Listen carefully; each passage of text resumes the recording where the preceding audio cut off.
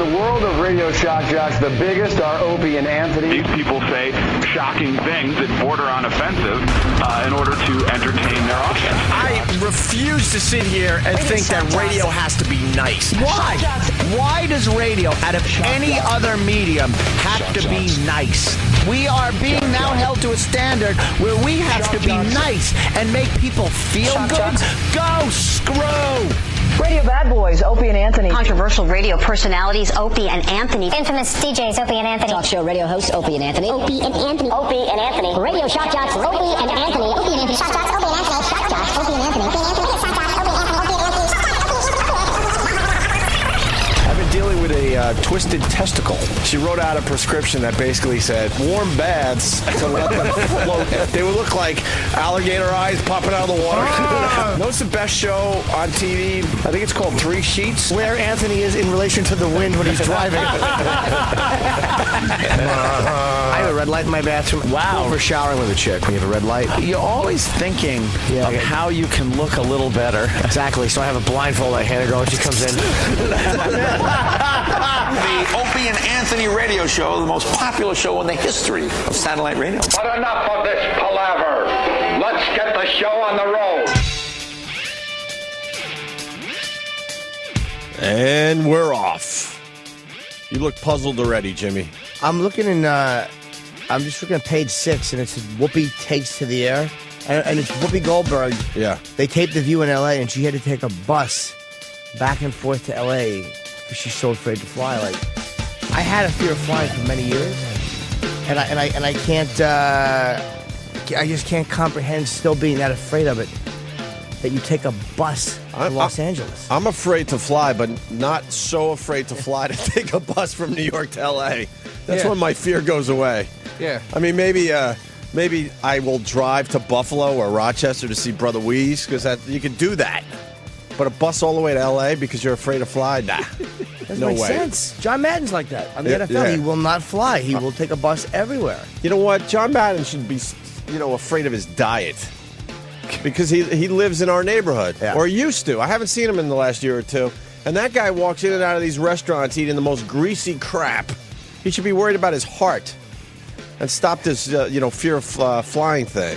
It's always odd to me that people, like, when you have a phobia, like, for years I was like, I can't fly. Yeah. I'll never be, my career's going to get injured because I can't get on a plane. And now you start doing it, you're like, what the fuck was I scared of? Yeah. Like, I was in L.A. recently, I'm like, I wasn't scared once, or maybe for 5 minutes during the 6-hour flight.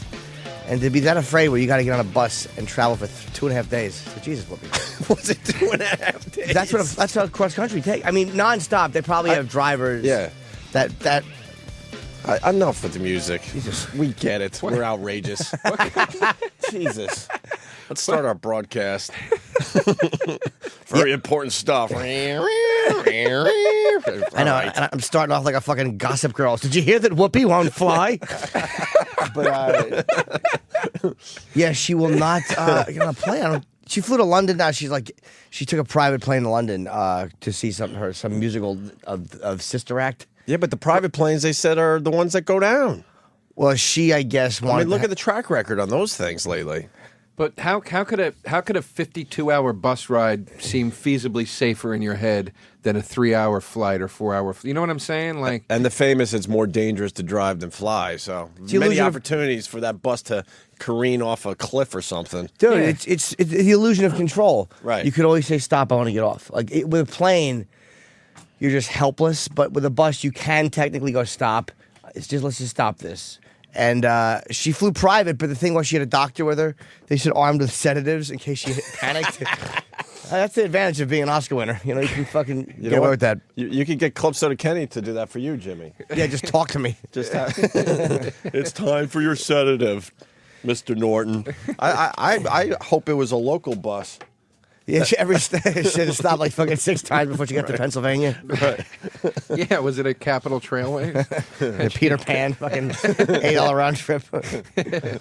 Yeah, man. We got to welcome Joe DeRosa to the show today. Thank you for having me, man. And before it gets back to Anthony. Anthony's out today. His grandma died. Yeah, and he's at a funeral today.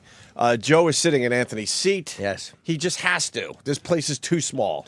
It's better because for a triangle to work, it's just easier to look at Joe on the left and you there than to look at Joe to the right. It's just there's no reason for Ann's seat to be empty. I mean, the whole place is panicking because tomorrow we got Doug Stanhope, Kevin Smith, and somebody else, and we don't know where to put all these guys. So I think they're going to set up microphones in front of those little couches we have in here. We could probably put 2 guys at the counter here. Yeah. It is between where Anthony and I normally sit, and in between where Danny and I are. You could probably get 2 guys. Yeah, we'll figure it out. Fucking creepy and homoerotic. God forbid one of them has tits. There's fucking 6 more dudes in here. Bunch of fags. Well, I won't touch any of these buttons he has over here. No, you can. Yeah, touch one of the buttons. He doesn't mind. Can I just touch one? Yeah, sure.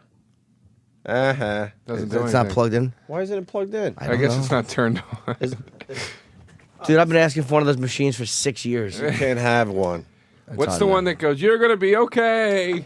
I want to put. There's different banks. Look at the templates. Oh boy, You're not going to be able to figure that out in All right, one I'll sitting, just, Joe. I'll just push one of these. Yeah, just hit any button. Just try push it. a random one. Ready? No. It's still booting up. Oh, Jesus. Oh, it's still booting Oh, up. boy, it's got to boot up. Oh, Jesus.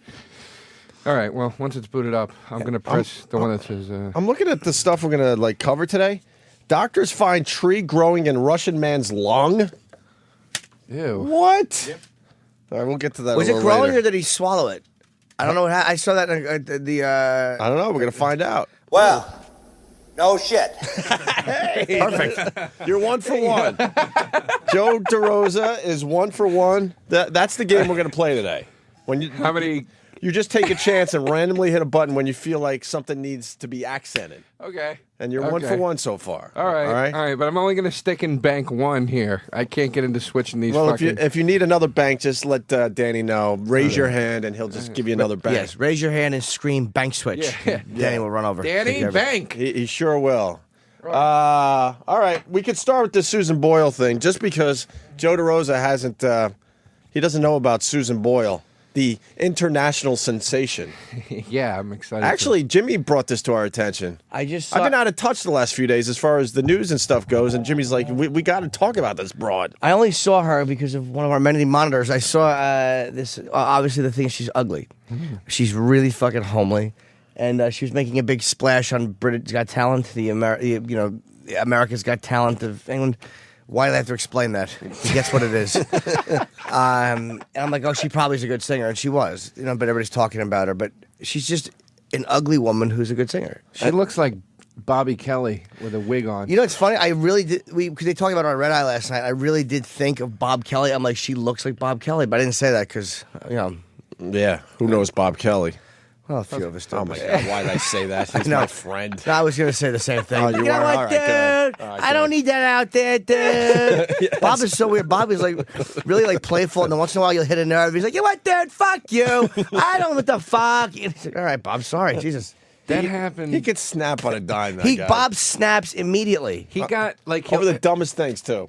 I'm sorry. Go, Joe. He'll get internal, he'll get a little bit of an internal fucking hurt sometimes. I was at his house the other week, and he was fucking with me the whole time I was there, and he's going, "Look at your fucking posture, dude. Ugh, you lump," and all that shit. And I go, Bobby, you haven't lost all the weight yet, so stop talking like you have. And he got all quiet and walked away for a minute. And I was like, Bobby, I was just kidding, man. I was like, I felt fucking bad. Right. And then I was like, you know what? Fuck you, dude. You're sitting here making fun of my slouch and all this shit. Yeah, you were defending yourself. Yeah. Bob, you can't be a sensitive bully. Bob did the same thing to me. Because he's brutal. You'll walk in.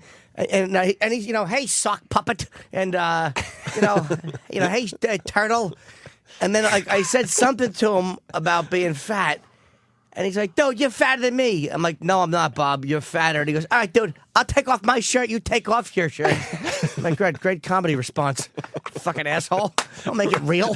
He just has to make it real. He's nuts. He got mad at me one time at the cellar. I sat down, and Bob really gets mad if you tease his weight. Yeah. Because he has lost a lot of weight. Yeah. So if you're listening, shithead, we know you've lost. Yeah, relax. 65 to 70% of the weight you had to lose. You've lost a lot of it. Yeah. Maybe 80%. You only got 25 pounds to go. We know. Yeah. You lost fucking 80 pounds. But that's the one, that's Bob's fucking, I guess, Achilles dorsal fin, if you want. He just can't take weight jokes anymore. He gets so fucking angry. Yeah. And he really reacts like Paulie in Rocky. You know what I mean? He really gets into that, like, I'm something too. You know? I'm like, Jesus, I'm sorry. I was just fucking around, man. Hey, Bob, I'm just having fun. I'll throw the turkey out the window. Let's get back to Susan Boyle. So she's on Britain's Got Talent. And, well, let's play this for Joe DeRosa. This is her going on the stage. You're going to hear a lot of laughing. Okay. Because she's just hideous. She's the nicest thing ever. She's so sweet. She'd be the perfect wife if you could get past the visual. She would never give you a problem. You would never have a fight with her. She would do anything for you. Except not embarrass you publicly. She is an atrocity. We learned that she's never kissed a man. She's never kissed anything in her life. But here's how it went down. One more time for Joe DeRosa. You know who she looks like? Fucking Ogre from Revenge of the Nerds. Nerds! You know what I'm finding out, too? The picture of Susan Boyle that everyone's checking out from Britain's Got Talent, that's her all, like, gussied up. The pictures Danny are showing, holy crap, how... She's way worse. Yeah, she's brutal. Way worse when she doesn't have the makeup artist and the hair people and the nice lighting. Oh, she's got the same hair as Danny. She really does have fucking Danny Ross / Gene Wilder hair. She's fucking terrible. She looks like Kathy Bates if Kathy Bates was retarded. She looks like Kathy Bates if she were Philip Seymour Hoffman. You got one, Joe? Making a trifecta? That one kind of put me over. I thought that was a good closer. All right, let's go with this then. All right, what's your name, darling? My name is Susan Boyle. Okay, Susan, where are you from? I am from Blackburn near Bathgate, West Lothian. It's a big town. It's a sort of collection of... It's a collection of villages. Had to think there. And how old are you, Susan? I am 47. Britain is brutal, man. I thought we were brutal in America, but... I know a comic that moved to England, and, you know, he's been over there for a few years, and I saw him at the Comedy Cellar one night, and he goes, I go, how's England? And he goes, you know what, everybody says... evidently, the comic is Bobby Kelly. That's the only fucking voice I can do. I was just thinking, it sounds like Bob. But he goes, everybody says it's so fucking smart over there and everything. He goes, the crowds are dumber and they heckle you 3 times as much as they do here. And it just popped the whole illusion that I always had about England being like this fucking tea sipping, you know. No, not at all. They're brutal. Patrice brutalizes England, man, because he spent a lot of time over there. And I've always refused to go for that reason. You should go. I don't think they'd like me. I'm not. My impression of England, it could be wrong, is that they only like certain type of American comedians. The guys that are like, Americans are a bunch of rednecks. Like they like the ones that just kind of shit on America. Because I think deep down the British citizens don't like us. I don't think they like us. But you should go and film it because your fans would love to see how you're treated over there.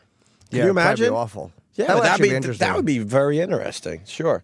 Back to Susan Boyle. And you hear the crowd, they're chuckling and just mocking her. And that's just one side of me.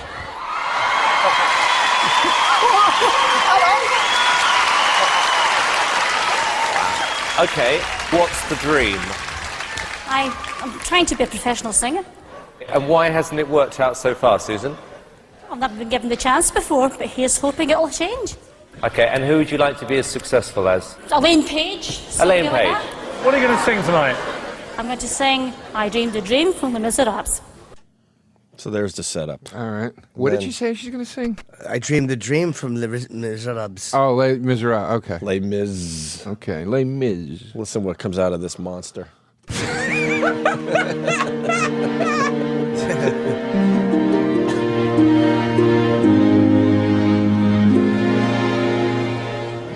I dreamed a dream in time gone by. When for this time life was giving. You didn't expect that, did you? Did you? No. I dreamed that love would never die. I dreamed that God would be forgiving. When I was young.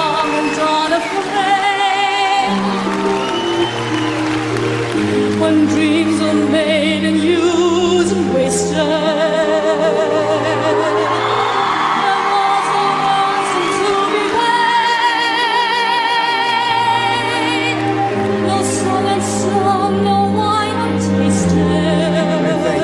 Unreal. She's good, right? Yeah, she's really good. She's right, and she should have turned to that audience and said, "You know what? You're all cunts. Yeah. You fucking laughed at me and you booed me, and I could sing, but Yeah. she's semi-retarded." So You just she's animate that with the hottest, animated chick, and they got something. like a Jasmine from Aladdin, type of thing. There you go. We're the most average animated animal. Doesn't even have to be the hottest chick. Can be a mediocre seal, whatever it is. An animated badger. Yeah, have Baloo from the Jungle Book singing that fucking thing. She is a fucking brute. Oh, Yeah, she's. But she's the rough. update, so everyone's checking her out online. Her videos have been seen by, it's now up to 12 million people. Wow. In the last 2-3 days. Now, do you think 12 million views. Do you think she can carry take the ball and run with it with the singing, or do you think she knows one song and she can belt out that song? If not, she could take the ball and balance it on her nose for a little while. They're saying, I mean, what do we know? But they're saying that she's going to be the favorite now. Jesus That's Christ, Britain's man. Got Talent. We do America's Got Talent, obviously. So Yeah. But now we're going to all be paying attention to that show.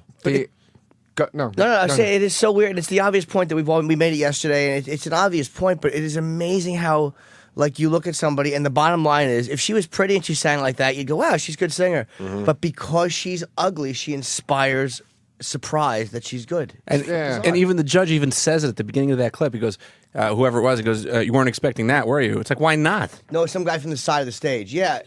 Yeah, well, the Ryan Seacrest guy.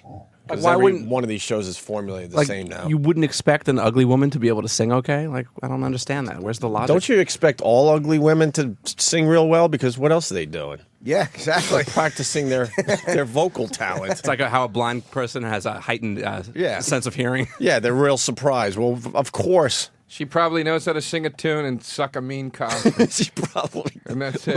Me sucky sucky. There you go. Hey, you looked. No, You looked. No, I didn't set that up. I saw me sucky, and I fucking hit the goddamn. Is he allowed to look at the buttons? Yeah, I think he should be allowed to look. All right, Joe Oh, DeRosa, you're 2 saying for 2. I gotta just hit him Yeah. without looking. That was fun. Oh, okay, I'll Because do you that. nailed it with the first one. I'll totally do that. All right. Okay, hold on. All right, so we're going to take that one away from you. You want to try it again, though? Yeah, go ahead. So wait, what were we talking about? So we think she would give you the greatest head ever, right? She knows how to sing a tune and suck a mean cock. Is that so? Who made you pulpit as dumb, huh? Still not bad. You know what? Danny will be the judge. I think he pulled it off. Well, you know what I'll do? Every so often I'll just change the banks so that Yeah. All right, give that nice random element. Fun. I'm going to give you that one just because he said, "Is that so?" After your comment. And I'll go like this before I do All it. right, I'll that's put a good. finger up as a fucking. That is fun. Wow, every picture you find of her gets worse. This one looks like rough. she's a tranny. Show Jimmy this one.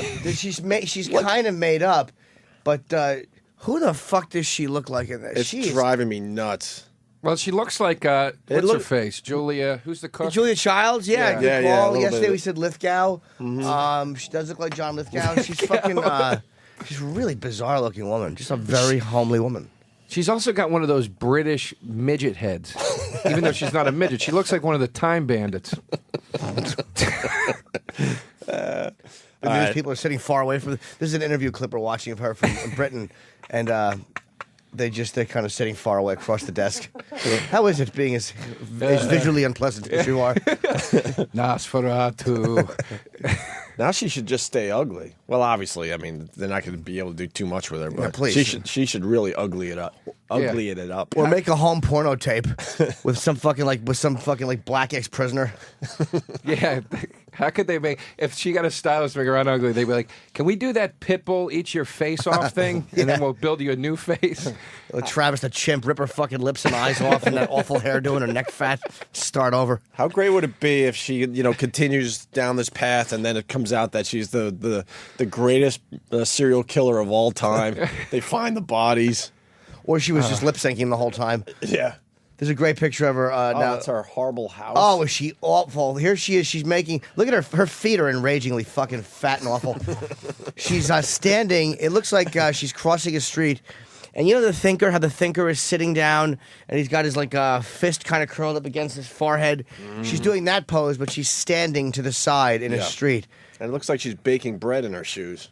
She really has like a little fat, swollen feet. Poor little fat, tubby feet. Can I see her house again? Oh my God almighty. Where do you expect an ugly broad to live? Yeah. A barn. I thought maybe God gave her a break somewhere. She'd have a big house. She's like, I did well in the market. You know, like something.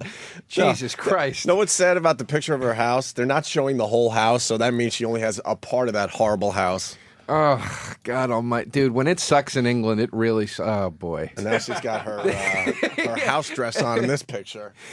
Danny is... And she pretty much can touch each wall of her living room because she has her hands out. Oh, Jesus Christ almighty, dude. There why would you have a mirror in your house? So she can practice her Les Miserables songs. That's what she's doing. Look at that fucking couch, dude. Oh. That's the kind of couch... never mind. All right. There's also a story kind of related to being fat, and we talked about flying. And the flying story is awesome. I fucking love United Airlines because I'm a continental flyer, and they're starting to join with what are we looking at? Hey, by the way, we got every weather. phone is lit, but I don't know what they want to talk about. Are we having a problem with the phone still? Apparently. If they're all lit. No, I see them. Can we get them? But I don't know what they want to talk about. Hold on, man. We're still kind of tweaking the new studio here at Sirius. All right, we'll have to figure that out during the break. Yeah, let's just grab them randomly. But they probably have some nice monster comments. Can we get to them? Can we just click on them and see what they want? Yeah, I don't give a crap. That's it. That's like DeRosa with the fucking bank over there. We have no idea. All right. They got. Hi, who are you? Hello.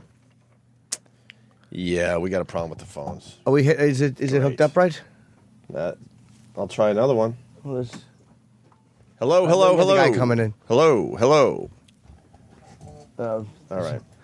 There's Danny's by Opie now looking. I like how people, and it's not our people.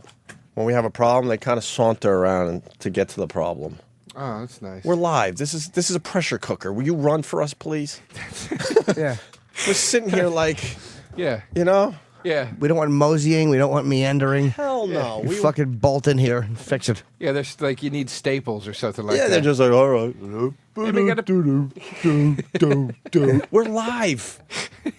But it's amazing when you're live how you know that everyone's listening, so you panic and you look at everybody. I actually just looked out at the interns and I'm like, what the fuck is he just standing there? What is he gonna do? Right. It's nice, by the way, that this is I've done other shows here before, and this is the first show, obviously, because of the stature of the show. Yeah. Where there's not four guys just in the room, just standing over. Burr and I did a promo thing here once where we did sort of an hour together, and there was just four guys standing behind us. And why? We don't know. And they were telling us how to take calls and what not to do. Oh, shut up. And then Bill's like, hey, dude, I know how to fucking take calls, man. He was really getting hot about it. Sure. So I was too, but he had the authority to say something because it was his fucking All right. show. Well, we'll get to the phones in a minute. It looks like they're they got good stuff. You can just tell because every phone is ringing. That means they really want to jump in on this monster talk. Hey, does Pete Dominic still have a show here? Does anybody know? He's a guy. He's a comedian we know. Yeah, who I like, and he has a pretty good show. I've been on it. I haven't actually listened to it. It was good when I was on it. I don't know. Yeah. Does nobody know? I think he still has it. What do we know about United there, Jimmy? Just that they're. This is something that has been one of Norton's pet peeves for a long time. I guess it's a pet peeve of all of us. Who are we kidding? Anybody who flies deals with it. It's United is going to start charging heavier passengers twice the amount to fly for 2 seats. And when I was coming back from LA, I saw some people in the first seat in coach. There's a middle and 2 ends is 3 seats. And there's a black dude in the middle seat, and he was built like fucking Eric Williams from the Cowboys. Jesus. Was good topical reference, Jim. Eric Williams retired 98. I'm in on the reference. But the guy was He was massive, but he wasn't an obese guy. He might not be a good example because he was a big dude. All right. But he was literally hanging over, and there's like a little white businessman in each seat just kind of cowering out. And it's like, that's a cross-country flight. You should never have to fucking be subjected to somebody else's obesity. Yeah. It's like that's an addictive behavior, and it's like their addiction's affecting you. It's like I'm an alcoholic, I can't drink. So if I drank on the plane and was affecting other people with my fucking drinking, they'd throw me the fuck off. Excuse me, obesity's a tough one because it's like that is the only addiction where you were forced to consume the thing you're addicted to. Like alcohol, you can avoid the alcohol or Right. drugs. So I do feel bad for fat people, and also too that it is a little genetic. I eat like an animal, and I don't gain weight except for a little bit here or whatever. Yeah. So it sucks, but at the same time, there's always that point where it's like, bro, look, if this is your lot in life, this is your lot in life, and if you gain weight like that, don't just keep eating, and then I got to deal with your fat folds. I can't have the fucking armrest down because you're too big. But it's also You know, what they eat too. Like I've watched them do it, and I know it's an addiction. But I've watched people who weigh like 350, 400 eating like shit, and it's like, you know what, man? No one likes eating healthy. It sucks. Yeah, that part's not an addiction. That's part. It's you're just you're fucking, making those choices. Here's the thing. If you have to eat a lot, whatever, sure, but. You know, it has to be Oreos every single time. My solution is very simple, and you're right. It's fucking on the seat rests. You have a seat rest, right? The seats should now be equipped where on the armrest, you should be able to, if you want, to split the armrest for you and I both to get 50-50. A little piece of plastic that you raise 6 inches, almost like a little piece of plastic window that comes up. Yeah. So if you want just a little bit of privacy and to lean against it, you raise it like that. And if somebody's fat, they'll kind of be trapped in their fucking section. That's a great idea. And for years I've been thinking that. It's like a little privacy thing that goes up. And this way, either person can do it and you both get half the armrest. The problem with sitting next to some of those guys, you know, by the time you get off your flight, you need a chiropractor because you've been leaning to the right the entire flight. And then you're walking and something just doesn't feel right. I also think you should. I'm not trying to be funny. I'm serious. I think you should absolutely be charged extra too if you're bringing a baby on the flight. I mean, that drives me fucking crazy. It's like I don't give a shit if you have to get somewhere with your baby. I have nothing to do with that at all. I got to do a 5-hour flight to LA. Your baby's crying the whole fucking time. I shouldn't have to deal with that, man. Where you at with babies? My thing is very easy. I mean, drown them. Yeah, you can't avoid them, you know, in life. But all I want is the parent to show me they're trying to control their kid. That's the only thing I ever ask for. Exactly.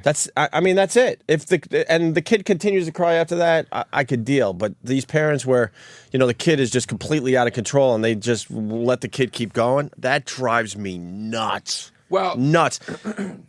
They're tired and they're spent and you don't know what it's like to have a 3-year-old. Right. I don't give a shit. I don't get. It's like the fat thing. This is the position you're in. This is your lot in life. This is not my fucking deal right now. Deal with this shit, man. How about when you're on a plane, the baby's crying, finally falls asleep. We've told this story a few times on the show. Now it's peaceful. It's a peaceful flight. And the stupid parent that's unaware of everybody else wakes up the kid before the plane lands. Mm-hmm. So now the kid is now crying for the last half hour of the flight. Mm-hmm. You couldn't let the kid sleep until we land? No, it's one of the most inconsiderate behaviors that I can think of is this mentality that the whole world has to appreciate and understand what my dealing with my kid is like. Mm-hmm. I don't give a fuck. It's absurd. It's ridiculous, and you couldn't do that with any other thing. Like if you had a sick parent that shits their pants all the time, you couldn't just bring the sick parent out and go, "Hey guys, well he shits all over stuff and rubs it on the walls because he's senile." You know what I mean? And go, "Sorry guys," you know what I mean? Like only with a baby do people expect you to go, "Oh, okay," you know. I would like to go to that party. Yeah. Though. Sorry, my husband's abusive. He hits. Sorry, lady. That's just what he does. We have some of our bigger listeners checking in. They're saying, look, it's not every fat person you see is a result of food addiction. That's Blue Healer from Kentucky. He's a regular. I think Joe said it, though. Part of it is genetic. We understand that. Yeah, there are people. I've always said you're born with a body type, and then it's up to you to decide if you're going to be on the low end of that body type or the high end. Because I'm like you. I could eat anything, and I don't really gain that much weight. I put weight on. I don't. I think you put weight on easy. You have to kind of watch it. I have right, to Jimmy? watch what I eat. I can. I don't. It would be hard for me to balloon up to fucking obese weight like 300. But I could get. I'm probably between 156 and 160 right now. I could get to 190. You know, I know I could get up to 200 if I ate wrong. It'd be very hard for me to fucking really go beyond that. So you pretty much your body type. You could be anywhere my body from type is sushi. It's fucking mush. But you could probably go from 150 to 200. Is probably your body type. In there, yeah. I mean, to me, 150 is a great weight for me. I'm like, and, you know, I'm like fine right now, but I could be a few pounds lighter or a few pounds heavier and live. Right. I don't like to be, you know, 180 for me is a devastatingly fat weight. If I got to 180, I'd be fucking finished. I mean, so we're acknowledging that it is a genetic thing too. But it's hard to, Blue Healer or anybody, you have to admit, how many people do you know? And look, sometimes it's hard to eat. Like down south, you go on the road, man. Everywhere you go, they have, well, we don't have skim milk. It's like, well, why don't you? Right. You know how fucking hard is it to buy a skim milk, you assholes? Right. It's like, it is hard sometimes in restaurants to eat healthy, like, because they just don't have anything that's healthy. But it's like, how many times do you see someone fucking 400 pounds who literally is eating, like, salads and being careful about what they eat and eating whole wheat bread? And just, you don't. Yeah. Last night I was in our supermarket. Jimmy and I live relatively. Yeah, we're neighbors. My building and his building, basically. Yeah. Okay. And I was down there getting some dinner, some quick dinner, and there was a country pork chop, all made, ready to go, deep fried. I wanted that so bad. And then I looked to the left, and it was the lame, boring chicken breast. Pick the chicken breast. Yeah. I wasn't happy about it. Actually, I kind of wish I did the pork chop last night, though. Was it breaded and just... Oh, it was ready to rock. It looked so good, man. It was breaded and deep fried and cooked. You just pop that in the microwave for, I don't know, 90 seconds and you're good to go. 130. I was so ready to just, grab that. And you pick up that bone at the end of it and just suck all the gristle and fat Nothing right better off of than that a bone. pork chop if it's cooked right. But, I don't even think that stuff's that bad. If you not a deep fried pork chop, but it's like, when I eat right, I eat steak, I eat pork, I eat chicken, and I eat it with salad, and I just don't deep fry any of it. I don't put oil all over it. I use Italian dressing on my salad. I eat a little bit of starch with it. Yeah. That's eating healthy, man. It's just like guys go out, there's a lot of fat guys don't eat. They don't eat all day. What they do is they wait. They don't eat properly. They wait, and then they hit like a Wendy's, and it's like, I'll take the triple whatever burger and a salad with ranch dressing on it or whatever, and that's why. And then they gain weight because they're eating in the wrong. You know what I'm saying? Mm-hmm. Yeah, and the reason I like it's like it is like fucking decision making because it's like I know that I can again not get to probably 350 unless I really try, but I know that I can get really a lot worse than I am now, a lot worse, and it's like I don't want to, so I don't fucking. I don't get the pork chop. You think I don't want to? I hate not eating cake. Oh, I fucking love cake. I would eat cake every night. Who wouldn't? Oh my god. Oh my god. Did you? I'm trying to eat a little better right now, Yeah. and I'm fine all day. I do everything right all day, and then at like midnight, every deli, I'm like, I just want to go get 6 of those Nemo's chocolate cakes. You are talking everyone's language that attempts to eat right. You do it. You eat perfect the entire day, and then you have a breakdown late, and then all of a sudden you're eating like 2,000 calories at 10 o'clock at night. Yeah, and Like, like, what am I doing? It's like I can't even, dude. I'm like I can't even walk in that deli because I'll look like a cake bukkake. I'll have it all over my fucking face. You just want to. You just want to attack it. It's I can't, dude. I tap out at like 2:10. That's like the most I can get up to. Like if I ever got some acting role, like Raging Bull, where they're like, you have to get fat, I'd be like, I can't. It's like, which I'm very lucky about, but at the same time, it's kind of scary because it's almost being like a blackout drunk, where I'm like, I could eat McDonald's all the time, constantly, and I don't have the physical. Outside physical effects of it, but God knows what's going on inside my body. You know Joe what I would mean? put weight on like a woman. I think you'd put it on in your hips and and your hiney. I could see you getting like fucking like older fat lady body, like because your upper body is kind of small, like your thin shoulders, and I could see you putting on like lower hips. They're asking when. Well, let me read this one. When are you fags going to stop talking about cake? We are lame. We are, and I wanted to get to a call. He hung up. Susan Boyle, one last observation. She looks like Shrek's wife. That one has to be said. I don't know who she is. I didn't see You've never Shrek. seen No. Shrek? Pop up Shrek's wife. Can we get phones yet or no? Yeah, I think so. But now there's nothing really worth going to. Why don't we take a break? We got Joe DeRosa in for Anthony today. And also Keith Robinson coming in. Finally, that fucking bastard Keith is coming in at 7:30. Dude, Joe, you're at Comics tonight. Yeah, I'm hosting a show at Comics tonight. All right, very cool. Anything else you want to promote? I'll be at the Eastville Comedy Club this weekend at 10 on the 10 o'clock and midnight shows. Friday, Where's that, Saturday. Joe? It's It's on 4th Street between 2nd and 3rd Avenue. Is it new? It's been there about 6 months. What the hell's going on with all these comedy clubs popping up? But next week, me and Burr, Columbus, Ohio, at a club that I'll have to find the name of after the break. I don't know what club is in Columbus. I can't remember. I'll replug it again later. Well, I think people could look it up. Yeah. All right. Joe in Jersey was one of the many that said Susan looks like Shrek's wife. There you go. Oh, wow. Yeah. Shrek's wife is actually hotter. Yeah, I was just going to say Well, you just got to make the eyebrows a little bushier, and it's a match. All right, we're going to continue. Opie and Anthony. And Steve, by the way, yeah. Congratulations. It's the worst shirt I've seen in 6 months. Holy shit. Thank you.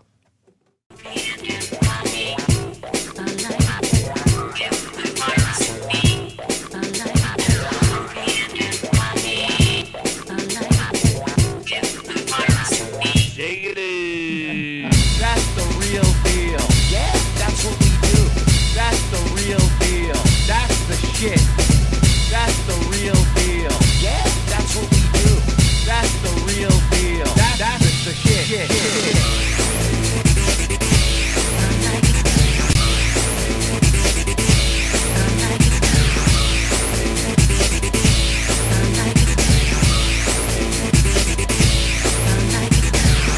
Motherfucker, dance! Take it in, dance, motherfucker, dance! Take it in, dance, motherfucker, dance! Take it in, dance, motherfucker!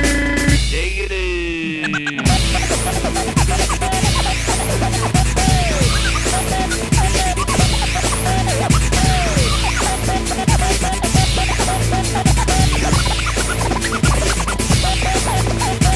I want to hear some music, man. Shut your face. I want to hear some music, man. No. I want to hear some music, man. Shut your face. I want to hear some music, man.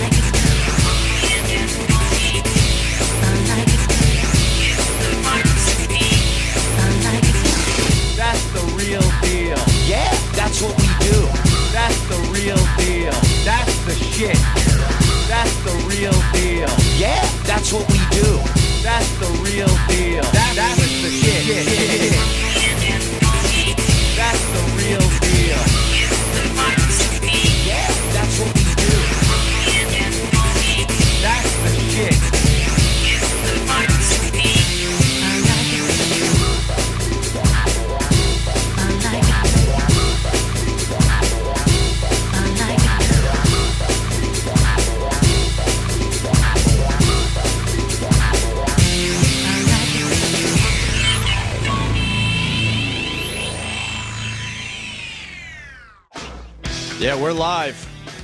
Holy crap, I gotta give props to Drew Boogie. I haven't heard that remix in a long time. That was one of the first ones he did. That's the real deal.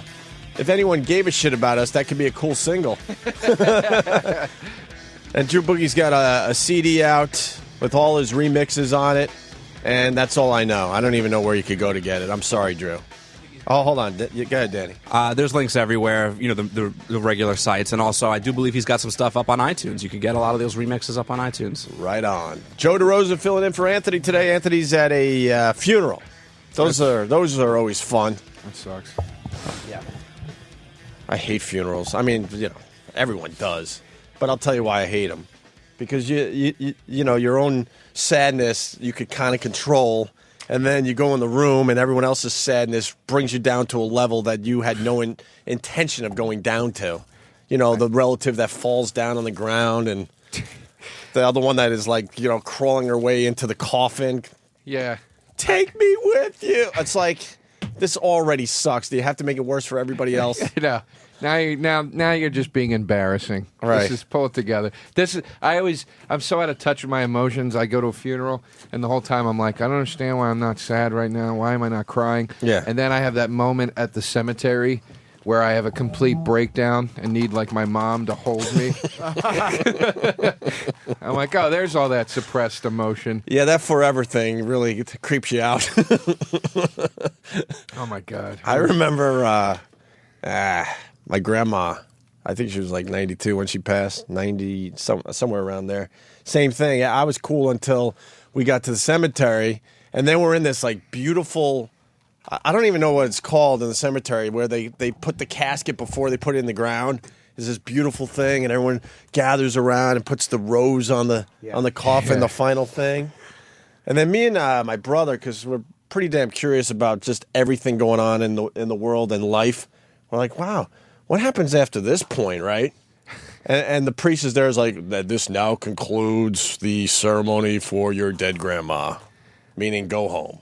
And now the coffin's just sitting there. We're like, screw that. So we kind of hung out, and they wheel it out the back, and then you see the hole that is freshly dug, and it's a bunch of Mexicans, in this case it was, with shovels, like looking at their like watches, like, can we get this over with? We want to do lunch. Yeah. You realize it's just their job to get this dumb coffin in the ground and get some dirt over it so they can move on to their next task. That's a bummer, isn't it? Yeah, you think it's some glorious thing that happens after you leave the cemetery, but no, they're pretty much and they're not going to be careful with the coffin. Yeah. They're going to drop that thing. Yeah, they dropped the one end in first. Oh, I'm sure. And then your grandma's got a crooked neck for eternity. When my grandfather died, he was in the Knights of Columbus, and when he died, they sent the Knights of Columbus to the service, to the church service part of the funeral, to give him, his send off, and everybody, the whole family was like, it's going to be really nice, and this is really special, or whatever. And the Knights of Columbus came in, and they gave this speech for my grandfather, and they go, we will miss and honor your memory, Joe De La Rosa. And my fucking family was livid. My uncle's in the lobby of the church. They can't get the fucking name right. Jesus Christ. Yeah. Oh, my God. Oh, it was brutal. But then they did the, you want to talk about getting choked up. He was in World War II. They did the military salute at the grave. And this soldier who didn't even know, he never even met my grandfather, did the speech and the salute. He started crying because he got so worked up about like the honor, you know what I mean, of the soldier and everything. And it was brutal. That's when I broke down. Yeah, that's heavy stuff. And then they hand the flag. Oh, Jesus, dude. In our families, they handed it to my mom because my dad was a military guy. Yeah, that's a moment. Yeah, right? Oh, wow. Yeah. Wow. That's hardcore, dude. Nothing but respect for those guys. Because they didn't know my father, but they played right through to the end. But there's something so impressive, too, about a guy that just, like, to see those soldiers, like, to see somebody that believes in something that much and is that passionate about it, you're like, you don't see that very often, obviously. No. I don't see it in myself. I lose interest in things. I'll drift off halfway through this conversation. Yeah, sure. Yeah, passionate about furthering the agenda of a fascist regime. Man. Oh, boy. Did Bill Hicks just walk in here? People who just knee-jerk react against the military. It's like, what? Hey, before we move on, an instant feedback. Some of you guys had instant feedback from your cell phones. Leave your name so you get a little credit. This guy writes, we were talking about being fat and stuff, right? I love this one. I was at a diner that had a dessert that was 12 scoops of ice cream and 12 fudge brownies. And here's the kicker.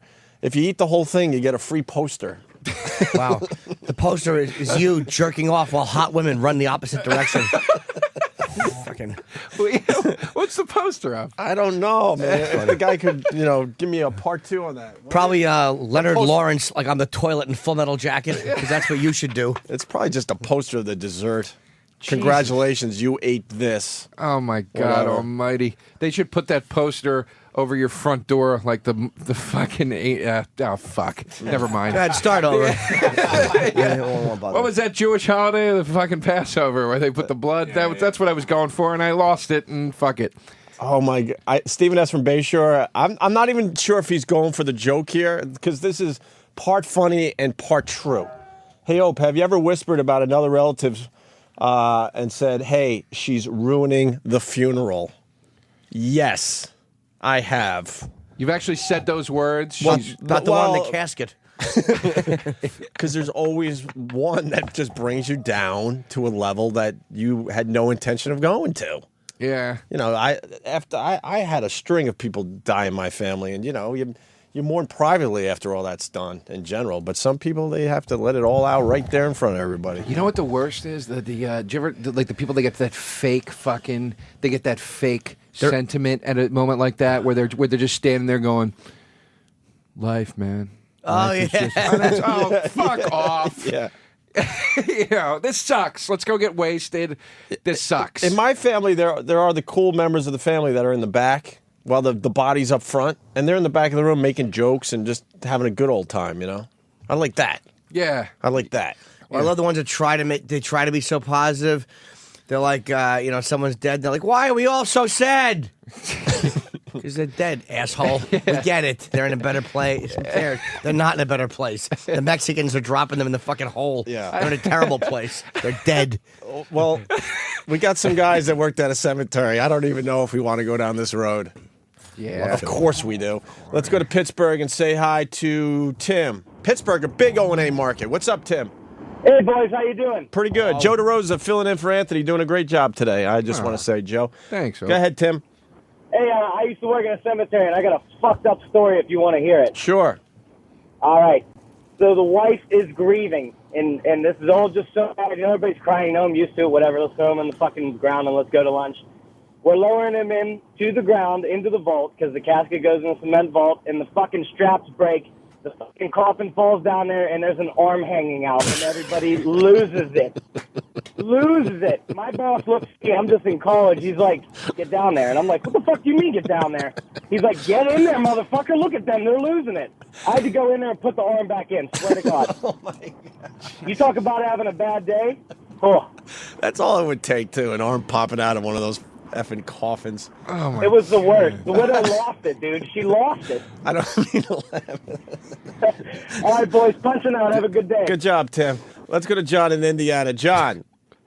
Yeah, they make sure you're good and dead. They also put water inside the coffin there to make, the level of ground. So, that way you fucking drown if they're not dead already. Wait, they put water where? No way. They put water in to settle the ground. They fill the hole full of water. All right, and then that water kind of goes into the earth. Did you hear what his explanation, though? In case you're not already dead, you'll drown. Right. All right. Thank you, John. Let's go to New Hampshire. This Ken. is a humane way of doing it. Hey, Ken, how are you? Not too bad, Opie. How you doing? Pretty good, Ken. Yeah, I had the same story. Like the guy before was talking about how the arm fell out. Yeah. We were doing a removal where it was a veteran getting moved to a veteran cemetery. So you have to dig down into the coffin. The guy had been in the hole for 8 years, cement box. So the cement's it's pretty much just like clay. It's really soft. My boss goes, hop down in the hole. I jump down in the hole. I go right through the box, right through the coffin. I'm standing on the guy's chest. I crush his chest. My boss goes, Jesus Christ, thank God the fucking family's not here.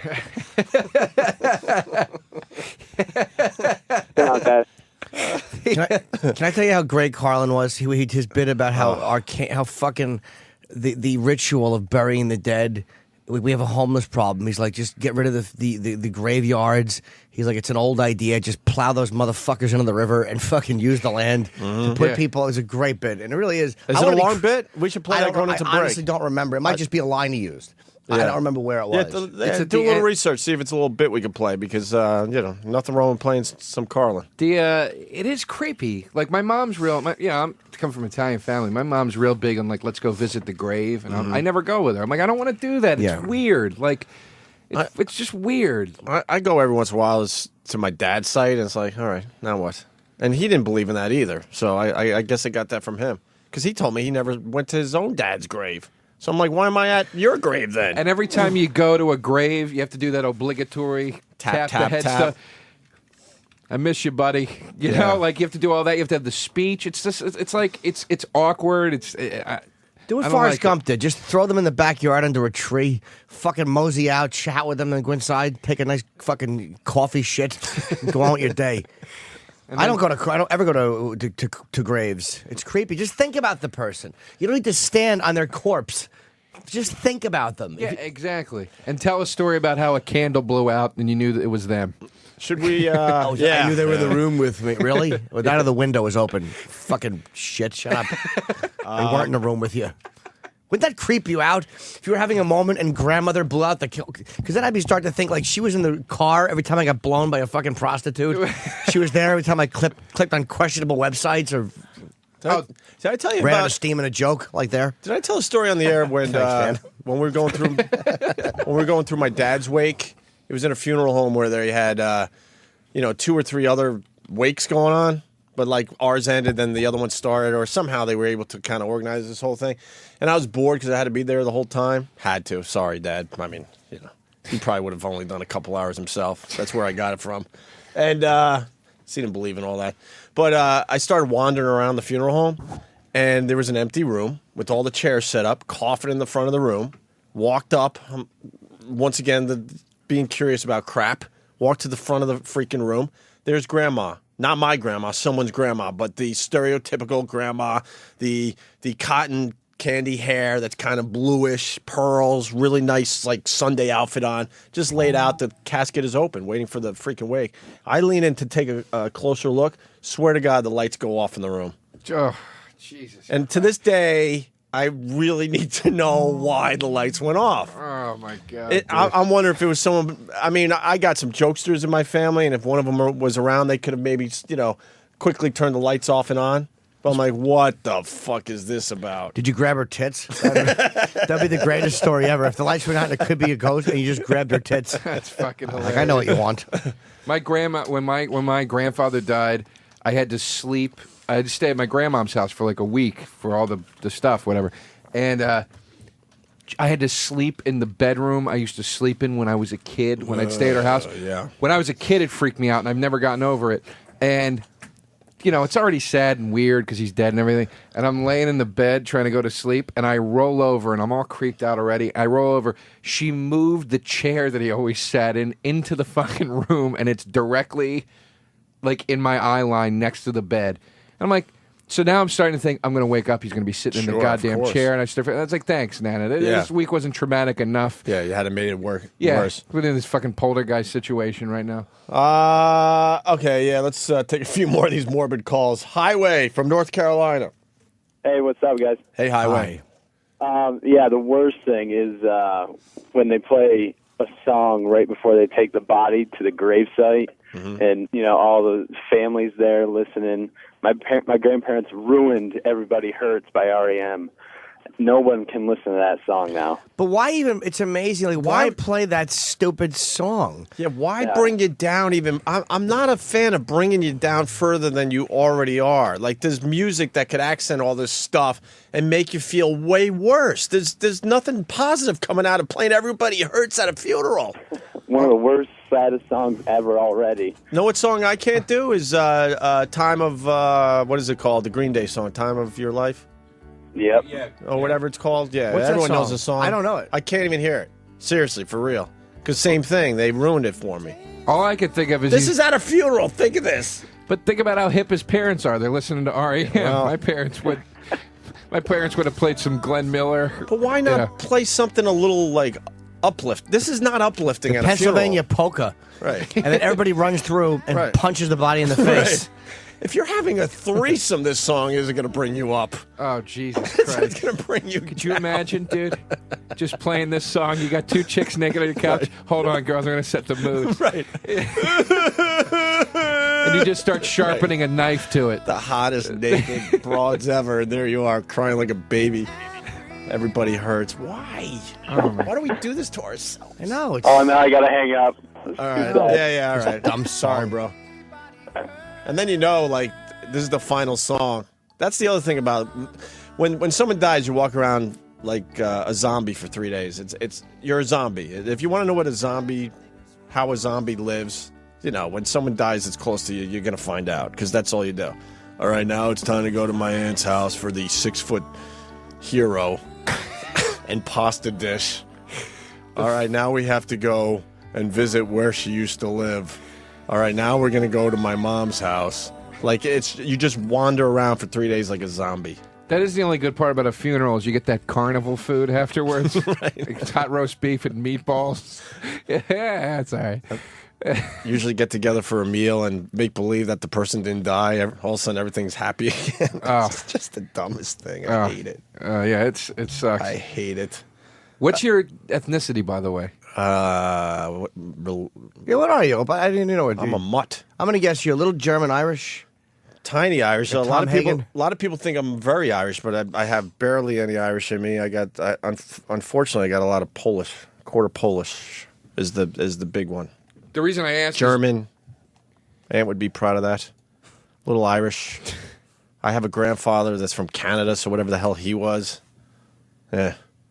Do you guys do a lot of? Do you do like the drinking thing? Because Irish and Italian after a funeral, not it's really. like you just get not loaded. Not a lot of drinkers in my immediate family. The uncles, well, they're another story. So, yeah, they rock. Well, yeah, it helps after a funeral. Mm-hmm. It kind of takes the sting off. Well, the phones are lit. Do you want to keep doing Absolutely, this? man. I'll talk about this shit all day. You tell me which one you want. Had to bury father twice. Casket fell sideways. I say that's a good one. All right, let's go to Ty in Atlanta. Ty? Yeah, how's it going? Hey, buddy. My father-in-law at his funeral, he was a big dude. One of the straps broke. The casket fell in sideways. They couldn't get it all the way in. They had to take it back out. Well, then it wouldn't fit in the vault. So my wife and her sister had to have 2 funerals, and we had to go back the next day and do it all over again. Oh, Just my to say God. they were wrecked. Yeah. And then the guys that did it didn't really seem to give a shit one way or another. They were just trying to get out of there. No, it's their job. We all have jobs, and we just want to get the job done. We don't think of the emotional part of it. Did you laugh? Did people laugh? I mean, like something like that could be horrific, or everybody could just laugh. Well, everyone was pretty much gone, and it was just the immediate family around. Yeah. The girls didn't take it too well. No. Dude, and the next day wasn't a whole lot better, Now you talk about it, not a big deal. They can laugh about it, but at the time it was pretty traumatic for them. Sure. Yeah, right on. Watching other people sad makes me sad. Like if I'm in a That's funeral what or I'm wake, saying. that's the worst part. Like there are people who are just not even being drama whores. That's what I'm who saying. Are just fucking that's the worst. But I get pissed. I'm like, I don't need to see this. Yeah, Go outside. It's brutal. It's almost like, is this necessary right now? I mean, you got to grieve and you got to respect what just happened, but is it necessary? Yeah. It's almost like a wedding. It gets to a point where it's almost gaudy, where you're like, this is too much. We're indulging too much in this thing right now. The wake was enough. We all came out. We looked at the body. We went up. We knelt there. You go down the line and shake the hands. That's enough. You don't have to go to the cemetery and watch them lower a casket into the ground. Patrick K. from Texas. Oh, well, the screen just went dead. Hey, Opie, I wonder if someone tossed a rosin bag on Mark Fidrich's mound of dirt he's under now. I am. You I don't am. know who- you don't know who Mark Fidrich I don't is? know why that I'm fell laughing. flat. That is a funny joke. Do you know who Mark Fidrich is? I think we're The hoping bird. for the Joe DeRosa laugh. What was- You got a good laugh. You should have laughed there. Who was my? You know what? Mark Fidrich died early this week. You don't know who Mark Fidrich is? He had one of the greatest rookie seasons in baseball history. Are you a sports I don't follow guy? sports at Oh, all, all right, dude. that's why. I'm sorry. Mark Fidrich comes out of nowhere. What happened? Oh. No, I was gonna. You hit a button. Oh, you're gonna try to hit a button? No, but I was gonna. I didn't want you to. I was just saying. When I was just signaling when you say this, I'm gonna hit a button. Okay. But sorry. Mark Fidrich. Mark Fidrich, I believe, rookie season went 19-9. He was a sensation. He would talk to the ball. He would pat the mound. He was a lunatic, and baseball fell in love with this guy. And then what happened after that? He just sucked. I think he had an injury or something. He must have got hurt. Yeah, and then he only made it 5 years in the major leagues. After a 19-9 first season, his career record was, I think, 29-19. So he went 10-10 over the next 4 years. Complete disaster. Then he tried to come back with the Red Sox organization, 82 or 83. I sound like Mad Dog. I got all this in my head. But he didn't make the comeback, okay? So he retires, and he's like a truck operator in Northborough, Massachusetts. And now, they need his truck because of all the potholes in the Massachusetts area. And he's under his dump truck getting it ready for the season, and something went horribly wrong, and Mark Fidrich is no longer with us. Oh, Jesus Christ. My thing is this, though. Like, how much did he make? Because if it was... Sometimes you hear about those sports stories that suck. Yeah. And then you figure, look, if the guy got hurt, let's say he made... say $6 million. Well, probably back then that's a lot of money for a young guy. They didn't get paid $6 million up front. Mm-hmm. But if you made $5 or $6 million bucks, and 30 years ago, if you invested it right, all right, you got a great life after that. But I guess Don Mattingly, when Mattingly made $19.5 million for 5 years, that was considered an outrageous salary. So I imagine Fidrich didn't get near that. Do you want to kiss me? Fuck Joe. It was the button. It didn't fit, but yet somehow I'm okay with it. You wanted me to cover the buttons. I don't know what it said. I'm not looking at all right, all. well, I'm not looking at all. That was just awkward for everyone, though. Maybe Mark owned that trucking company. Maybe that was his thing. Maybe Maybe he owned the truck, or maybe he invested his money in that. You'd like to think he did. I loved that guy when I was growing up. I'm like, this guy's a lunatic. He'd yell at the ball. Yeah, he was a weird guy. Yeah, look up some video of Mark The Fidrich Bird. if you care. Was The he Bird. definitely broke, or was he just doing the truck thing to keep himself busy? I don't Some know guys are financially like where he that, was you know at. what I I'm mean? not sure. Well, yeah, he probably didn't have a big contract if he, was a rookie. Maybe he signed for a couple nice years. Then memorabilia. He probably did all right for himself. He had signings, but that's why those guys charge to sign. People think they're being dicks. The older guys, like when I never mind when those older guys charge because they never made fucking $8 million or $9 million in a year, and they were better than half of these douchebags playing now. Sure. Rookie year, he made $16,000. Ooh, no, wow! Stop. Maybe. Hey, rookie back in what was that? 1979. I'm guessing. I think he made his comeback in 82 or 83. All right, yeah, late 70s. Late 70s? 76? 76? 16,000. I was 8 years old when that That's fucking thing? amazing. That's like the money you make when you start doing comedy. And it's the same thing. You have this idea of this business. Mm-hmm. If I can only get in and make money. And then you make money, you're like, oh, really? It was $20,000? You know what I mean? Or what, Well, what is that today, though? What is $16,000 today? Is there a way to look on? There's got, I can find that. Convert that, because it's like, I'm guessing it's like 40 grand today. It's still a shit. I was going to guess 45. Oh, Joe, let's not quarrel. I'm going to guess 37,500. Really? I like that you threw the 500. Come on, Dan. That was It's amazing good. Danny can pull up fucking, like, if you mention, like, a fucking, an African hemorrhoid, he's got a photo of it in 30 seconds, but a simple math equation. He's like, I got no idea Let's what it is. challenge Danny with that one today. African hemorrhoid after you find the answer to the Mark Fidrich question. That'll probably be way easier than this. Yeah, that's what he was saying. I accidentally set grandfather's graveyard on fire. In Japan, when he cremated, family takes the bones. My friend was buried in the wrong grave. You tell me which one you want here, Jimmy. My family has fights at funerals. I hate when they play taps. Let's go with the fights, because taps I don't mind. Taps is a military thing. Let's go with, or cop I don't thing. mind taps either because you're right, military thing. Yeah, it's that's when you take the pop song that, it's going to bring everyone down. Yeah, taps is respectable. We had funeral home cut man's legs off because he was too long for coffin. That's a good one. That's, All right. Yeah, because you don't want to wreck up the the symmetry of the cemetery. That's an episode of Tales from the Crypt. I don't. That's, You're not buying it? No. All right, let's that's find an episode out. of Tales from the Crypt. Jack, South Carolina. Hey, fellas. Welcome aboard, Jack. Hello, Jack. This is your best show yet in the new studio, I just want to say. But anyways, hey, listen, yeah, this guy died. He was 6'7". This happened in Allendale, South Carolina, so you can look it up. 6'7", and it turns out that the casket that they bought wasn't long enough. So unbeknownst to the family, the funeral home cut his legs at the ankle and at the calf and just put his shoes on his feet and then buried him. Oh, and then had the funeral and everything, and then buried him. And they exhumed his body. This happened back in 2004. They just exhumed his body, and it turned they cut his legs off so he would fit in the casket. But why'd they exhume the body? Who gives a fuck? Yeah, it's. And the name of the funeral home was the Cave Funeral Home. And they did it because I guess it's like desecrating a body or something. Like You know that. what? You get him in a box and fucking throw dirt on him. Is there a worse sentence than exhumed the body? Every time you hear about a body being exhumed, and you see like the backhoe in a cemetery, some guy's been dead for 30 years and they need to exhume the body. Yeah, And the guy was a preacher. Anytime they exhume a body, they're looking for traces of semen. I have the answer. And now this guy's just throwing out weird facts. Guy's a preacher. Yeah. All right. All Thank right. you, sir, for calling. And a Democrat. All right. You got it. All right. We buy it. It wasn't a Tales from the Dark Yeah, Side. he had bunions, sir.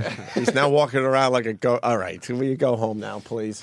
How much was it, Dan? Well, according to this inflation calculator, 16,076 would roughly be about 60,000 in 2008. Okay. Whoa.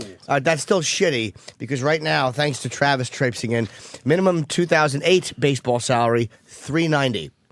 $390,000 is the minimum you can make thanks to the fucking baseball union. Yeah. Jesus Christ. Can we go with Why? the exhume the body a little more? I just need to.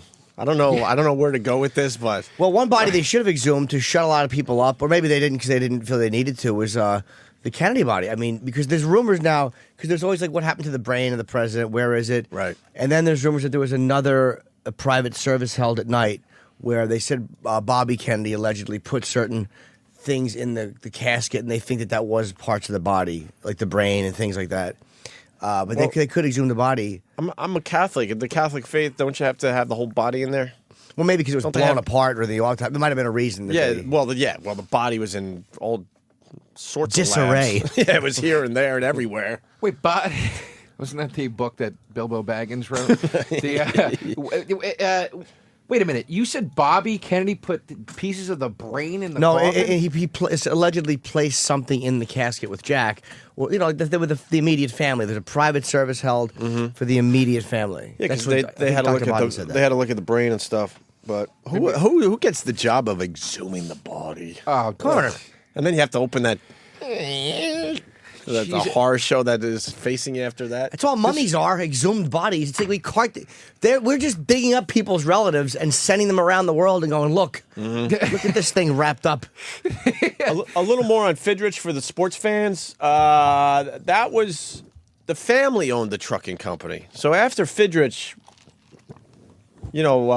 stopped his baseball career, he had to move back to the family farm and the family business. Yeah, dude, he was He had fucking- such a talent. Proves there's no God. Didn't coach. Why would you do that to Mark Fidrich? All he wanted to do was pat his mound and talk to the ball. Maybe God did him a favor. Maybe he was an average talent and God gave him one good year to then go fuck yourself. You've been dead under a truck in 30 years. I like how you spin it. Now, do you think I have a question for the two of you? Sure. Do you think that exhuming the body, as you asked, who gets to do it, and you say coroner? Do you think the coroner dreads that? Like, dude, this isn't going to be good for anybody, or do you think he's like, dude, you never get to fucking do this? We're going to dig a I body think up they today. get excited. I think those creeps enjoy it. And by the way, do you know why it's worse than a mummy? Because a mummy isn't in a Sears suit. That's a good point. Mummies have wrappings and gold things. They in look there. old and like you can't connect to them. You're right. You can't relate to a mummy. Yeah, they look like your fucking Uncle Murray. Same socks. Mummies don't have socks. Yeah, you You're exhume right. the body and the guy has a Mets cap on. It's a bit creepy. Yeah. You know. Look, at least the suit held up. Yeah. That's in good shape Right, still. Right. All right. They should bury you in like what's the word? Biodegradable clothing. Because it is creepy that the clothes survive and you don't. Like, the suit they put you in will survive for 1,000 years. I mean, there will be some remnants of the suit there on your skeleton. It's fucking creepy. You exhume the body of your uncle, and he's in a Saturday Night Fever suit because it was in when he died or something. Kind of a coke overdose at Studio 54. Yeah, right. One pinky nail's a little longer than the other ones.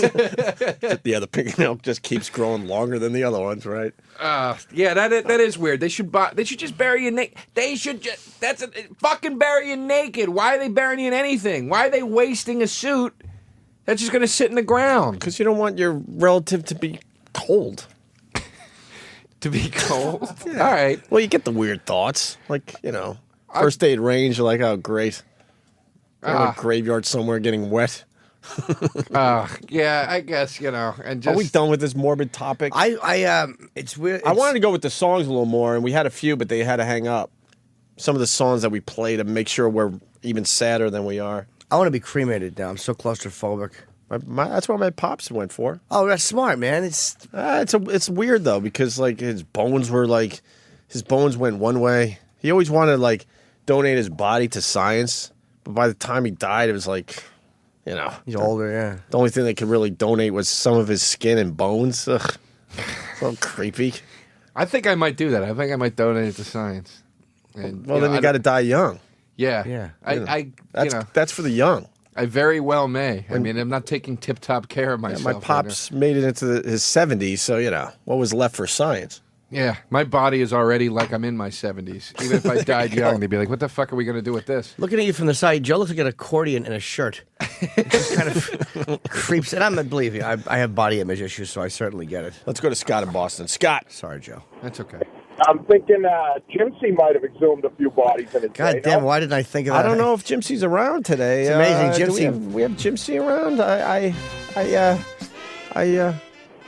I always get a kick out of digging them up and bringing the family in. Why would you bring the family in, Jimsy? Because they get sad, Sam. Imagine the clueless coroner bringing the family in, like, oh, you got to check it out. You got to check out what has happened to the body since we buried it. Jesus, just no clue. It's amazing, all this coroner talk, and I forgot Jimsy existed. We're still getting used to the new place. It's the new studio. I don't think you've done Ted yet. A little Jimsy today. I've done one Ted line. We'll get there. 3 days. My new bit for Twitter is finding Ted businesses. Oh, that's great. I got my first one so far, Ted's Auto Body Shop. I tweeted that. Oh, that's my new bit. Don't take it. Why would I? Don't take that one. No, sir. I have 2 bits that I do that are regular, and that's it. Yeah. One is my cock-ring bit, and the other is Find the Sweet Boy. Find the Sweet Boy is a good one, actually.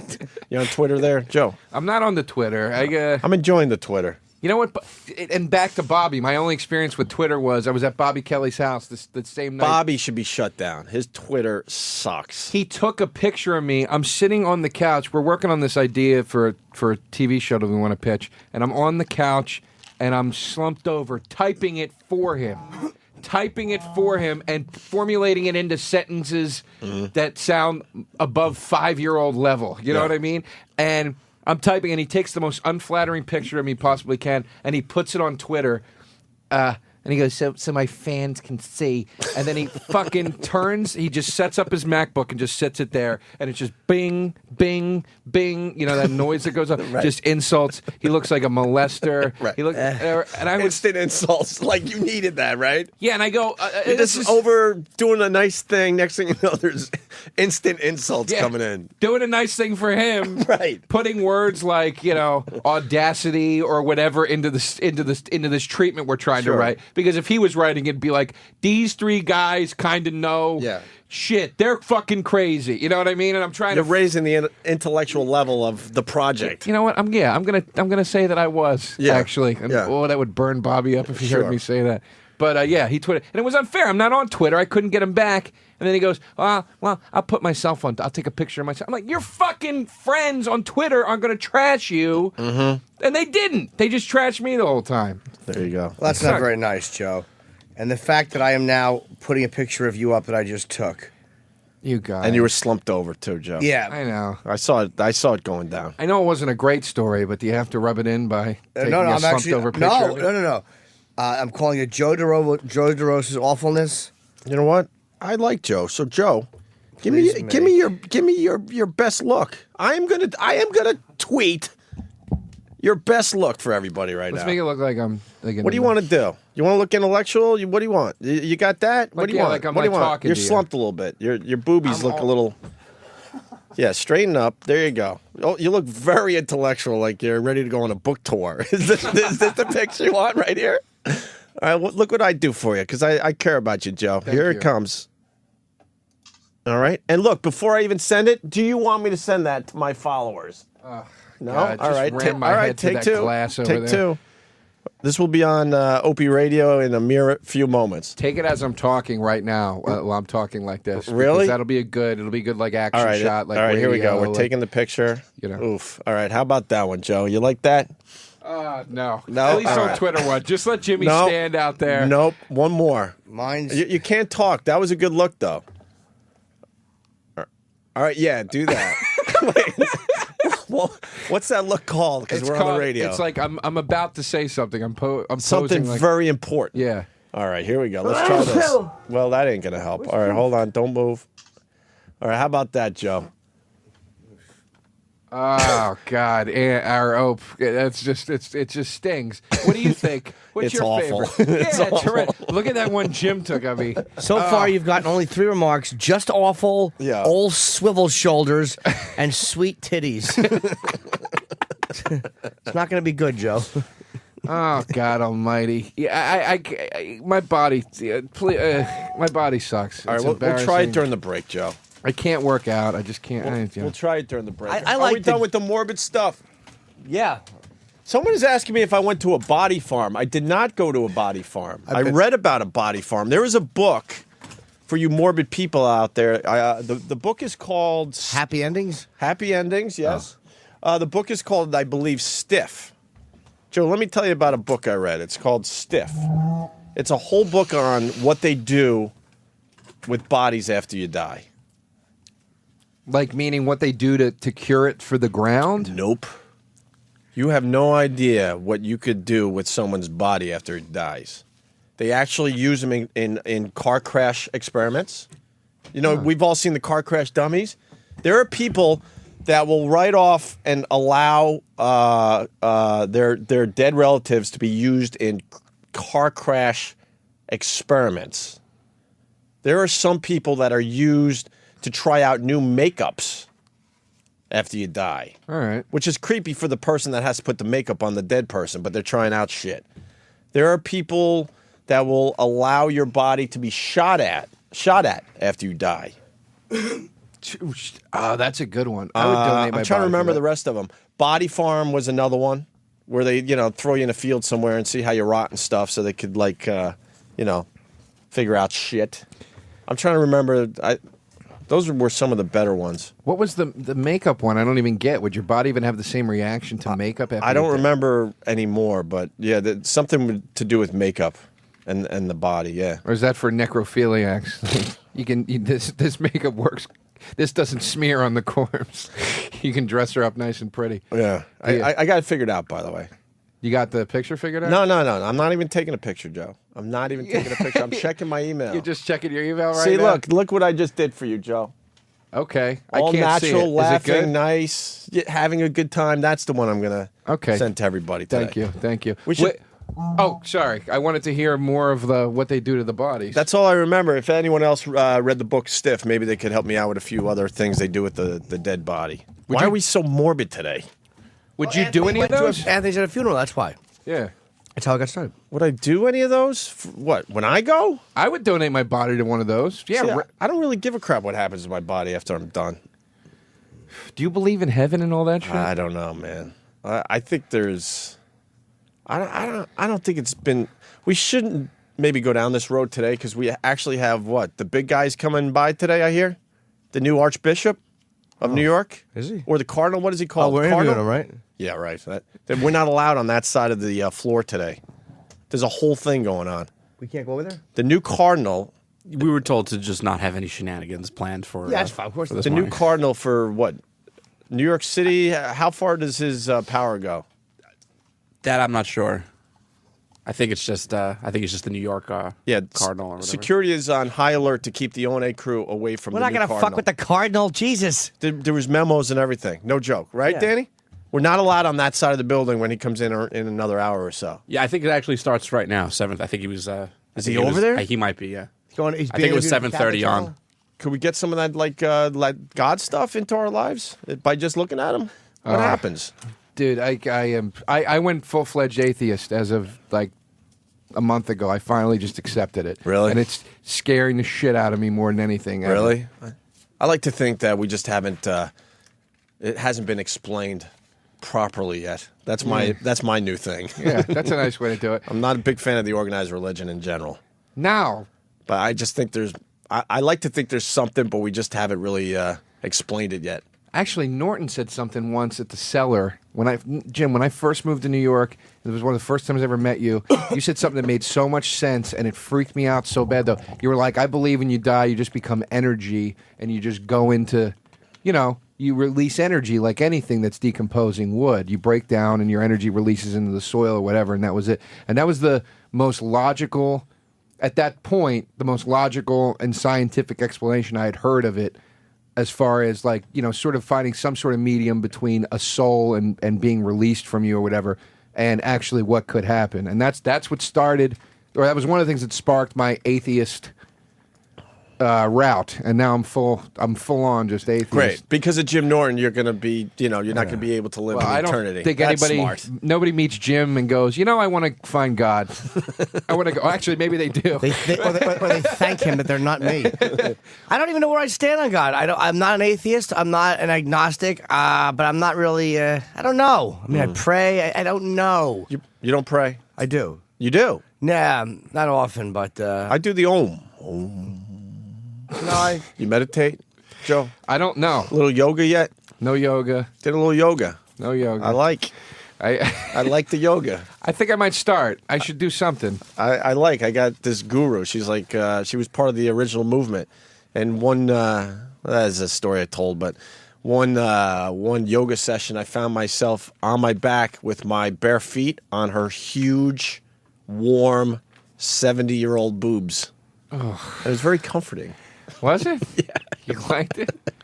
I didn't like it because of a sexual feeling I was getting. It was just very mothering and nurturing. It was very nurturing, yeah. You didn't get turned on a little bit, like in a creepy, dark place? I was impressed as far as how firm the 70-year-old boobs still were. Very impressed. And they were very warm. Very warm, Joe. You're kind of fucking making me tingle a little bit right now. I want to feel the 70-year-old. I got to be honest. It was nice. Like Jimmy's saying, in a nurturing way. I don't know what's appropriate. Like, I got a Thai massage a while ago. Yeah. And that's when you lay on the floor and, Thai massage, like she'll kind of put her foot on your side and stretch your arm. It's really a good massage. And it's not a sensual massage. You're dressed. You actually have on, you have on shorts or sweatpants or whatever. Mm-hmm. But like the moments of body contact, like I'm such a sexual fucking creep. Like I don't know what's appropriate body contact. What is appropriate contact between people that is not sensual, not sexual? It's almost like if she leans over and her breast would touch the back of my arm, I'm like, she means that to happen. That's something. Like, oh, really? To get my dick hard. Yeah, I'm such a. You're just working it the whole time in your head. Yes, it's like instead of realizing that during during a legitimate massage, occasionally there's going to be a contact that's not sexually intended. The massage for me, I find it weird that you don't know this person. They're a complete stranger. They come into the room, and next thing you know, they're rubbing you. That's always bizarre to me. Yeah, because you can't do that at work. You can't all of a sudden just start touching somebody, right? Well. I mean, after a while, maybe you start shaking someone's hand or giving them the hand, chest bump or something. But out of nowhere, like you meet the person and you're pretty much nude, and they're rubbing your entire body for the most part. Well, that's very strange to me. There's an agreement there, though. Yeah, there's an understanding. I understand. Yeah, if somebody at work said, "Give me a massage," you give them a fucking massage. But your space is pretty sacred. You know what I mean. You don't allow many people to move into that space. But as far as getting massage, like go ahead, do whatever you want. I went one time to one. I mean, they'll just put their hands all over your shit. They don't even, And I got off the bus. I was taking the bus back from Philly one day, and I hadn't showered. I had swamp ass. I just stunk. And I called my buddy up. I go, dude, we're going to the fucking Geesh right now. Like, I just got in that evil, like, let's go. And we went in, dude. I took my pants off. I could smell my stink. Ugh. And this chick played with my asshole and beat me off. And did all of it like the soldier she was. She a hooker? I tuned out of that story. Not I don't want to hear you, Joe. It was a Yankee Cranky shop, and he wasn't. He wasn't properly, groomed for it. But no, here's what it was. Not that I wasn't in listening to it. I looked at the cover of the Daily News. It was Timothy Dolan, who's the new Archbishop. Right. And I just was thinking to myself, do you call him father? Like, I don't know exactly what would you call the Archbishop. Would you call him yes sir, yes father? I don't know what you'd call him. And then I got brought back into it when Joe goes, I had cranky ass, and she was playing with my ass like a soldier. I'm like, wow, I went away for a second and really missed something. Yeah. Let's call him your eminence, by the way. Oh, is it your eminence? Yeah. Really? Okay. Let's go to Eric in Jersey. Eric. Thank you, heathen. Yeah, they were doing plastic surgery on the bodies, too. Boob jobs and nose jobs and shit. Oh, they do that, too? Okay. That's all I got. Thank you, sir. Let me say hi to Josh in Tampa. Josh. Hey. I had gone for a perfectly legitimate reflexology treatment where they like massage your foot and they're able to tell you that you dislocated your shoulder and things like that. Because my wife was reviewing the spa, and I fell asleep.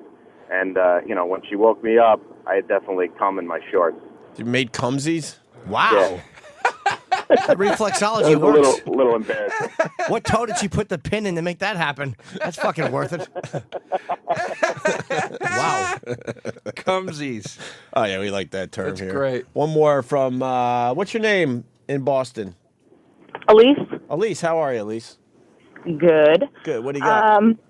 Well, I did read that book, Stiff, that you had mentioned. Yeah. She actually wrote about, basically, when you donate your body to science, what are the things that they could possibly do with it? So I actually, if I remember correctly, the families didn't know what the bodies were being used for. They just know that their loved one wanted their body donated to science. So, is that the deal? So when you, I think something's going around today because I checked out of your phone call for a second. So when you give your relative to science, it's a general thing. Right. So you don't really know exactly what they're going to do. So my dad could have been part of some cool thing maybe. Right. God, I want to know what they did to him now. You hope that that's what it was. You hope it was part of a cool thing. Right. You don't want to think that he was just thrown in the trunk because they want to see what happens during damp temperatures so they can check out for murders and stuff. But that's what half those bodies wind up having done to them. You know, I know, thank you, Elise. I know DeRose is a fan of Bill Hicks, right? Yeah. I kind of hear a little Bill Hicks in your act. I mean, you're an original, don't get me wrong, but I see the influence when I see you, and I like it a lot, actually. Yeah. We should play the Bill Hicks bit where he talks about, donating your relatives to like action movies and stuff at the end of their lives. You ever hear that bit? You know what? No, I haven't heard that one. I don't know what the name of it is. I think it's off Relentless. I think. If we can find it really fast, it'd be a good way to go to break. Basically saying, look, instead of watching your relative like rot away, wouldn't it be cool to like have your grandma or something in some kind of action movie? That's funny. And they completely, take out grandma in that way. That's a funny. cool way to go out. Yeah. I mean, funny. I'm just paraphrasing the entire bit, but it's a nice little bit. I like a lot of the Hicks stuff. A lot of it's really... It still holds up. That's really what amazes me, man. I have never listened to him. Oh, you but it's not to be a dick or to be different. I just don't want to be influenced by him because by this point in my life, I haven't heard him. So I don't want. It's like I don't want to. All his stuff. I've heard he's great. Relentless is a great place to start with Bill Hicks. And is it a shock, by the way, that our black friend is now 16 minutes late? Keith Robinson will be joining the program.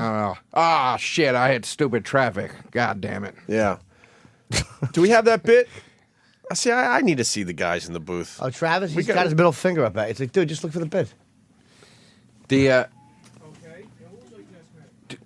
go ahead, Joe.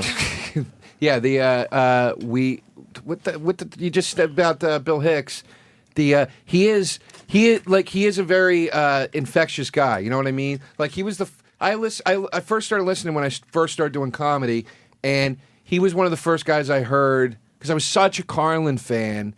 But Hicks did like the Carlin thing, but he did it in like the sort of alternative comedy approach to it, where it was very conversational and it wasn't monologue-ish. You know what I mean? It sounded very off the cuff, and that's what's so infectious about him. Because for me at least, I was like, wow, you can really go to these certain places and talk about like weightier shit, but also do it just very like, whatever, man. I'm just fucking talking about this shit, and it's not going to be that threatening. I'm just going to tell you what I think. And I'm going to put it out there. If you don't like it, fuck off or whatever, you know? To me, that's what great alternative comedy, by the way, should be, is that what you just said. It's like not necessarily being monologue-ish or whatever, but it's just kind of, whatever, talking. To me, that's a good definition of alternative comedy. Yeah, I agree. Yeah, once it starts getting into like the realm of like, you know, pie charts and all that stuff. Or just phony, detached irony. I like the thought-provoking comedian at times. And Bill Hicks, and there's a few guys like this, where you hear just dead silence in the room because everyone is listening. Like, they're really listening to what he has to say. Yeah. And then the jokes still come. I love that. Well, that's the best thing that I've found about a lot. I've been doing some more of those quote-unquote alt rooms in between the clubs. And the best thing I found about those crowds is they will stay with you. You could do a 5-minute bit that leads up to a funny closing, but in that 5-minute bit, there's periods that aren't supposed to be funny where you're just and they'll hang in there and they'll stay with it. A lot of club audiences, as you know, they're like, I've done those same bits in clubs where they're like, get to the point, bro, and you're like, dude, seriously, you can't just fucking listen to this and like. That's that ADD crap. But is it, and again, I've done some of the small rooms like that too, which I kind of like. Yeah. My problem with alternative rooms is they tend to be too politically hypersensitive. They tend to be very politically correct, which annoys me about them. But the club audience is saying get to it at times means they're impatient assholes. But is it a way of saying that the joke needs to be gotten to faster? Because and I'm not saying your bit was bad, but I look at a guy like Pryor. Pryor worked out in clubs. And Pryor always, you'd wait for Pryor sometimes because you'd always wait for him. But you knew he was getting to something really fucking funny. And he never made you wait that long. Like, he'd make a couple of points and he'd hit you with something really funny. And then he'd make his point. He had a great way of coming in and hitting you often enough that you didn't lose interest. Right. Yeah, well, it's, it's certainly the balancing act of that. But I always liked, and of course, I'm not Carlin, obviously, and I haven't had that career, but I mean, I always liked Carlin. I like how you had to explain that. Yes. Well, I'm just always so scared that I'm going to say something that people will misinterpret as you think. Yeah. I hear Joe on that. Yeah. We know you're not Carlin, stupid. Now, go ahead, George. What are you saying? Go ahead. Go ahead, Lenny. I got to get this out before Keith gets in here because he's calling in and saying he's annoyed at what I'm saying right now. He? Yeah. Keith is annoyed at Jim and Joe. Well, fucking, where is he? He's got it. We'll get to that. Okay. All right, cool. We should go ahead, finish your thought because we do have to hit a break here. I'm just going to say, I just love how on those specials he'll go 5 minutes and just be like, "This is what we're talking about here. It's a point that I'm making," and then he jumps back into We're not going to get the break because Keith is marching down the hall and he is ready to roll. By the way, Bert and Philly, the premise on the Bill Hicks bit, used terminally ill as stunt people. Yes. Okay. That's. Hey, Keith. Hi, Keith. Hey, Are you just annoyed? Are you annoyed already? Making me sick. Go ahead, Keith. Keith Robinson, everyone. Yeah, well, by the way, fact, the first time on our show in 4 years. The fact that you're talking to Joe about great comics makes me want to throw up. Ask Joe about how it is driving Bill Burr around. That's what you need to know. Oh, well, Carlin, you see, you make me. That is the worst conversation I've ever seen. You're getting annoyed by it? Oh, it was infuriating. I was punching the air. I was so angry. And Joe, and how you let him skip over Richard Pryor, because Joe does not like Richard Pryor. No, that's not true. You've been hanging Shut that up over with my your head for 5 high-pitched years. voice. You've been hanging that over my head for 5 years. I like Pryor just fine. Name one of his bits, stupid. One of them. Mudbone. Oh, you know what? That's the one. I'm a windmill kick him right out the chair. Right. All right, go with 2. My father died in your pussy. I know that fucking bit. I'd be in that long, motherfucker, Jack. I know all the fucking Pryor bits, dude. Was it something I said? I have that He's shaking. It's crazy. You can say it. I have Live on the Sunset Strip. I have Here and Now. I have Live and Smoking. Well, either way, we want you to stop. You want to talk? Let's talk great comedy. And I want you but to not stop with wearing you, those stupid. sweatshirts. Not with Joe DeRosa. Why you Jesus on it, Christ. Brett? He has the body of a Somalian pirate.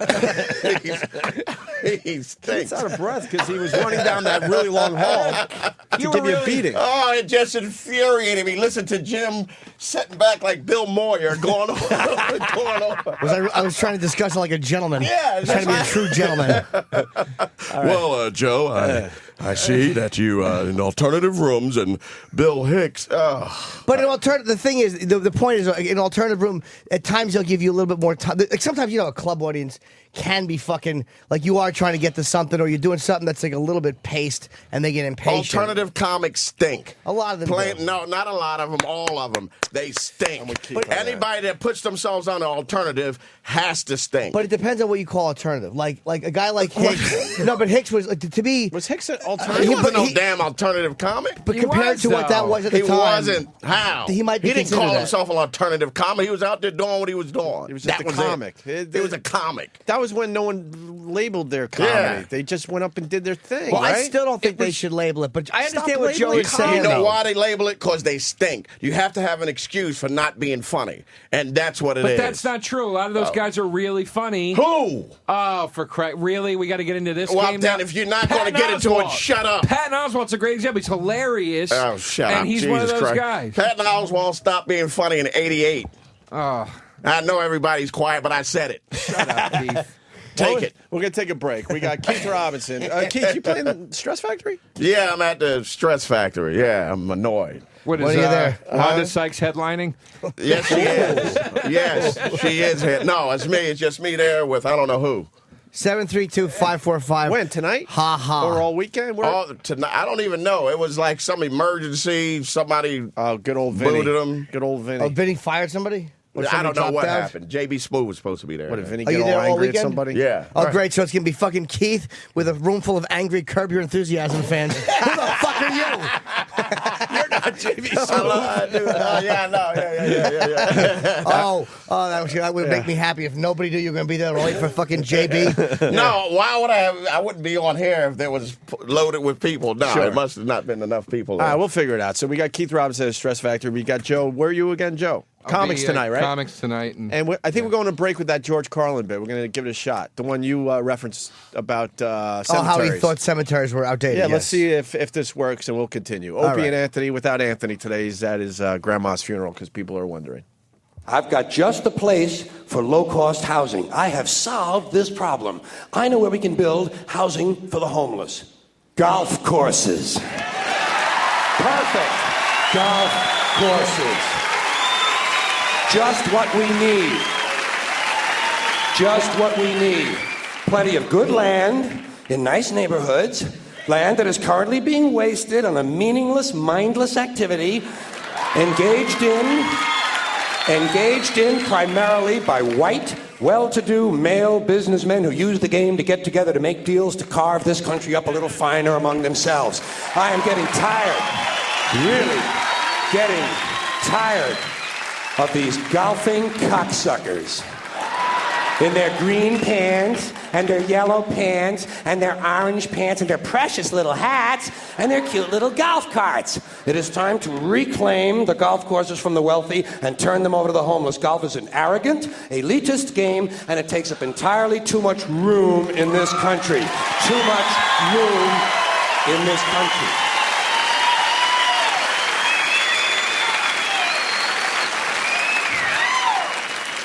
It is an arrogant game on its very design alone. Just the design of the game speaks of arrogance. Think of how big a golf course is. The ball is that fucking big. What do these pin-headed pricks need with all that land? There are over 17,000 golf courses in America. They average from 150 to 200 acres apiece. That's 3 million plus acres. 4,820 square miles. You could build 2 Rhode Islands and a Delaware for the homeless. On the land currently being wasted on this meaningless, mindless, arrogant, elitist, racist, there's another thing. The only blacks you'll find in country clubs are carrying trays, and a boring game. boring game for boring people. You ever watch golf on television? It's like watching flies fuck. And a mindless game, mindless. Think of the intellect it must take to draw pleasure from this activity. Hitting a ball with a crooked stick and then walking after it. And then hitting it again. I say, pick it up, asshole. You're lucky you found the fucking thing. Put it in your pocket and go the fuck home. You're a winner. You're a winner. You found it. No. Never happened. No chance of that happening. Dorco in the plaid knickers is going to hit it again and walk some more. Let these rich cocksuckers play miniature golf. Let them fuck with a windmill for an hour and a half or so. See if there's really any skill among these people. Now, I know there are some people who play golf who don't consider themselves rich. Fuck them! And shame on them for engaging in an arrogant, elitist pastime. Hey, here's another place we could put some low-cost housing. Cemeteries. There's another idea whose time has passed. Saving all the dead people for one part of town? What the hell kind of a medieval, superstitious, religious bullshit idea is that? Plow these motherfuckers up, plow them into the streams and rivers of America. We need that phosphorus for farming. If we're going to recycle, let's get serious. Thank you.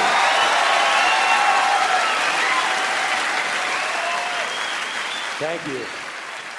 I appreciate it. Checking out the Opie and Anthony show. Got a full house today. We got Joe DeRosa to my right. And we got Keith Robinson, who came in here very angry. I walked in because the Archbishop is being interviewed down the hall. So me and Opie went down to look at him, just to watch him. He's a bright dude. He's, giving a good interview. And I'm going to try to get him in here to talk for a few minutes, but I don't think it's going to happen. That ain't happening. And there were memos. They want us to stay away from the guy. We would give him a good interview. We would give him a great interview. I have some very good questions. I wouldn't fuck with the Archbishop. See, maybe if I say it like that, there's no way to get him in. Yeah, you can't say I wouldn't fuck with him. But I really would. I would ask him legit questions. So he's the most powerful Catholic in New York State, New York City, I think Manhattan. I don't know, man. Midtown Manhattan. No, he's St. Pat's, which is the biggest, I think, Catholic church. Hence why they want us to stay away from the guy. We have a little history with the St. Pat's thing. Yeah, they're still paranoid. I don't know, Tim. Bill Donahue. I would love to ask about this because he knows. I want to know how powerful this guy is. But you're the head of New York. Say what questions would you ask the Archbishop of New York? Give me one of your questions. Okay, what is the line you would draw with the Catholic Church between a kind of holding true to what your morals are and what made you what you are, and changing with the times? Like certain things have to change with the times, and how much of the moral structure is like, okay, it's got to be this way because it's been this way for centuries, and how much of it should you change to changing times where you're not selling out your So you would ask the Archbishop, does he Twitter? No, I'm sure he doesn't. Speaking of that, Jimmy, I took a picture. You didn't take the picture, so now I'm gonna tweet the picture of the big powerful Catholic. Matt, he's all over the place. I mean, I would like to get a photo with him. I'm gonna run down there with my camera. Yeah, but you're not gonna see a blurry picture like the one I took. Through double glass windows and security and paparazzi and cameramen. If you look through all that, you get a little glimpse of the guy. That's why I'm great at the tweet. I would get yelled at for taking a picture with him, but I still would. Oh, I would like to see the Archbishop take a nice swing at Jim's How great would it be if I asked for a photo and he put his hand in my face and said I'm busy and he mushed me? I would love it. Yeah. What are you gonna say? Are you gonna try to get a picture with the guy? Nah, probably not. He might be the Pope someday. You never know. Yeah, you know what? That's a good point. Some things happen when you got a picture with the Pope. He won't be the Pope. They never have an American Pope. No, you're right. They don't. Joe's actually. Yeah, but maybe the times are times. He's young too. Yeah, I mean, he's probably what's he 60 or in his 50s? He's not like. He'll be around. Yeah, you know what? He's probably not old enough to be Pope. You probably have to be farther along in the hierarchy by this point. Like you have to probably already be in fucking Rome. I wouldn't curse if he was here, but you know. Yeah, fucking wrong. Yeah. But I'm saying that's probably what you probably already have to be in the Vatican by this point in your life. Eminence, is it true that you have to be in fucking Rome? Yeah, that's really not going to help us as far as getting the guy in studio, Jim. He's Cardinal Egan was 77. So I want to know how old is He's 59. He's 59. How old are you before you become pope? They want you old when you're pope because 80. they don't want you around for that long. Like, they don't want you to have a 30-year run of the Catholic Church. They want you to be kind of in a transient position where you're not the boss for 30 years. You get too powerful. And you can affect it too much. So they seem to want very, very old guys for that reason. Jim kind of knows a lot about this. I like that. Yeah, we like this. I wouldn't ask him stupid questions, but I don't think that guys like that don't mind answering those questions because they understand that in a lot of ways the church and religion seems irrelevant to a lot of people. It's like, how do you stop? What do you do to stem this whole tide of it seeming irrelevant to a lot of younger people? And it is. It's like anything else. They're going to eventually crack on a lot of these issues. They're going to change I guarantee within 10 years, 15 tops, the Catholic Church's stance on homosexuality is going to be completely different. I don't think so. I do. Oh, no. I do. They're losing too many people. They're not going to they're not going to change the scriptures just for they accommodate gay have. marriage, stupid. But they changed them, all right? The Second Vatican Council in 1962 changed everything, and it was by the creator of the Pope. Is that a real thing? No. Yeah. Yes. Yes. So they rewrote the scripture. No, but dude, like for instance, a man shall lay with a man. For instance, the scriptures say you can never eat meat on Friday ever, and that's gone. That's completely gone. Now that was because it was the Old Testament, stupid. That was when you can't live no longer by Old Testament rules. I don't know if they're going to change scripture. You obviously can't do that, but a lot of it's up for interpretation. Like the way you look at it now, like the way they interpret it in the 15th century is different than the way they interpret it now. They interpret it much harsher then, and the penalties and the punishment. So it's like a lot of that stuff is up for interpretation, and there's a lot of religious documents. You can't misinterpret men should not lay with men. There's no way to go. I wonder what they meant. No, but there's got to be other things in there that would balance it, where someone could go, no, this is what he meant. You know, they have so many ways of interpreting what Christ said or what was meant. Exactly. Exactly. How about they just use the facts that it was passed down orally for 40 to 100 years before any of it was written down? Oh, right. Yeah, it's true. The Bible, 300 years after Christ's death, was a bunch of most popular stories in the church put together. There's a lot of writings that aren't even in there. Yeah. Well, they decide which ones to be in there. That's people that's one of voted. the problems I have with the church. They got rid of a lot of stuff. They're like, no one needs to see these stories. And Tom Hanks is going to get to the bottom of it. Right. In his new movie. My brother is a bishop of a church. You talking about the archbishop? Let's talk about my brother, the bishop of South Philly Church. Yeah. Yeah? Is it real? Yes. Keith's brother is a bishop. He's a bishop. And that really annoys me that you have turned out to be such a piece of shit. You have a holy man in the family. You know, he was in a car accident the other day. It was a really bad accident. And I guess he was saying, that the ambulance was passing him by. It was a little racist. But what happened is we didn't know is that his car was hit pretty bad, but he couldn't breathe. But he was outside the car doing Tai Chi. So the reason that the ambulance was passing, they see a guy doing kung fu moves to the air, and they like, "Oh, it's nobody hurt here." And they were just going past. Why was he doing the Tai Chi? Just to calm his body down? Breathing exercise. Just to try to get some air. Yeah. He was that Tai Chi is weird though, because it's all. I don't get the Tai Chi.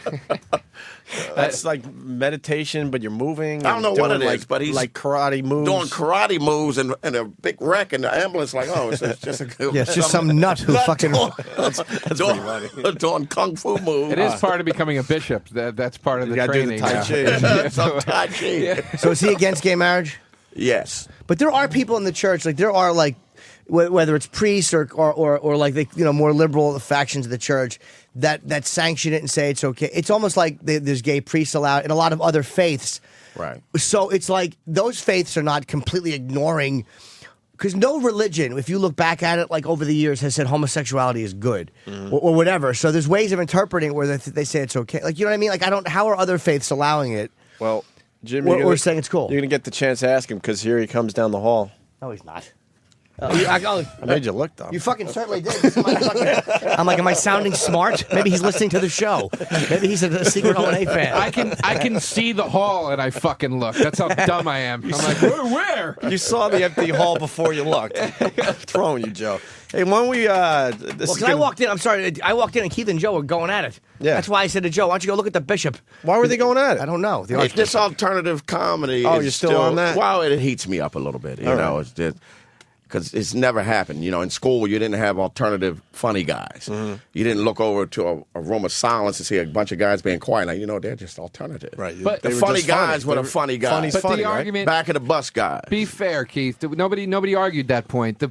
You got all hot when I said that doing those rooms in addition to the clubs has made me a better comic, and you said that was bullshit. One would debate that.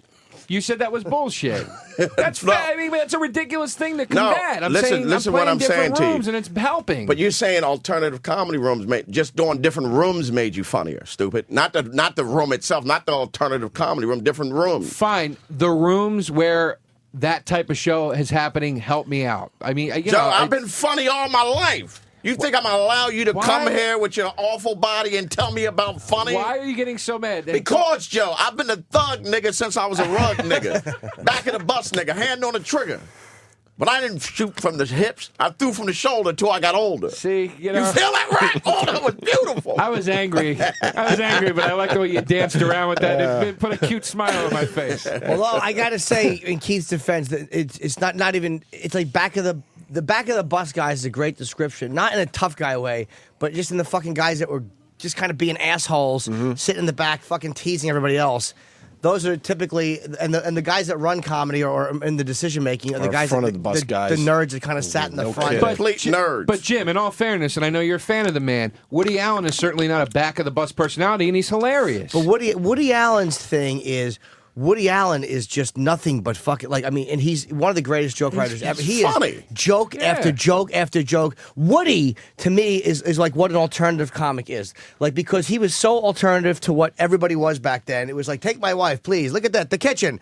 And then Woody came up and I'm Jewish and he was nebbishy and no one was doing it. That was an alternative comedy. Yeah, he didn't label it. Stop putting, I don't put Woody Allen in the category of alternative comedy. This is where you're wrong, though. This is where you're wrong. I have a book because I have a book called Seriously Funny: The Rebel Comedians of the 50s and 60s, and they talk specifically in that book about how Woody Allen, Mort Saul, Don Rickles, Phyllis Diller, and fucking so on were the alternative comics of the era because they started to play the rooms instead of the Catskills because they thought the Catskills stunk. They never called themselves alternative comics. Well, just because they used the word. Well, why you use a word then? Because that's what it's called now. Who gives a shit? Well, see, all right. What changes this? I give a shit because I'm a comic.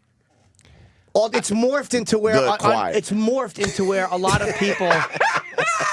But it's like you're getting caught up in the term alternative. It's morphed into where a lot of unfunny people hide under the moniker of I'm an alternative comic, whereas a guy like Woody was brilliantly funny and he was just alternative to the style that was happening. Back then, to me, alternative was more of a style thing, and it wasn't where certain people who aren't funny made their excuse for not being funny by saying I'm alternative. Woody was funny. You know what I mean? It's like I'm with Keith. Just don't label this. Just don't label it. Just go It's up like there you go up there and be a comic. Be funny. Right. Just go do what you do. I'm not a fan of labeling all that crap. And I'm not a fan of the theme comedy show either, by the way. No, it's terrible. Where you get three Italian comics together and they have a cute name for it. Joe was on the Egyptian tour, I believe. Did he do some of those? I do Arab American shows sometimes, yeah. And it's a theme show?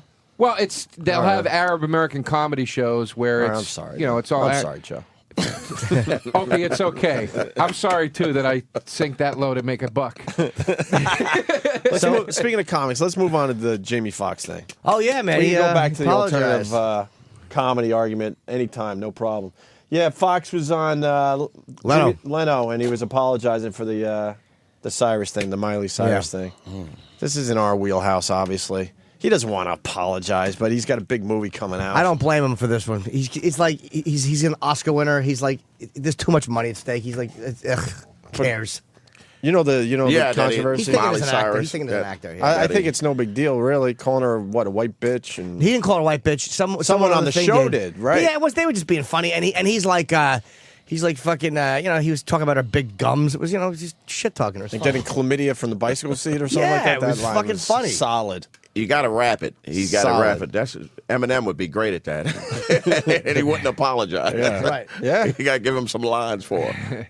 But we understand what this is about. With a big movie coming out, he's like, you know what? I'll just make this go away. There's no reason to apologize for this stuff. When we said it a million times, you're hanging out with a bunch of dudes, and in his case, there's a girl on the show, and you're just trying to be funny and entertain the people. Plus, you don't mean want to anything by this shit usually. You don't want to jam your middle finger up at Disney which is basically what that's doing because there's too much money for him. Because Jamie, I will probably never make money doing Disney work. He will. He's a guy that could make fucking $15 million on a Disney film. Why would he say basically go fuck yourself to one of the biggest stars? It's stupid. All right, let's go to Leno and see what Foxx said last night. I think it was last night. Yeah, I think he apologized last night. I gotta ask you something. Yo, I was reading some stuff. Now, what's going on with you and Miley Cyrus? What happened there? Did you say something inappropriate? Yeah. Yeah. I so apologize to. Yeah. And this is sincere because I am a comedian, and you guys know that whatever I say, I don't mean any of it. Right. And sometimes as comedians, as we do, we go a little bit too far. Right. I have a radio show, XM 149, Foxhole 106 on Sirius. Right. Now, we're really the Black Howard Stern. And so you know how we go at everybody. But there was a situation with Miley Cyrus, and I just want to say I apologize for what I said. I didn't mean it maliciously, and you know I'm a comedian. I know that. You know that? I know that. You know my heart. I know you. No, I know so you're a good guy. what can I look into the Miley? I apologize. So I'll call you. No, see, I think that's sincere, right? That's good. That's good. I think that's good. I mean. And as a comedian, you know, I got a daughter too, and Yeah. and so I completely understand. And this has really been bothering you. This is really bothering me because I'm a comedian. I don't want to. Do I lose my comedic license? Oh, can I keep my comedic license? Yeah. Is it okay? You know, I'll put it down as a warning.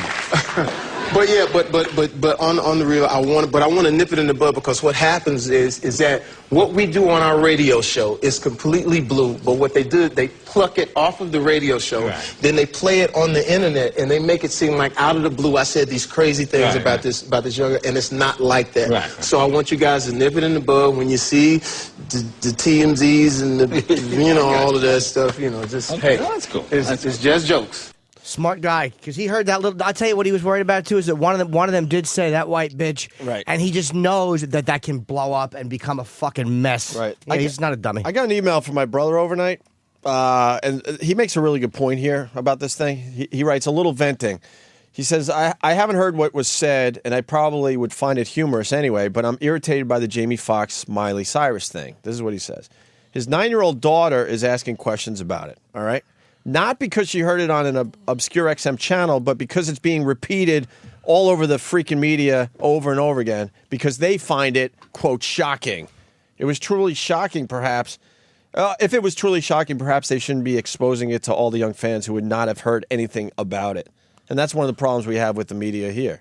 You know, they go on and talk about how shocking something is as they play it over and over and over again, exposing it to so many more people that would have never heard this damn thing. Well, David Cross used to have that thing about like when the Columbine shootings happened, and they were saying it's because of violence in the media, and he was like, that fucking Columbine footage was violence in the media. You showed them pulling that body out of the window a million over times. and over. He's like, that's violence in the media. But I don't know, man.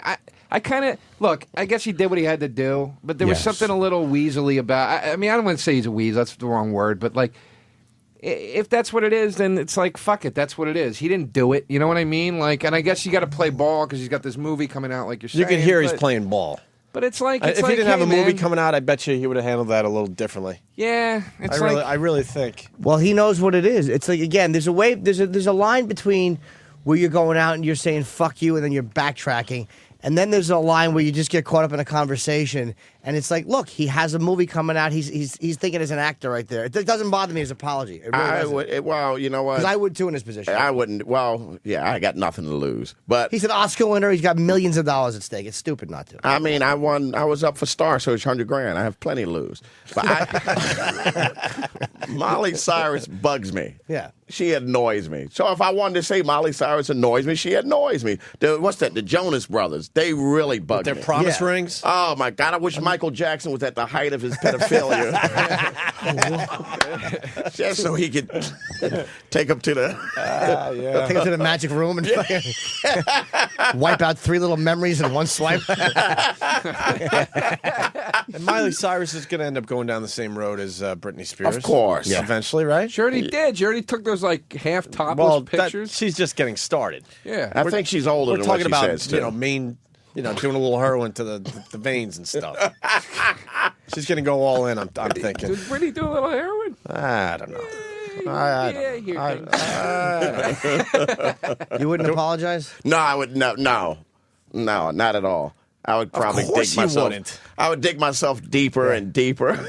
Keith just blows up his spot wherever he goes. Yeah, the publicist would go, look, you don't want to say you're sorry, but you didn't have to call her an ugly little white bitch again.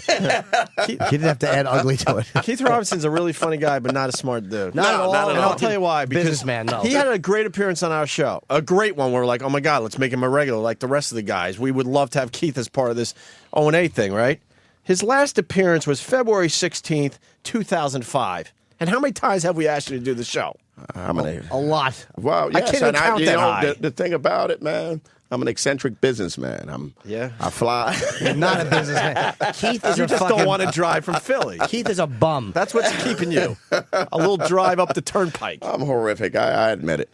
But if you had more prostitutes here, I would really. We should start getting some more whores in here because Keith is a fucking old school pig. Yeah, I need You go more old school? whores. I love whores, man. I'm it's my thing. Yeah. A nice whore. Skanky or? Nah, just a prostitute. It just feels good. Street corner? Craigslist?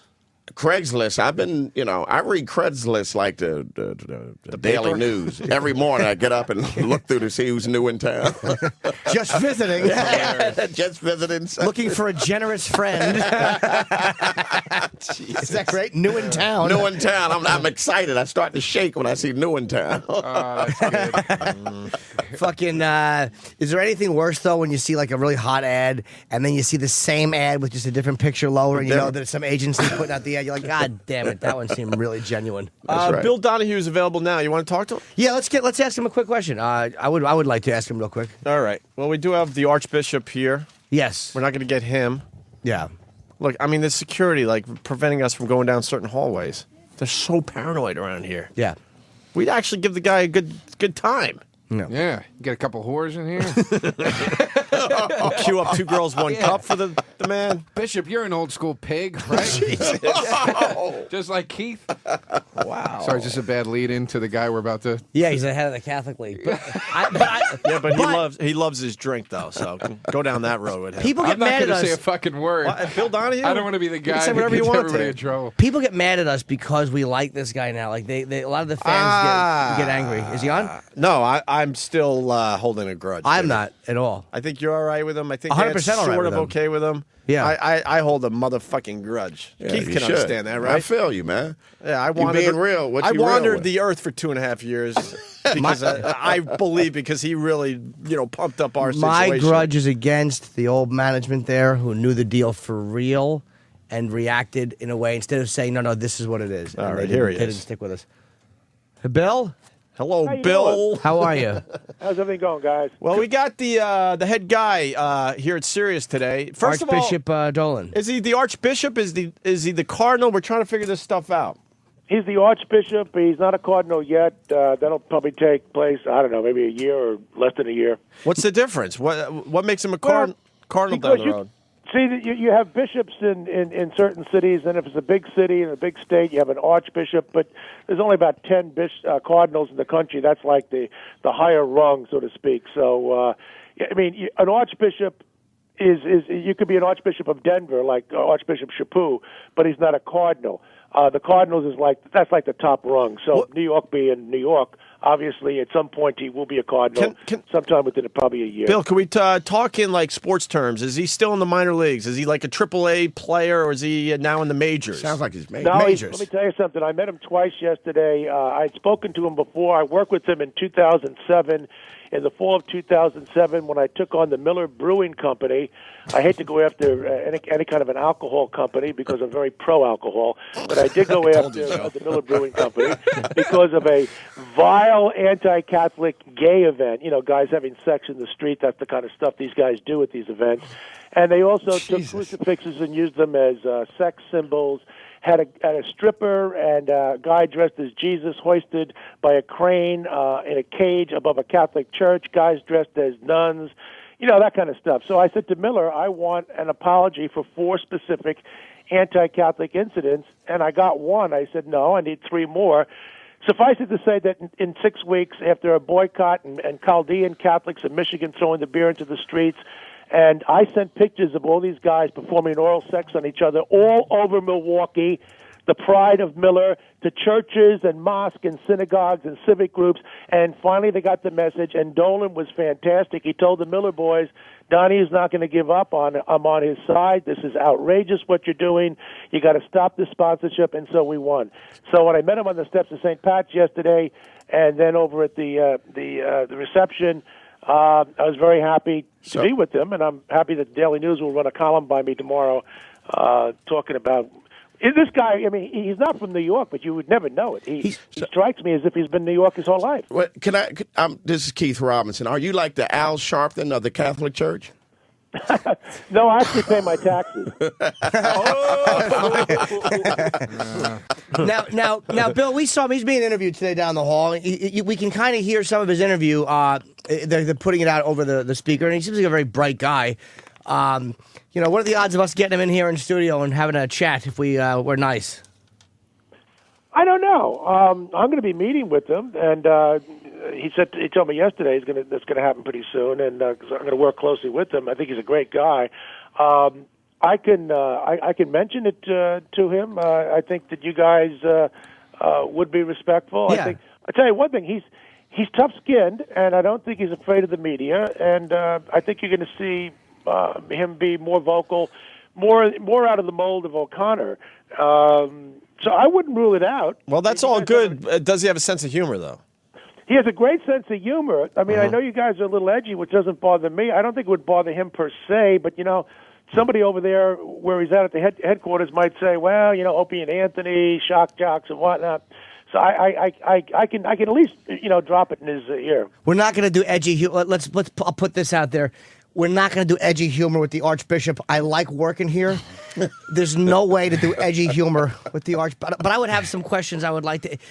Because Keith, ask Bill. Bill knows all this stuff. Yeah, you can beat me up. No, not even nasty. Because Keith's brother, a comedian friend here, his brother's a bishop in Philadelphia. And also does Tai Chi. Yes, and does Tai Chi. He's apparently not a very good driver. Which is really smart if you're in a car accident. But we were saying, Jesus. We were talking about the Catholic Church. I said Jesus to Bill Donahue. That's right.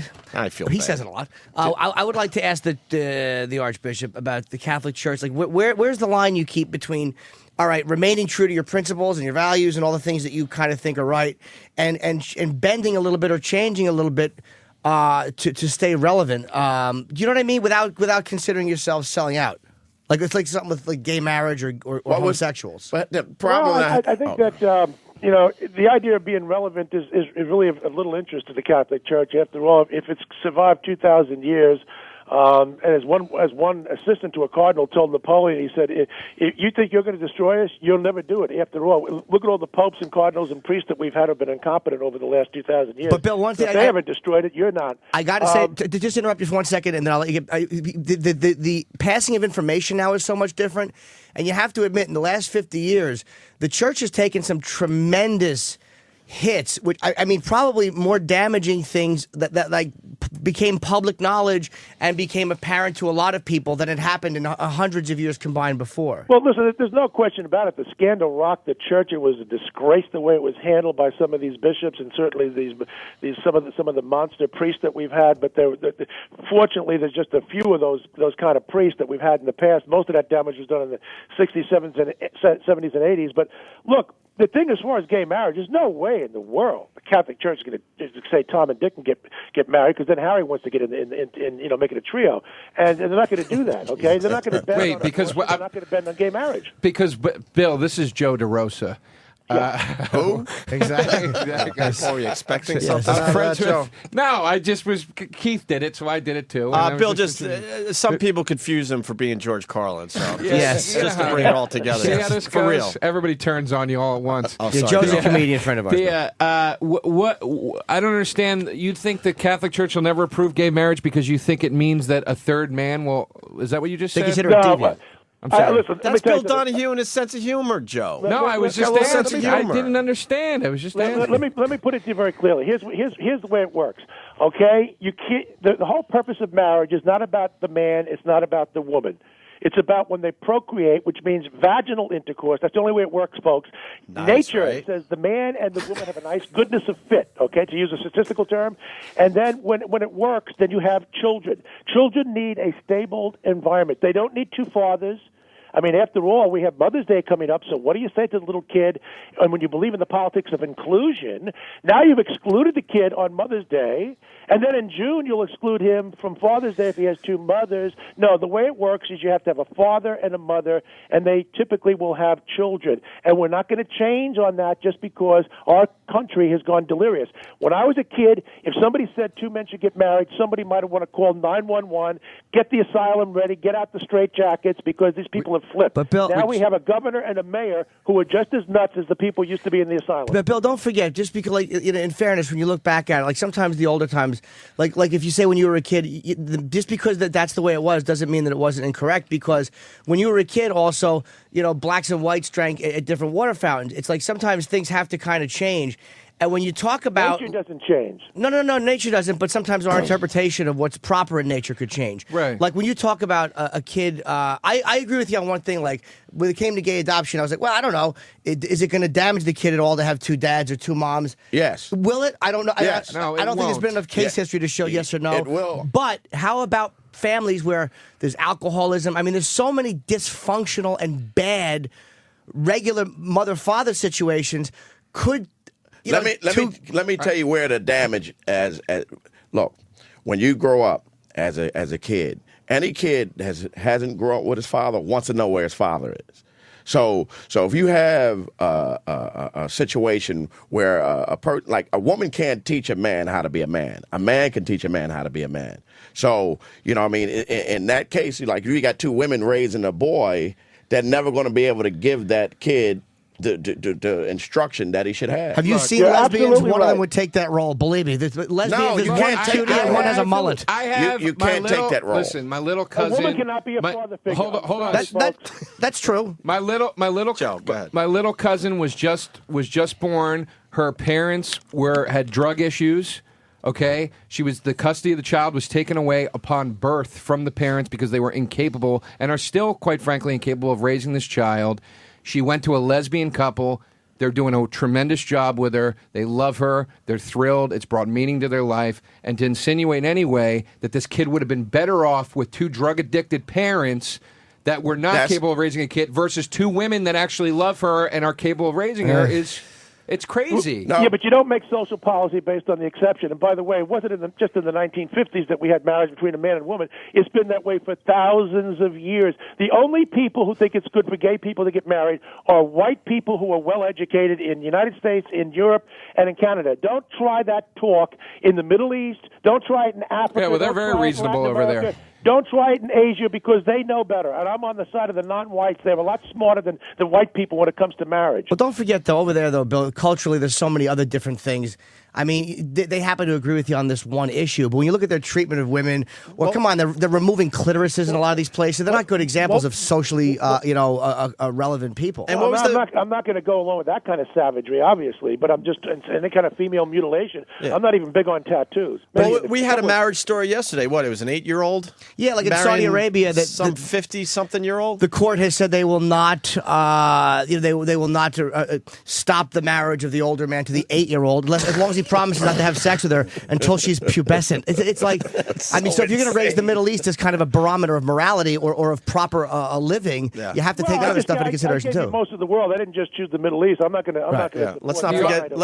Let's not forget about the rape demonstration yesterday too, where the women were like protesting they don't want to be raped anymore, and then the guys were there throwing rocks at them. Yeah, it's awful. Wait a minute, that's not that bad. In all fairness, Bill, you did also mention communist China, where they take your babies away from you. And wait. Throughout most of history, the idea of two men getting married has been positively an insane idea up until somebody rolled out of bed here about 20 years ago, and I'm not sure what side of the bed and with whom, and decided this would be a good idea. And most Americans don't want it. As a matter of fact, even in New York State, the Quinnipiac poll showed that only 41% of New Yorkers wanted it. Not even a majority of the Democrats want it. So why is Patterson trying to force feed and shove it down our throat this idea that we have to have have gay marriage. We have a mayor who's out of touch as well. They do not represent New York. And in 30 states where this has been on the ballot, the scorecard, folks, is 30-0. I'll tell you why. 30-0. I tell you why I think it matters, Bill, because I think in our country, the minority voice has to be protected to a certain extent. Like they shouldn't have to win. They can have their free speech. I don't think it affects the rest of society. Like I think that if people want to do that and live, I think it is their business. And I think it's so weird. Like I want less government, and it's amazing. The conservatives typically are less government people, but they want more government when it comes to how people live their lives sexually.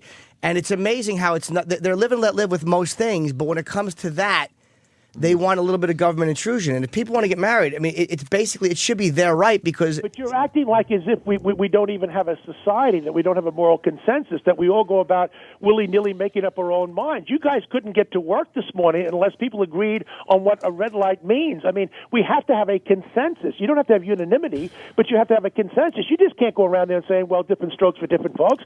We have a 13th Amendment which forbids me from owning somebody as a slave. Yes, but it's not just up to you what you want to do in every case. Not in every case, but I think when it doesn't affect other people. But there you go. I don't think that does. When it goes to the children, I just gave you an can't. example. What are you going to tell the kid on Mother's Day next month when he has two fathers? Well, Bill, like you said, you can't set policy because of the exception. You said that, and because of an American holiday, Father's Day and Mother's Day, but it's not twice just that, a year, though. you can't dictate the guys. It's not just that. They banned Mother's Day and Father's Day and some of these hippie. Well, I don't agree with that either. You're right. I don't agree with that either. Of course not. You can't make fathers irrelevant. You can't make mothers irrelevant. Of course not. No, that's what when you argue the point, that's what you do. You got to understand the importance of a father and a mother, and you can't lower that for your own gain. You have a point. You have a point I'm on his here. side. You have a point with some of the stuff here. When I was a kid, Mother's Day was my favorite day of the year. Never mind Christmas or any of that stuff.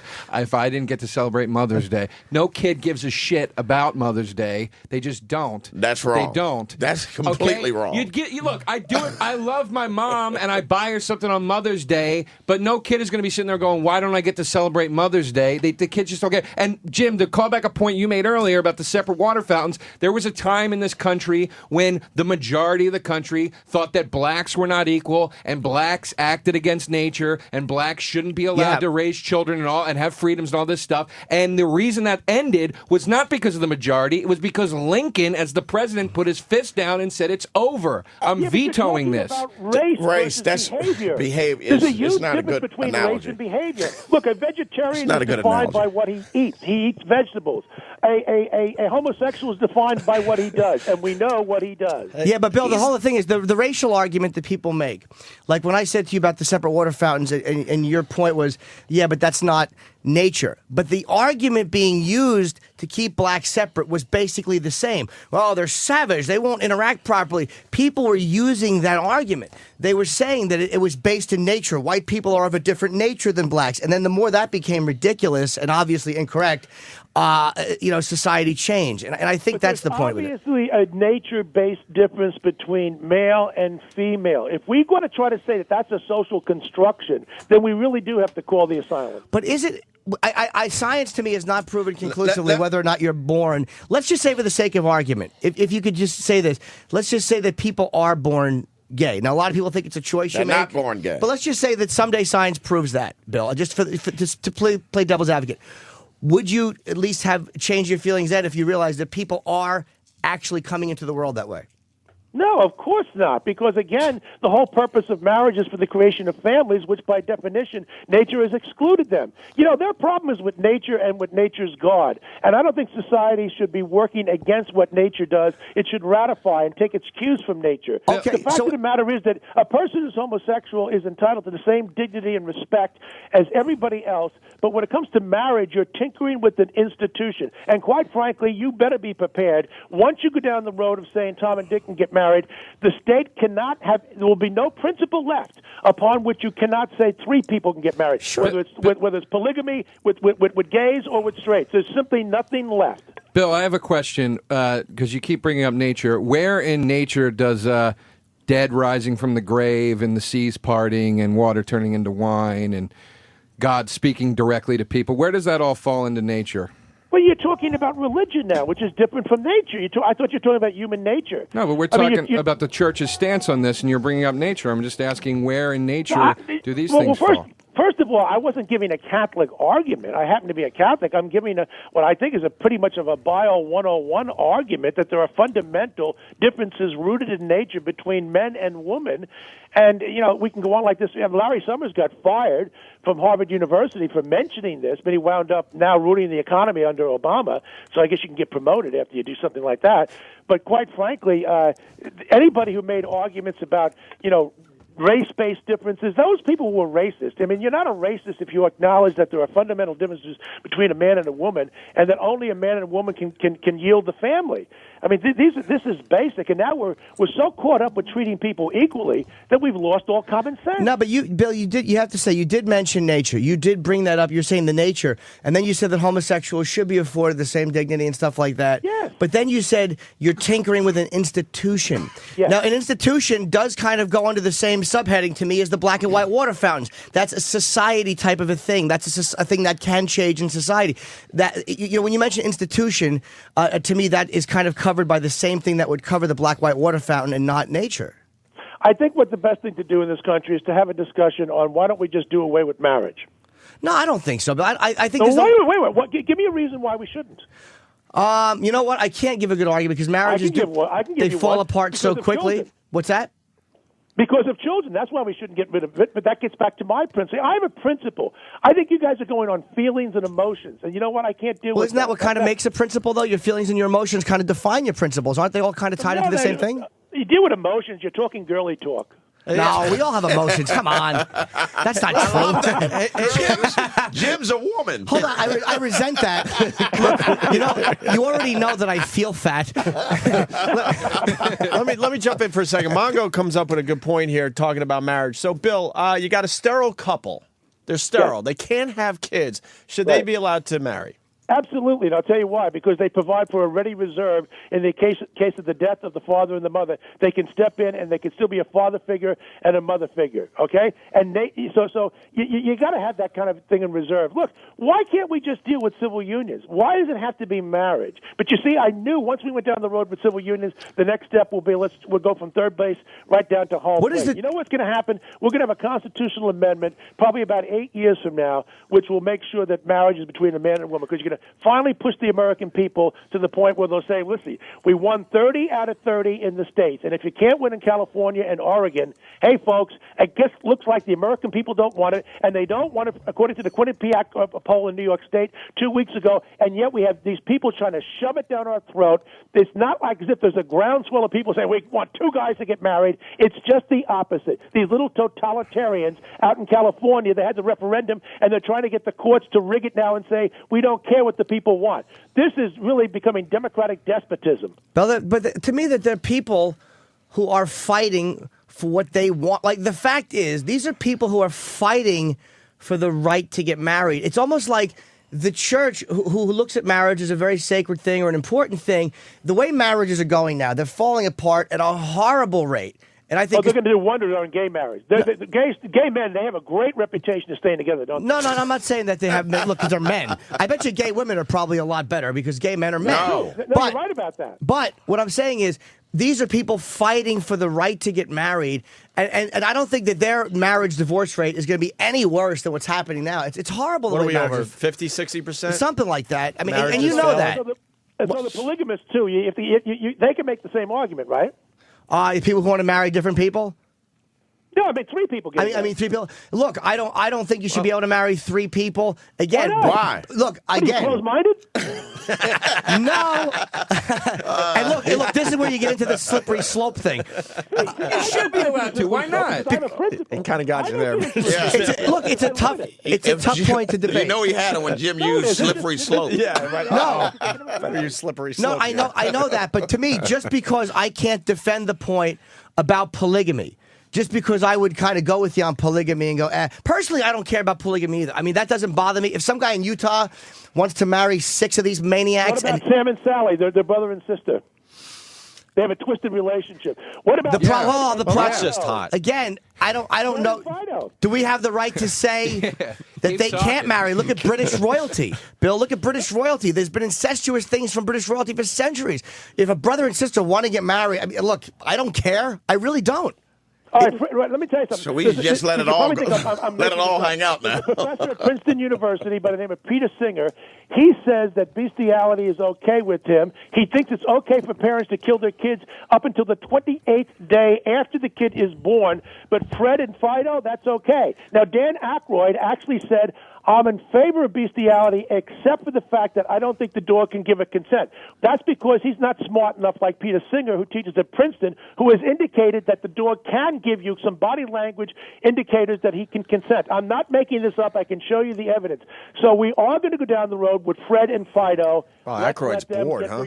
But you know what? Just because I said slippery slope, because just because there are those ludicrous arguments coming out, it doesn't mean that the basic. Men getting married is ludicrous. Well, to you it is, but it's actually something that's been. I mean, nobody's putting bestiality on the ballot. There really isn't. There aren't millions of people who are for. Are there so much for the bestiality? marriage? There is actually. Do they want the benefits of being married? Why shouldn't they get the benefits of being married? The civil union is just as good. Right. Right. Civil union. What's the difference, Bill, between this? I'm sorry, Joe. What's the difference between a civil union and a marriage, technically? I actually don't know.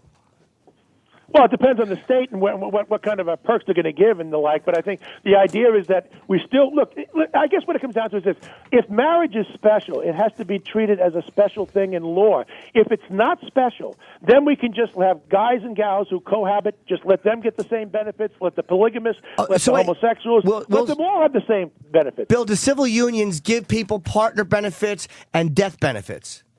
Yes, in certain states it does. Okay, so. Would you say in most cases that marriage and civil union are the same thing, with the exception of one being called civil union and one being called marriage? I think that it's my understanding in some states you're probably right or pretty close to be. It's not 100%, but it's pretty close. So basically, in this whole fight, people are just holding on to it being called a marriage. I mean, you're making arguments about nature and what it says in the Bible, and what they are basically saying is we don't want it called marriage. We'll almost live with the fact that they can have the same benefits. They can live together. Do civil unions allow for adoption? To give you an example, what happened out in San Francisco, they had a question about this, and the Archbishop was against it, and they said, listen, here's the way we're going to resolve it. Any person who lives with another person, it has nothing to do with sex, that person can claim that other person if he's a dependent. So that would mean that a son taking care of his father could claim the father as a dependent, or a gay guy could claim his partner. That was a way to kind of neutralize it without it making it so in your face that this is a gay legislation, and it actually didn't exclude people like the example I gave, where there's a guy, a 40-year-old, taking care of his 80-year-old father. Otherwise, he would be excluded too, just because they don't have sex. What about adoption and stuff like that? Do civil unions allow for adoption? No, that's a different question. Usually, where you'll see one, you'll see the other, but those are different questions. But listen, this is pretty serious stuff, because in 2007 in New Jersey, there was a Methodist-owned facility, some entity, and they denied lesbians to have their wedding party there.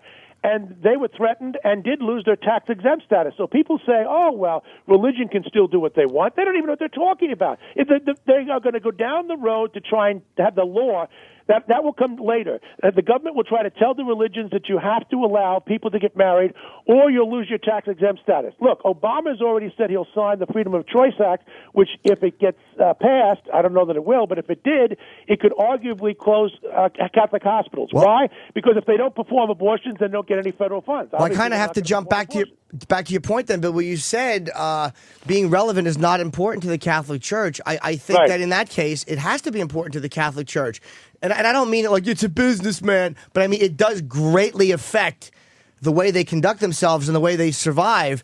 If that's what's happening, if that's what we as a country or whoever politicians say, or then being relevant has to somehow be appealing to the Catholic No, Church. no. I'll give you an example. In the 1980s and 90s, New York City said to the Catholic Church, "You have to have affirmative action for gays, and if you don't, we're going to cut off money for your foster care agencies."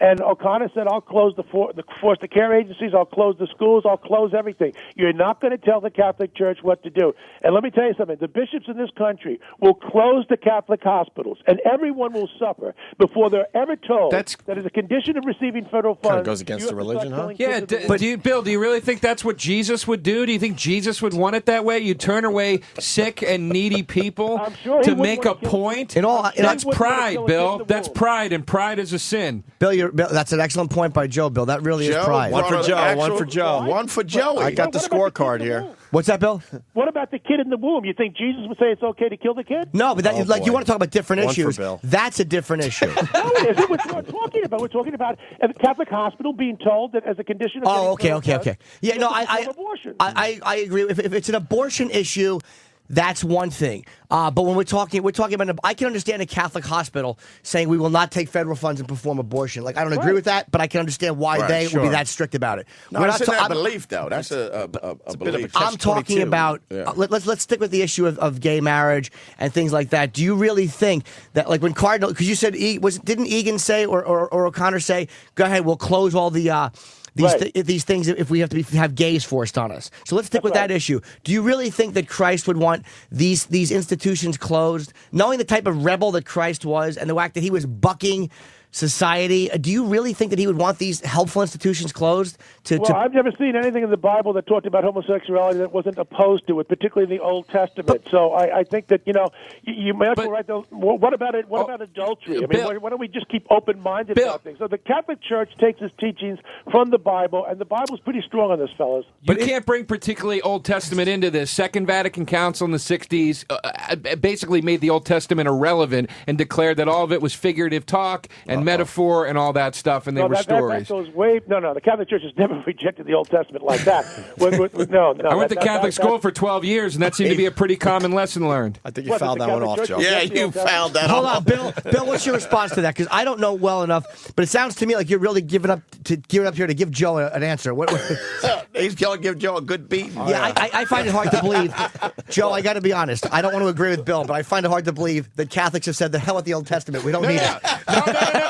No. Let me clarify. How long have you been you went to Catholic school for? How long? My whole life. Your whole life. My father's now, how in the long clergy. have you been dealing with Catholic school? Catholic. Hold on a second. If I did not phrase that as eloquently as I should have, then I apologize. I'm not saying the Catholic is. I don't mean to say the Catholic Church has disregarded the Old Testament. What I'm saying though is it was taught to us frequently throughout Catholic school, mainly in high school, that Adam and Eve, for example, the story of Noah's Ark, all these things in the Old Testament, these tall tales, these bullshit. No, they said basically, look, these were things that were embellished to describe the act of God. They are not taken as literal by the Catholic Church any longer. Fundamentalists take them as literal. Okay, so you can't bring the Old Testament, and that's a point that Jim was making about changing with the times. There was a time when the entire Catholic Church believed that even the Old Testament was literal, and then when that started to be thought as insane by the majority of the public, then all of a sudden, you know what, guys? That part's not literal. That part's figurative. The New Testament is literal, though. From the Catholic Church rejecting the Old Testament, which you've now agreed that was never the case, to the Catholic Church looking at it in a literary, metaphorical sense, which of course has always been the case. We are not the fundamentalists in the Catholic Church. We've always looked at it in a poetic stance and to look at the whole ideas behind it, and that's why you have these constant interpretations. But where you'll never see, forget the Old Testament if you want, you'll never see anything in the New Testament which would ever give countenance to anything outside of marriage being between a man and a woman. It's simply not there. You can't even read it between the lines. But don't forget, Bill, also back then, when you're talking 2,000 years ago, when Greeks did plays, they would have men play the women. And talk about the Bible, because I said to you, what do you think Christ would do? And again, not with the abortion issue, because I think he'd probably give you the nod on that one. But when it comes to just closing helpful institutions to keep gays out, I mean, don't forget the Bible. I mean, you would know much better than I. How many years after after Christ's death did they vote on the most popular church stories and make them into what we know as the Bible? Like, there were plenty of teachings and readings and things that were written by Christ and spoken by Christ that were not included in the Bible. Yeah, someone had to edit that stuff. You're right. I mean, it's basically oral history starting about 60 years after Christ's death, and it continued on then, for a number of years, obviously after that, and you get the Council of Nicaea in the 4th century and the like. So it's been an oral history, and that's why some of the accounts, most of the accounts jive pretty well. But I can't tell an accurate story from a year ago. That's Bill. With all due respect, and I have family that are clergy. Sincerely, I don't practice anymore. But with all due respect, do you really think logically that something that started orally 60 years after the death of Christ and wasn't even documented for God knows how long after that could not have been tampered with, could not have been... no, because you had eyewitnesses as well, and then everybody would have to be lying for... I mean, you're talking about a conspiracy so wild that even Oliver Stone wouldn't No, believe it. Bill, not lying. No, not lying, Bill. No. Like, people, like you say, there were these, like you say, certain things you look at as interpretive and poetic, and people retelling the stories of Jesus, or again, especially 60 years after, a lot of them were probably second generation by that point. By 60 years after Christ's death, if he died when he was 33, his friends were probably 33, that would make a lot of them 90s. Back then, people really didn't live that long, so you're probably dealing with a second generation telling by then. Isn't it possible that a lot of what they said was interpretive and poetic without the motive of lying or being deceitful, but just of kind of getting their point across as well? And everyone likes to pump up a story a little bit. Just a little bit. There's no question that there's ongoing interpretations of the New Testament, but there are even people in the Jesus Seminar who are wackos. Even they agree there are certain fundamentals which cannot be disputed. And you have people who rejected the idea of Christ being the Son of God, who certainly understood his humanity, that he existed, and whatnot. So, I mean, it gets extremely complicated, but I think we're getting off the subject here. I see nothing that Jesus has ever taught that would ever confirm the idea that marriage could be something other than what it's supposed to be, which is namely between a man and a woman. But just the idea, like, when you look at a guy like Christ, I mean, A guy like Christ? Yeah, I'm saying that because he came as a man. And when you look at the way he was, the way he looked differently than the people of the time, I mean, if you want to believe again, people think he was this way, people think he had long hair. Washing a leper's feet, like that went against the grain of the way society looked at lepers. That people looked at lepers like they were these disgusting things that should be cast out. And he knelt and he cleaned somebody's feet. What did he do with the leper? I don't know these stories. You would know. There's a huge difference between tending to the dispossessed, the needy, and the forgotten, and the human trash that we've done in our society, and the way we've treated blacks and others. And I mean, there's no question that is sinful. But again, I think it's a hell of a leap to go from trying to care for the leper and saying that Tom and Dick can get married. It sounds like a big leap, but when you look at the way society at that time viewed the leper, and you look at the way society views homosexual, it comes from the way society is looking at things. And we look at lepers now as like, wow, they're human beings. They should be treated with respect. They should be treated medically. Back then, they didn't, and Christ was bucking the system. And he would say, I'm going to treat this person beautifully and differently than you all will, and you are all wrong for not treating him well. Treating an individual is one thing. For example, we don't throw homosexuals out of windows as they do in Muslim countries and things of that nature. Right. But what we do say is that while everyone's entitled to equal respect, we don't think that we should make marriage between a man and woman an alternative lifestyle. That's why we don't give the same benefits to a guy and a gal who cohabit. In other words, what used to be called shacking up. But they don't get the same benefits. According to what you're saying, we're leaving them out too. They're another victim in our society. More people have been excluded. You know what? The hell with them. If they don't want to get married, they should get nothing. But Bill, isn't like you just said? I just lost my point as you were speaking. I looked up at the television and my mind just shut down. I had something to say. My hand is actually in the air. I'm gonna tell you, and my brain just said nothing is coming out. Let's go to Keith for a second. Yeah. Well, I'm gonna just say this right now. My brother, who's a bishop, would really give Joe a good beating on all his horseshit that he's been saying. Yeah. Joe made a couple of good points on that. He did halfway good. I gotta say, he did halfway good. But my brother has he's very extensive in his knowledge about the church. Yeah, my dad's a deacon. What's your point? A deacon. Shut up. I won't shut up. You know what a deacon is? Yeah, it's a step below it's a priest. Street sweeper. It's a step below a priest. Stupid. Well, no, that's in different churches. My dad doesn't completely agree with my stance. Obviously, he's a deacon in the Catholic Church. He has his own beliefs. I'm an atheist. Well, so you're an atheist. So we have completely separate beliefs. But the point is, dude, this is what kills me. And I'm not trying to take a dig at you, Keith, but it's the God's honest truth. I want you to take a dig at me. It's like.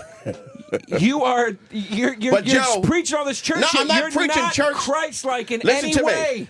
Joe, I understand you wanting two women to be married. You're shaped like a woman. You got tits. You look like a lesbian. that really made Bill happy. Yeah, I heard the laugh. Right? Bill enjoyed that one a lot. But I'm saying, no. I see what you're saying, but I just think that everybody you got mixed up from what we were originally saying. It's about the kids. And it's about the kids, a mother and a father. We want 1,000. We want way over that. So and nobody stayed on that. Does that mean nobody? I'm sorry to interrupt you, Joseph. I got to say this one thing, and I called you Joseph. You talk about it's about the kids, and Bill acknowledges the barbaric way the church, for a long time, handled the scandals with the kids, and they do handle it a lot better now.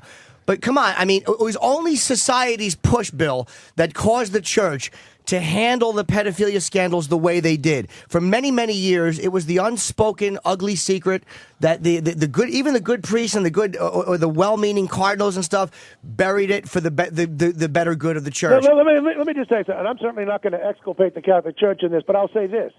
For many, many years, every institution, from the public schools to the Boy Scouts to the whatever group you want to talk about that dealt with kids, every group was told by the psychologist that we can fix these men and we'll give them some therapy and rehabilitation and then we'll put them back into the field, so to speak.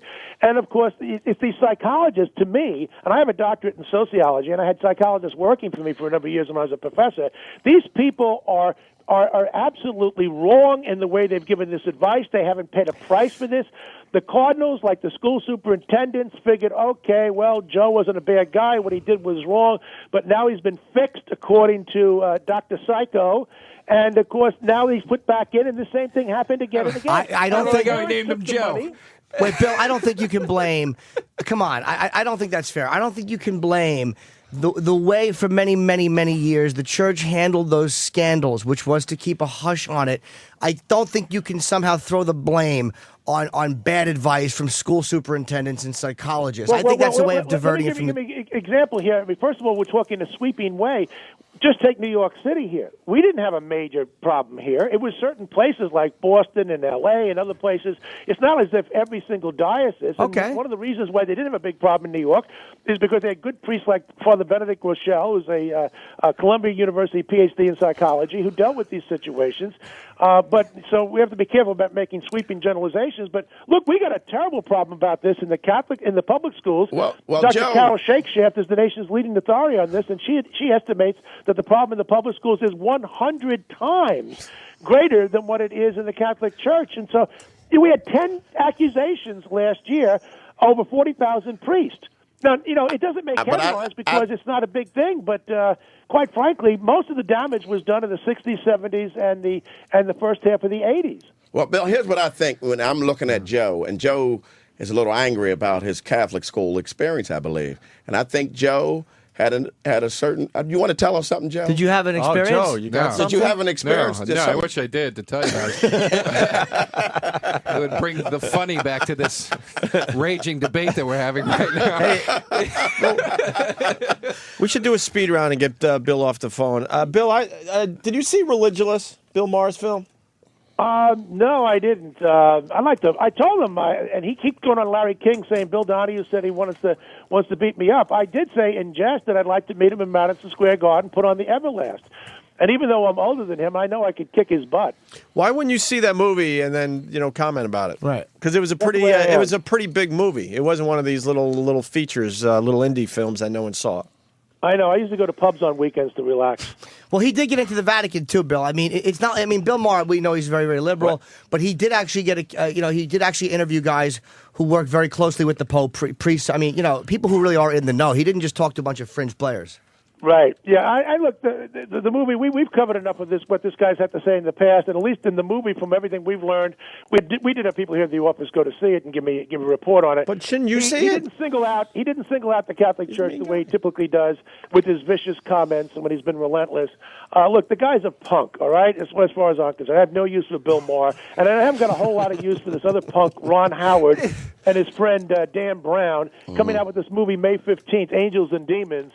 What a bunch of crap this is. What is it? I've not heard of it. It's the sequel to Da Vinci Code. Yeah. It's the sequel. Yeah. What about this punk Joe DeRosa? What do you think Wait, about hold him? on. I want to hear about the new Ron Howard film. Yes. Bill was on a rant there. Go ahead, Bill. Yeah. They're saying there's this group, the Illuminati, which existed in the 1600s, and they persecuted. They were angry that Galileo was persecuted by the Catholic Church, and so they're seeking revenge. They're alive today, and they're going to blow up the Vatican. Of course, Robert Langdon, the Harvard professor played by Tom Hanks, he's going to come to the rescue of the Vatican and whatnot. Let me tell you something first. First of all, Galileo was never persecuted by the Catholic Church. I can talk about that if you want. The Illuminati didn't exist in the 1600s, folks. It was founded in Bavaria on May the 1st of 1776, and it folded in 1787. So why is Dan Brown conjuring up this crazy Bill. to go after the Catholic Church on science? Bill, it's a work. There's a word called fiction. It's a work of fiction. It's a Why fictitious does he say it's an historical book. fact? If You know go what on else, Dan Brown's Bill? Website, You know what else he says didn't it's an happen? historical fact. The Tarantino movie coming out, The Inglourious Bastards. That didn't happen. Where Brad Pitt didn't rally together 6 soldiers to go kill Nazis mercilessly during war. It's a story that takes place in a historical context, but it's a work of fiction. Dan Brown has never claimed that any of that work to be true. In fact, he's come out. He has. That's what. That's not true. He's come out openly and said to these accusations that it's a work of fiction. I don't understand what everybody's upset about. Bill, right what did now. he say? Bill saying. What did he say on his website, Bill? Look at the first page of the Da Vinci Code before you even get into the story. He lists 3 facts, all of which are demonstrably false. And in Angels and Demons, if you go on to Dan Brown's own website, it'll say it's an historical fact that the Illuminati were formed in 1600. I mean, the guy plays both sides of the street. There's another a guy like Oliver Stone, and it's half fact, it's half fiction. And let me tell you something, CBS doesn't show the reruns of Amos and Andy. That was fiction. But African Americans take great umbrage at being stereotyped like that, and that's why they don't show it, because they don't want to offend African Americans. And they're not going to make a movie out of the Protocols of the Elders of Zion, which is an anti-Semitic screed in the late 19th century, because it'll affect Jews. When it comes to Catholics, we can make it up. We can invent dirty laundry. We can do what we want. It's the same old crap. I've seen it time and time again. It's only one group you can dump on with impunity, and that's Catholics, and I'm fed up with it. All right, Bill. Well, we're going to wrap it up, but you're always a compelling guest. No kidding. We're working on you. It's going to take a while. We're trying to bring you around. It's going to work in progress. We should do a drinking show with Bill Donahue. I want to bring Bill in studio. In studio. Bill, would you ever come in studio and talk about everything but religion with us? I would love to see your take on other shit. Well, I mean, listen, I'm a regular guy. I'm a Yankee fan, although I'm very dispirited this year because these guys have become such rip-off artists and whatnot. But no, they're and I have a new book coming out, by the way. You guys, Opie and Anthony, are mentioned very briefly. It's a book called Secular Sabotage. I've never mentioned this, by the way, before on radio or TV. How liberals are destroying religion and culture in America. Wow. Whoa, that's strong. That looks like a good read. All right, well, you got to come in one time. I was told, because I'm one of those guys, Anthony's not here, by the way. You've been talking to Opie, Keith Robinson, I'm Jim Norton, and Joe DeRosa. A little Opie, but mostly Joe and Jimmy for the last hour and a half. Jesus. But I happen to take photos with people. I like doing it. And they said that the Archbishop... I wouldn't be able to take a photo with him today because they didn't want to overwhelm him on his first day. I don't think that was coming from him, obviously. He was busy. So I accept that. But I'd like you to throw the word out. Well, I got a picture of the Archbishop that I'm going to be tweeting in about 2 minutes here, Bill Donahue. To the photo. And I'm actually in the photo, too, because you can see my reflection in the glass as he's well protected. So I technically got a photo with the guy. Jimmy. Well, he's a good man. He's got Opie a great Radio sense of humor, on and Twitter. I think he's a great fit for New York. I really do. All right. Well, we would Bill. love to have him in, and thanks, Bill, for coming on. It's always a fun debate. Thank you, guys. Take care. All right. Bye-bye. Guy knows his facts. Yeah, I mean, look, gonna hit you with- Joe was going at him Joe a little makes bit. some I very gotta good give points. Joe, you good job, Joe. That's the funny part is I'm going to tell my dad I met that guy, and he'll probably be like, "Oh, really? What was that like?" We screamed at each other for 20 minutes. Joe wasn't half bad. He was worked up. He got so worked up he took his glasses off. I love that. Joe Yeah. was good. And then he was rubbing his ball bag for a while. You saw that too, right, Danny? I started Joe's doing having a problem with his ball bag today. What's wrong? I don't know. It's riding up in these button fly jeans. Because he don't have dick separation. That means he has a small penis. Your dick usually takes it and knocks everything loose. I can't argue it. I got a tiny dick. You need the big dick to give yourself a scene. Yeah, there. you gotta. I got so. After the church, now we're talking. Now we can talk. We got someone on the line. We haven't heard from in a long time. Before we go to break, I don't want to lose him. Bill Donahue. Andrew. Anyone? Good morning. Oh, Andrew from Brooklyn, right? You're big on NASA, right? No, it's not about NASA this time. No, it's not about NASA. Well, what's it about? 'Cause we were talking recently It's about the issue, the gay marriage issue. Bill Donahue is absolutely right about this issue about gay marriage because, the state of California, most people in that state do not like gay marriage. Several years back, I think it was 2000, they voted against gay marriage. They did not. There was proposition on the ballot where they voted completely against gay marriage. Official endeavor. Okay, sorry. No, that's okay because you're right. They did vote against gay marriage, and it's funny you call, Andrew, because we were discussing during the break. It's very ironic that you called during this gay marriage issue because we were talking about how a few years ago. We saw that was it the Challenger come back in and blow up? What was it that just blew up a couple years ago? The Challenger, right? No, it's a different shuttle. No, it's not about the shuttle. Forget about it. No, I know, but I want to know because we were just talking about it. It was Columbia. That's what's the one that's active now? Discovery, Atlantis, and Endeavor. That's it. Oh, okay. And now back to the issue. Okay. And then last year, there was a bunch of people went over to the California Supreme Court and then said, well, we want gay marriage. And then these 4 justices on the California Supreme Court forced that down the state of California's throats. There was no voting. There was nobody in California. The state of California had to say. It was just 4 stupid-ass justices. So you basically, the 4 justices, they did actually do that. I mean, I can't even argue that. But do you think, let me ask you, does this have anything to do, like, how are you feeling? I want to talk about NASA for a few, did you call in to talk about NASA? No, it's not about NASA, it's about gay marriage. I came here to talk about this issue. And then in November, they put Proposition 8 on the ballot. And this proposition would put an end to gay marriage. The vast majority of the state voted for Proposition 8. And these are not just conservatives. These are people that vote for Obama. Liberals, too. These are people that vote for Obama. And then they was like, and then they said, all these gay groups, they're like, they violated our civil rights. They took away our rights to be married.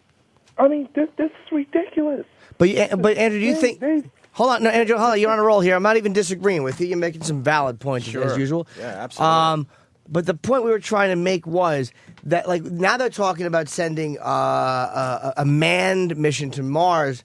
Which, I mean, do you foresee that as being a smart move for NASA, or is that something that's going to fail miserably? Well, wherever they want to go through is it's their choice. Is that what you basically did you call in to discuss that? No, I'm not here to call for that. I'm here to talk about this issue that you all are talking about. Okay, we were discussing that with Bill Donahue. Sometime, whenever you call, 'cause we were discussing space. Do you want to talk a little bit about the Challenger? Because we were going over. I had watched a frame by frame thing with NASA, where they actually go over every Let single... me interrupt. Andrew, he's a little confused. Why are you calling the show? Yeah, not that we don't want you to. We like you. Yeah, Jimmy just came into the studio. And moral issues. That is what I called for. For what? Now, back to what I was saying. Jimmy. What were you talking about? The issue of gay marriage. That's the one I'm sticking with. Oh, okay. All right, so gay marriage and, all right. We could talk about that for a few minutes. We were on that, but when we saw your name on the screen, we thought you had called in to talk a little bit about you're the Challenger. Yeah, you're an expert on the space shuttle, so that's where Jimmy's a little confused. But Andrew's not calling for that today. He's calling for something else. Okay, Andrew? Yes, now back to what I was saying. Well, you don't want to talk about the Challenger at all? Huh? You're not here to talk about the Challenger or the Endeavor? No, I'm definitely not here to talk about anything space or anything else. I'm just talking about the issue of gay marriage and moral issues. I'm against the what Endeavor. I was saying about Proposition 8. So the state of California voted for Proposition 8, and they supported overwhelmingly. And then all these gay activists were like, oh, they stole our rights. Wait, who said they stole our rights? The gay activists. Okay. And then there were so many protests. They went after the Mormon church. Now, obviously, I'm not a Mormon. I'm not a Mormon, definitely. What religion are you? What religion are you, Andrew? We don't know much about you. Christian. Oh, okay. Christian. Religion. Do you need a tissue? No, I'm fine. And then they just ripped them. They were smearing Mormons. And then there were several gay activists who were on the internet, friending Mormon churches, wanting to do this and that. And then there were some of these protests where they went after black voters. Well, Andrew, you're not wrong though. Hold on, you're not wrong because gay activists. When you looked at the gay activists, really did kind of target the Mormon Church. Do you feel that the gay activists were very, very aggressive? Yes, they were aggressive. They were just ripping. They were friending them on the internet, and then they kept attacking black voters for supporting it, saying how how gay marriage is a civil rights issue. Are you black? Since when gay marriage is a civil rights issue? So yeah, no. Keith is asking if you're a black man, Andrew. Yes, I'm a black man. Of course, I'm a black man. We don't know anything about you, Andrew. You say that, of course, we don't know. I hate to say it. I had you nailed as an Asian. I thought you were more. I swear to God, I thought you were more Arabic. I had no idea you were black. Arabic. I didn't know. I thought he was like an Egyptian guy. I thought he was Puerto Rican. Yeah. So you're a black man. Sounds Irish. How old a fellow are you, Andrew?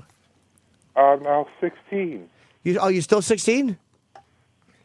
I'll Trapped be with a 16 55-year-old voice. months. You'll be 16 for what? You'll be what? 16 for a couple more months. Oh, your birthday's coming up. Happy birthday. What are you going to do on your birthday? Go to I school. don't know. What's that? I have no idea for now, but now back to my point. What was your point? What are you talking about? Wait, what do you mean point? Weren't we talking about something else? You called in to talk about what? His girlfriend. Gay marriage. You all talking about gay marriage. Wait, gay marriage, it's a... Yeah. It's a... Some problem. What was it you wanted to discuss? Yeah. It was about gay marriage and gay marriage law. I'm being serious. I want to get into this conversation. Well, so you're for gay marriage, which is... I'm against it. You're not against it, right? No, it's good that you're not against it, because I wasn't either. I'm against it. Yeah. What's that? He's not I'm against it. against He's not gay against marriage. it. Oh, you're not against it. No. All right, He's cool, for man. gay marriage. Against it. Because the last guy that called in was really... Yeah, Bill Donahue was very, very against gay marriage, and we were trying to I'm get... against it, too. It's good to know you have an open mind and you're not against it. Yeah, he's with No, us I'm on that. against That's good. it. I appreciate it, too, because I felt like I was the only one that supported it. No, and I'm glad I was with somebody you else- too, man. Yeah. But I'm he is, against too, no. I it. mean, as a caller, I'm glad Oh, that there's yeah. another Yeah. caller that supports gay Yeah. marriage. I'm against it. So you're against... You're wait, against Donahue. He's against what Donahue Oh, said. you're against Donahue? Yeah. Yeah. Because No, I'm against I don't gay blame you. marriage. Yeah. So you called in about gay marriage? Yes, I'm against that. I'm against gay marriage. Well, now I agree with Donahue. Do you now think... you're a 17-year-old guy. You're a young guy to have very conservative views. Well, I have a few conservative views. How do you feel about what's happening with the space station and how they're doing all that stuff? Oh, that's a good question. Great question. That's for another time. You didn't call about that? What do you want... Another time. What? What do you want to talk Can we about? just stick on topic? Come on, y'all. Can we just stick on topic? Okay, what'd you call it and talk about? The issue of gay marriage. What you all talking about, Bill Donahue? The Catholic League guy? All right, very good. All right, Andrew. We miss you. You should call in more. We always do like when you call in. You make great points on this radio show. When are you going to come in and see us? We'd love to meet you. Yeah. I wish I had the chance to see y'all while you still had the old studio. Well, we're down the street. We're not far away, buddy. Yeah, we could get you up here. It's safe up here. It's a safe place. You need a tissue? No, I'm fine. Okay, I'll call y'all guys later. Happy 40th. Do you want to give us a number we can call you at? No thanks. See y'all later. All right, Andrew. Andrew, the great Andrew. We haven't heard from him in a while. But he said he's 15 or 16. Isn't that amazing? Tissue. Hey, we're going to take a break. We're going to play an old Andrew phone call for everybody. The plugs, we'll be back, obviously, but we got Keith Robinson at the Stress Factory Thursday, Friday, and Saturday night. Help out Keith Robinson and, of course, Vinny. And we got Joe DeRosa at Comics tonight. COMIXNY.com for comics. All I have to plug is Down and Dirty is on DVD in stores now. So you can go to the store and buy that if you want or steal it. All right. And if you want my picture of Joe DeRosa looking very natural, it's now up on my Twitter, Opie Radio. And the Archbishop picture will be up there in a few minutes. And I posted a picture of shitty, cranky Keith. Yeah. Fucking surly. I don't know what kind of picture to post to Keith yet. I'm still trying to figure There's that only out. one picture. Fucking either a dumb smile or surly. He has two emotions. What do you want to give me today, Keith? Dumb smile or surly? Jesus. Surly. What a fucking cranky douchebag. The picture I got of him, he's just fucking... What a mug. Are you ever happy, Keith? Yes, man, I'm very happy. What makes you happy? When white people are unhappy. That's when Keith is happy. Prostitutes and when white people are... We're going to find out what Unhappy, makes you're Keith right. Robinson happy after this Space Shuttle Endeavor phone call. Let's go to Brooklyn. It's Andrew. Andrew, what's up? I have a fun fact, too. Yeah. So the Space Shuttle Endeavor, the Space Shuttle Endeavor, the parts of the Space Shuttle Endeavor was actually built. Wait. The what? Space Shuttle Endeavor. The Special Endeavor. All right, wait. It's hold on. There's something wrong with the phones. Andrew, right? Yes. All right, Andrew from Brooklyn. Yes. Okay, you're on the air. What's up? Space Shuttle Endeavor. That spacecraft was actually built to replace the Challenger, and Something about the Challenger. Huh? Andy. I can't hear What? him. What? You can't hear him either? No, What ship was built to replace it? I said Endeavor was built to replace Challenger. What? What Endeavor? What? Are we talking about? What are we talking about? No, it's fun fact. Oh, fun fact. Okay, so what's your fact fun Thursday? What's All your right. fun fact? It's about Space Shuttle Endeavor was built to replace Challenger, and the parts that were used. The what Endeavor? I didn't hear that. The Space Shuttle. Yeah, okay, but which one, bro? You talking which about one? The first one, and then there's another one. What? Because my. Hold on, I'm getting a thumbs up from Tim. We tweaked it. All right, we got. All right, the phones are working. Go ahead. You're gonna have to start over. Sorry. Start over. Andrew. Sorry, Go Andrew. ahead. This sounds really interesting. The Space Shuttle Endeavor, the shuttle that replaced Challenger Endeavor, was actually built with spare parts from the shuttles Discovery and Atlantis that were left over when they were finished build. From When they what? finished building both. The Atlantis. No, I said Space Shuttle Endeavor. It's spare parts. The parts that were used to build it. Excuse me. Yes. The parts that they used to build the Space Shuttle Endeavor came from. Said it again. Yeah, it came from. It came from Space Shuttles Atlantis and Discovery because they finished building. They finished producing the space. Excuse me. Yes. Yeah, sorry. I'm sorry. I have a bad phone. No, continue. No, your phone's fine, dude. It's a good That phone. phone. That thing was messing up though. So what? I don't understand though. You're saying the spare parts were used from Challenger? No, excuse me. I'm saying Space Shuttle Endeavor. The material that was used to build Space Shuttle Endeavor What about the other space? What's the Challenger? Yeah. So that was built to replace it. Endeavor was built to replace Challenger, and the spare parts, all the parts that are used to make Endeavor came from Discovery and Atlantis because they were finished.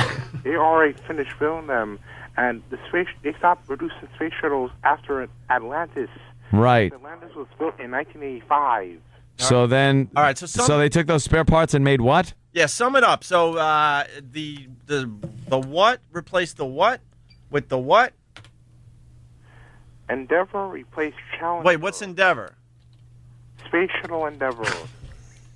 Right. And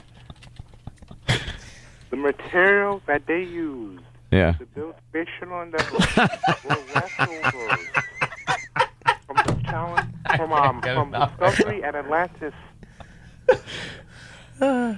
Oh God. Wow. So the space shuttle in what did you say? Endeavor. Endeavor. Endeavor. What is it? Special Endeavor. What is it again? Say, you got to be clear, dude, and say it loud. Yeah. Space Shuttle Endeavor. Right. Okay. All right. Thank you for that. Well, it is Fun Fact Thursday. Mush mouth. we all learned something from Andrew in Brooklyn. Yeah. Thanks. Thanks, Andrew. Normally, I'm a very angry and dejected person, but that put a smile on my face. Thank you. You know, the older I get, the more I realize I hate everybody.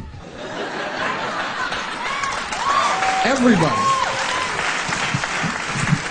Oh, I hate dealing with people. I really do. They're just so miserable to deal with. I got this lady on the phone the other night, okay? I had to book a car to go to the airport. So I call the car service, and I get this lady on the phone, and she's just a miserable piece of of a human being, right? Because I go, hi, I need to book a car, please. And she goes, ugh. When? I said, I don't know. How about like 7:50 tonight, if you don't mind? And she goes, huh, what the hell's that supposed to mean? I didn't know how to answer that question. So I said, you're aware that there's time, right? You know what time is, don't you? One of the times is 8. I'd like my car for 10 minutes prior, please. It's 7:50. Miss. And she goes, oh, I'm sorry. You must have meant to say 1950. Because it's a car depot, and we run on a 24-hour clock. Okay? Do you get it? And I said, oh, jeez, I'm sorry. I did mean to say 1950. And when I said miss, I meant to say whore. Okay? 1950. You miserable whore, pig, piece of I'll have 2 bags, by the way, if you could tell the driver. The Virus. Sirius 197, XM 202. Opie and Anthony mornings, 6 to 11 a.m. Live and uncensored.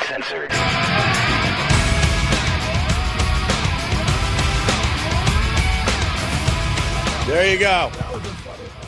A little taste of Joe DeRosa helping us out today. Anthony's at his grandmother's funeral. He'll be back tomorrow. DeRosa's going to be at Comics tonight. COMIXNY.com. Yes. I was trying to swallow food. That's why it took a little while to get back. That's all right. Got to eat in between these breaks. Jimmy's over there. We got Keith Robinson. He's going to be at the Stress Factory tonight. Vinny's Club in New Brunswick, New Jersey. I don't know what mic you're on there, Keith. Am I on the right mic? Keep talking. Yes. Testing 1, 2. Oh, I got it. Yeah. Here I am. Good. It's my DJ voice. I like that DJ voice. We were just talking about Keith Robinson. Yeah. And I was saying it to his face, even though he was in the room. You never know where he's coming from. Like you do. Find the shittiest place, and that's where Keith is coming from. Yes. Sometimes you feel like he's with you, but any second he can just punch you in the face. He's very confusing to figure out.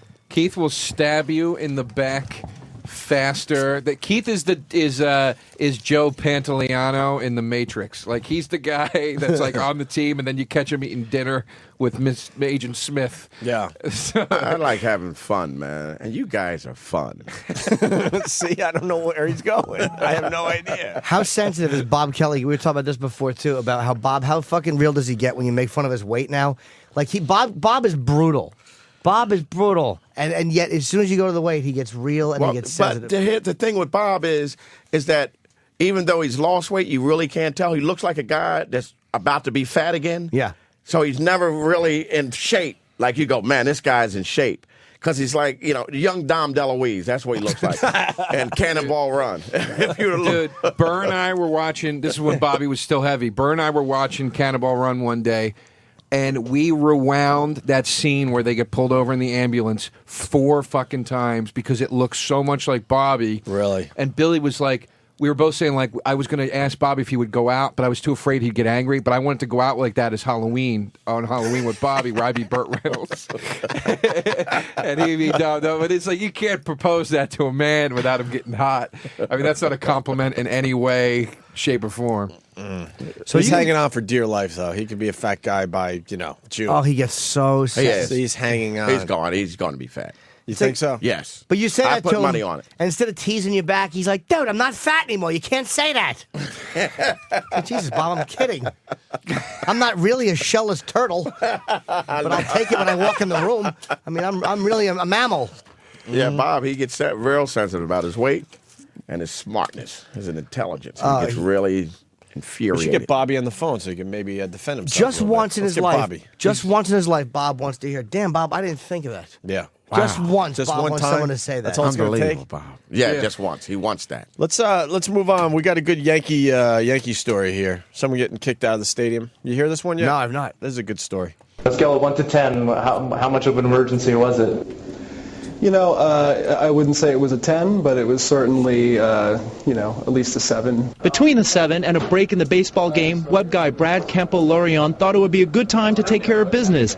Only he says he got the foul business end of 2 NYPD officers who ejected him from Yankee Stadium. I had my arms twisted behind my back. His indiscretion, he says, was to try to take his pee break during the playing of God Bless America. As they threw me out of the gate, they told me to get out of their country if I didn't like it.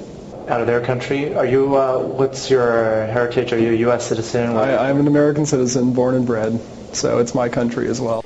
So basically, the guy got kicked out of Yankee Stadium for getting up to pee during America the Beautiful. You know what? You can't throw a guy out for that. Of course not. Fucking stupid. Of course not. Let him go piss. Well, I thought he was doing it like right there in the seat into a cup. No. He's taking it so seriously. Wouldn't you be laughing? No, he got thrown out of it. It's probably a $400 seat.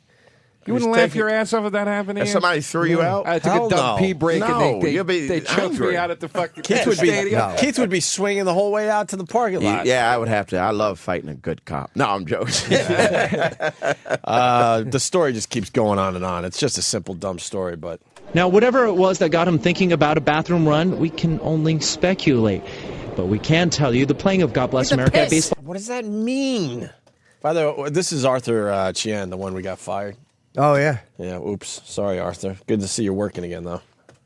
But we can tell you the playing of God Bless America at baseball games began after 9/11 and in some stadiums continues today.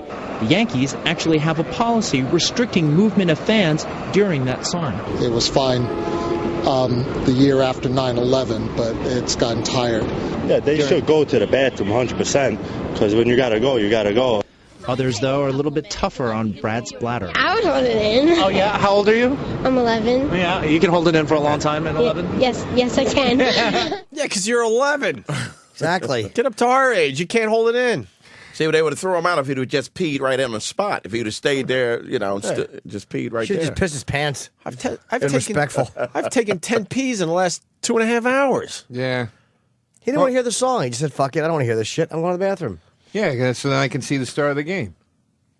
That's Right? the seventh inning. What? God Bless America's in the seventh inning. Yeah. It is? Yeah, I thought that's how they stopped the- opened the game. No, they stopped the whole game now. Joe knows Ever nothing since about 9/11. sports. Yeah, it's national Ever since 9/11, it's a new thing. Oh, yeah, I'm sorry. You're not a guys. sports. Joe's not a sports. We got the guy. NYPD guy with this. The NYPD says Brad was ejected because he was cursing, disorderly, and reeked of alcohol, though he was neither arrested nor issued any summonses. He and his lawyers at the New York Civil Liberties Union have filed a lawsuit designed to stop officers from enforcing a policy on patriotism. The police obviously should be doing the business of enforcing the law.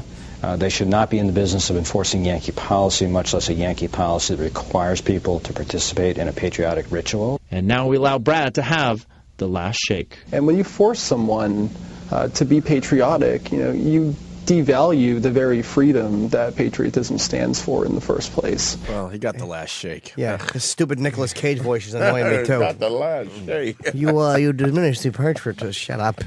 Even though he's right. Even though he's right, I hate him. I should have shot him. Well, you got a couple of the Yankees shooting steroids in the ass. Throwing this poor bum out. Yeah. He'll get another game out of it, though. They'll throw him a game just for PR reasons, just to shut him up. Yeah, they'll probably let him sit down in the little batter's box. Yeah, he'll be able to fucking run around yelling fucking Allah Akbar during the national anthem. We got Bobo on the line. Bobo!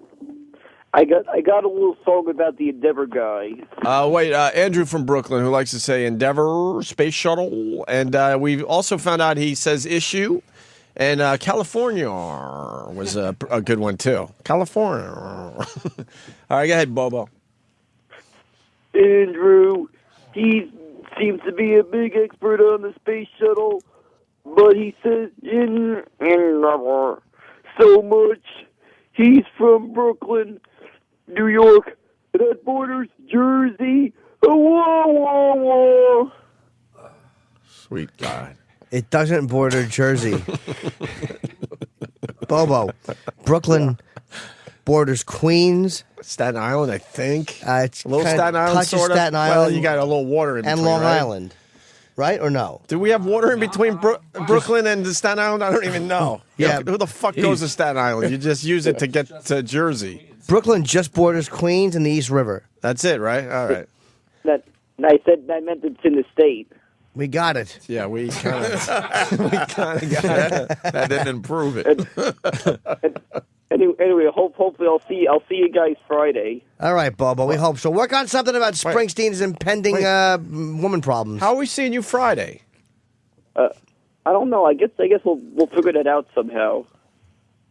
I'll see if I can come in. You really live like a nomad, don't you? We're gonna work it out. Well, we're just starting. We're starting up here at Sirius XM. They're building, and I think by next week we'll start getting some of these regulars back up into the show. All right, Bobo. All right. You have a good day. Punching out. All right. There's nothing creepier than that. What he just said. Yeah. I'll see you Friday. How are we going to see you Friday? We'll figure it out. Exactly. We'll figure it out. The same guy that called Eric Bogosian in fucking News Radio. We're gonna work Talk some radio. things out. News Radio was the Phil Hartman. Oh, with It's okay. Joe Rogan, yeah. Why don't we do the doctor story? We teased this to begin with. The tree growing in somebody's lawn. This is a weird one. This Russian man underwent surgery to remove what doctors thought was a tumor. But what surgeons found left them simply shocked. It's still not clear how this happened. The patient said it's possible he inhaled a tree bud at some point. But this biologist said it's absolutely impossible that a green plant could grow inside a human body from a seed. She noted that certain conditions, light, water, and a certain temperature, are needed for a plant to grow from a seed. The patient, a heavy smoker, had complained of chest pains. He was back at work less than a week after having the small tree removed. The doctor said they intend to file a report on the unusual case. Don't we have enough to worry about? Now we got to worry about like trees growing in our lungs. Jesus Christ! I don't like these stories. I'm so dumb. I'm sitting there going, well, maybe he just swallowed like a piece of a tree, and then I'm like, you can't swallow something into your lung, moron. How big? Can we see the picture? I would love to see that. That is bizarre. It was a redwood. Yeah, did they say how big the? Was it like a little fucking? Can we see a photo of it? You know. What did he smoke? A lot of weed?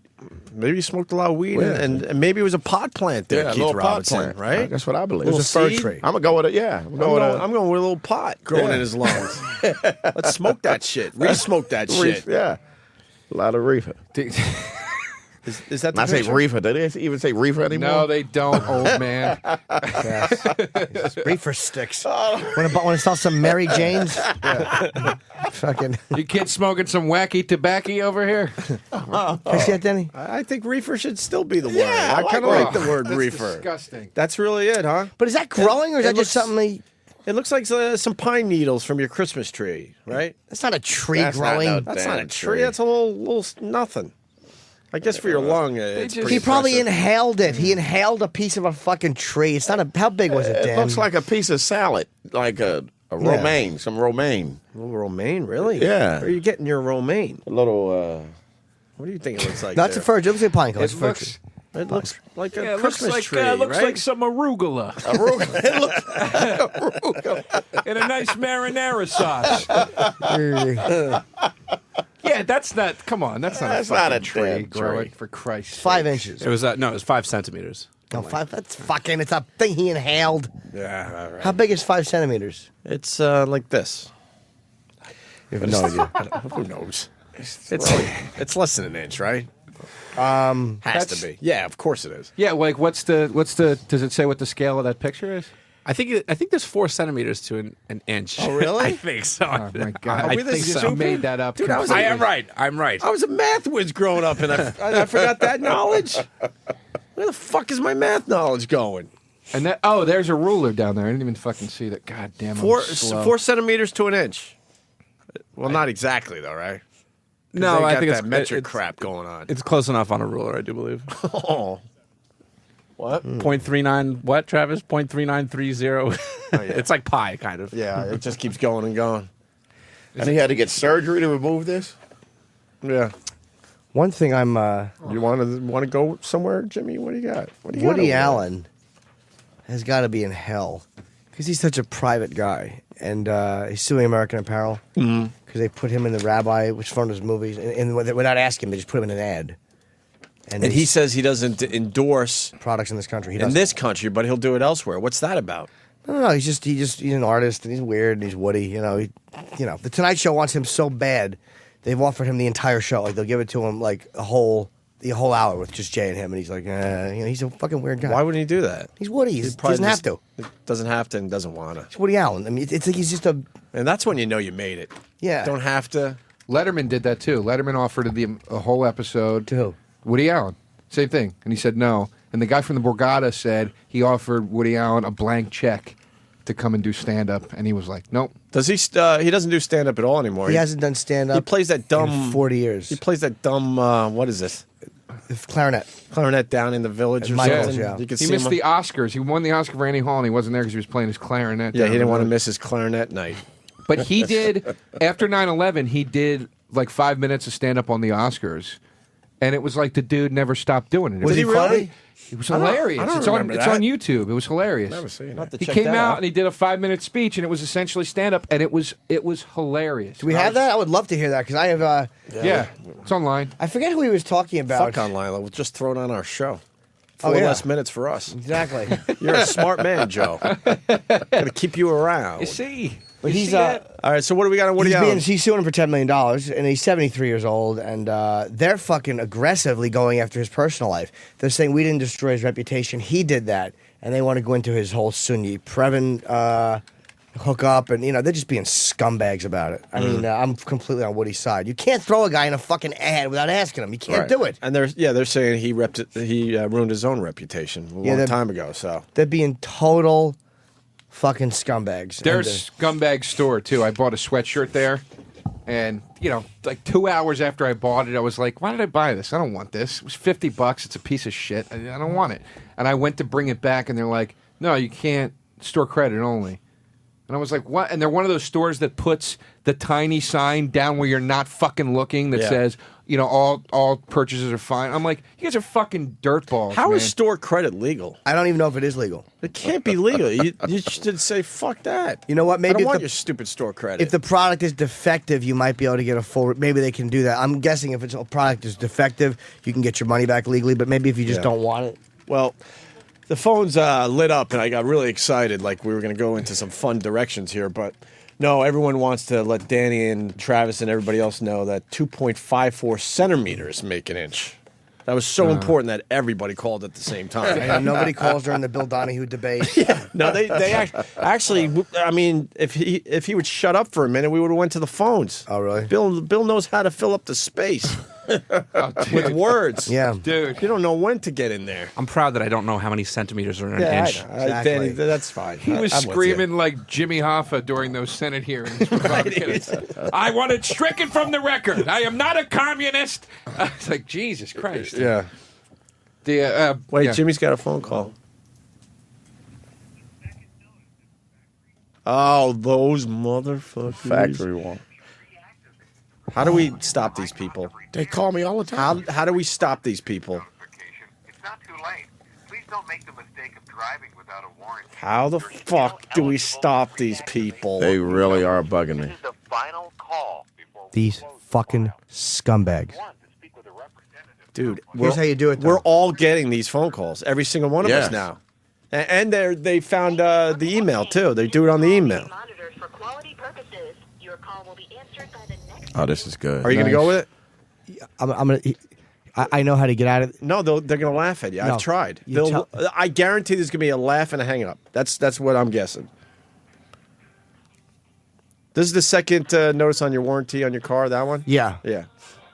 They call me all the time. I want to know what the scam is because I don't have warranties on my cars. These pieces of shit. What? I don't have a car. I guarantee you they got the. I guarantee you they got the information. They probably bought it from the car dealerships. I'm gonna call up GM. I want to know if they sold my information. I don't know what's going on. We're all getting these calls. There's not one person out there, I think, at this point, not getting this exact call. I press 1 and I'm on hold.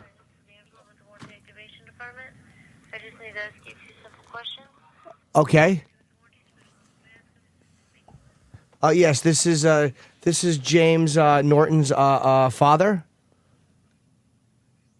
Are you calling for James Norton?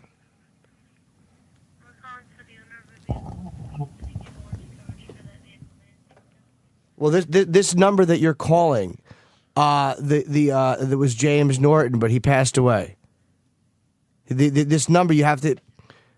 What's that?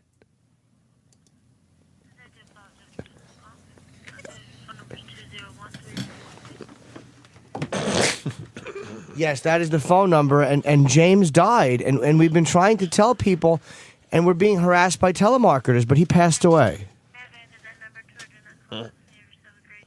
Thank you very much. What did they That's how say? you get rid of them. No fucking way. You're not getting rid No of them. way. We Keep apologize. us updated on that. There's no way that's going to work in the end. This is why. When you What'd say, she say? We'll get rid of that number. we apologize for the call. We'll put down the do not call Did list. you just come up with the No, I didn't solution do to it. this? It was told to me. Oh my God! When you say take me off the list, Right. If you say put me, there's a way to do it. Well, You hold say- on, because that's what we tried at my house. Take us off the list. They put you on another list. The lady laughed openly and then hung up. They put you on another list. They do it simply by phone number. So they have it by phone number. So you have to say, someone told me, just say that you died or the person is dead, and they won't call because they don't take that as a rejection. They take that as, oh, we can't make this sale. So then you really do come off. That's what I've been told. But there's different companies doing this. I get them at my home number. I got woken up yesterday by the one on my home number. These motherfuckers. Who is selling them this information? Because they didn't know my name. They just had the phone number. They're just getting phone numbers. So then it's got to be the cell phone company. Has to be. Nah, but they're saying vehicle warranty. Yeah, I Yeah, apologize. but no. The vehicle warranty is just all. I mean, a ton of bullshit. people are on instant feedback saying, I get the same call. I don't even own a car. So that's just the excuse to get you on the line. Okay. There must be other directions they go with those phone calls. Hold on. I got Chris in Atlanta. Chris, go ahead. Hey, Opie, these people are based out of Smyrna, Georgia. They are our local news did a whole story on them, and I know how to stop them from calling. How? When they call my phone, I told them I gave them their street address, and I told them the first fucker that comes out of that building is going to total fucking ass whooping if they call my phone again. I hadn't heard out of them in 2 months. Probably 2 months, 3 months. I ain't heard nothing out of them. Oh, wow, really? So you basically just threatened them. I told them, I said, hey, I know Keith's exactly. nodding. where He likes that What's one. the name of the what's the name of the company that's making these factory warranty calls? There's different ones though. It's America something. I know. I can look online and get it to Danny.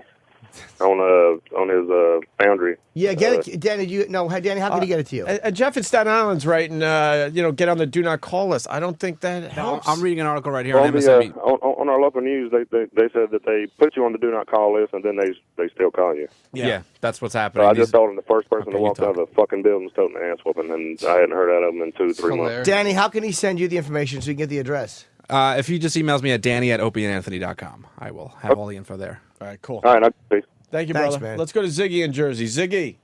Yeah, how you doing, guys? Listen, I tried that donotcall.gov, and that really works. I cut down about 99% of the calls coming to my house on my cell phones. It does really work.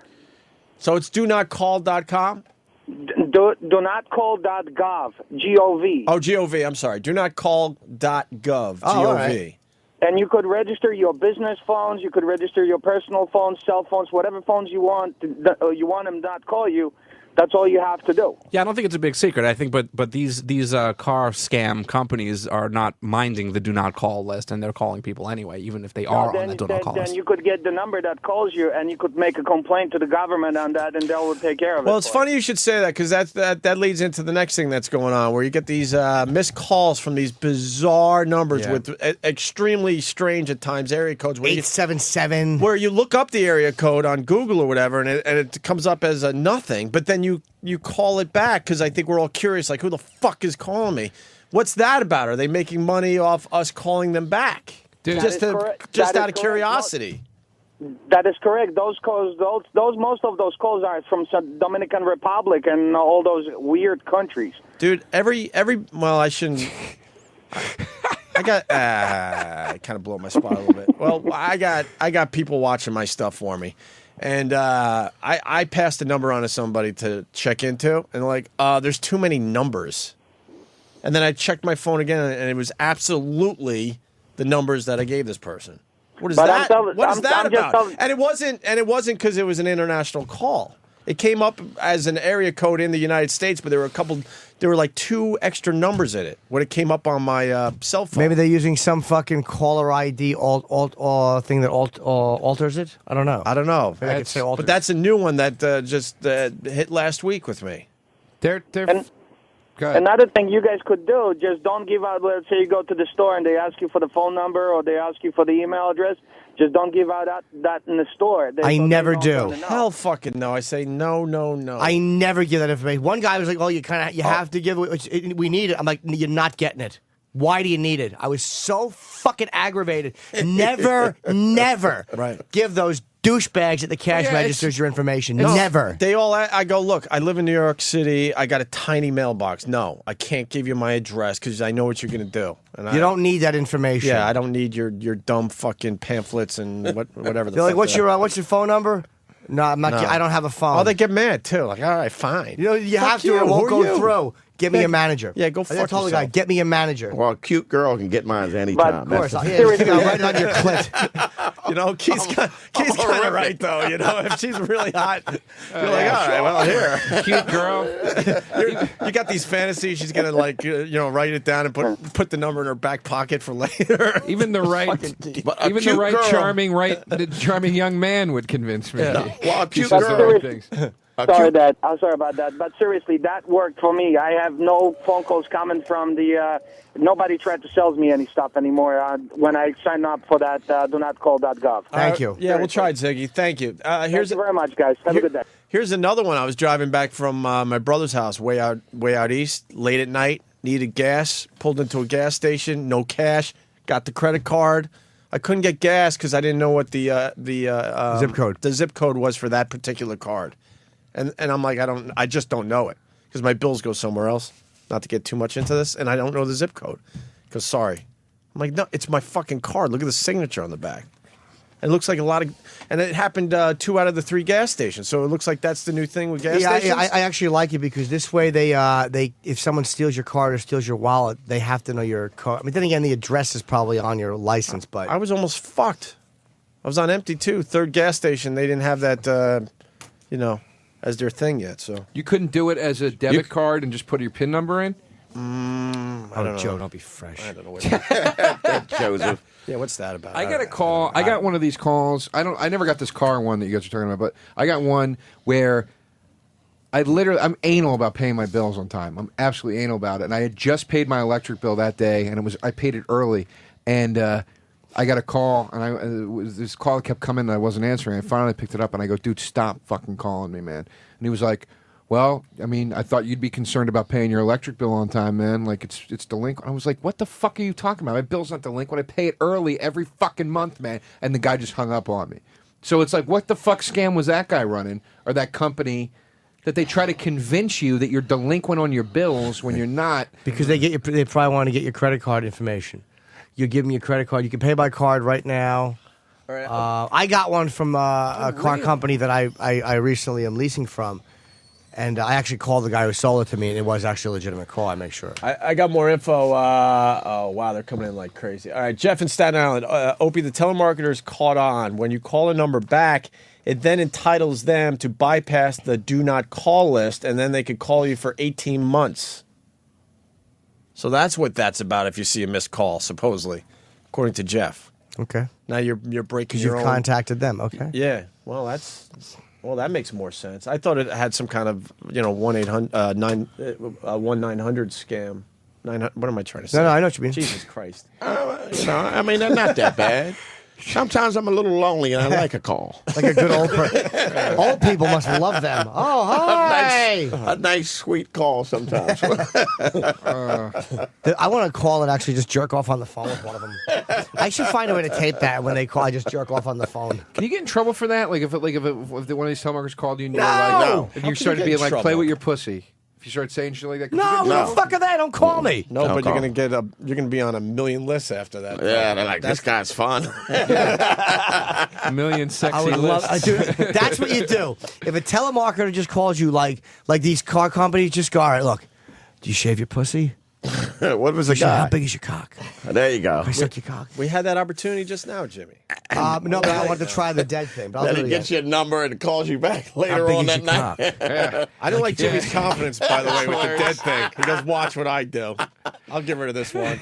Watch tomorrow. I get a call from a funeral service company. You know what? I used to Once they pass your number along to the government, they cancel your Social Security number and all your bank accounts. You remember when it would be weird guys who call the phone booths? You ever hear like people would ring when the phone booth was in? There were people who would just ring the phone booths and they'd talk sex to you.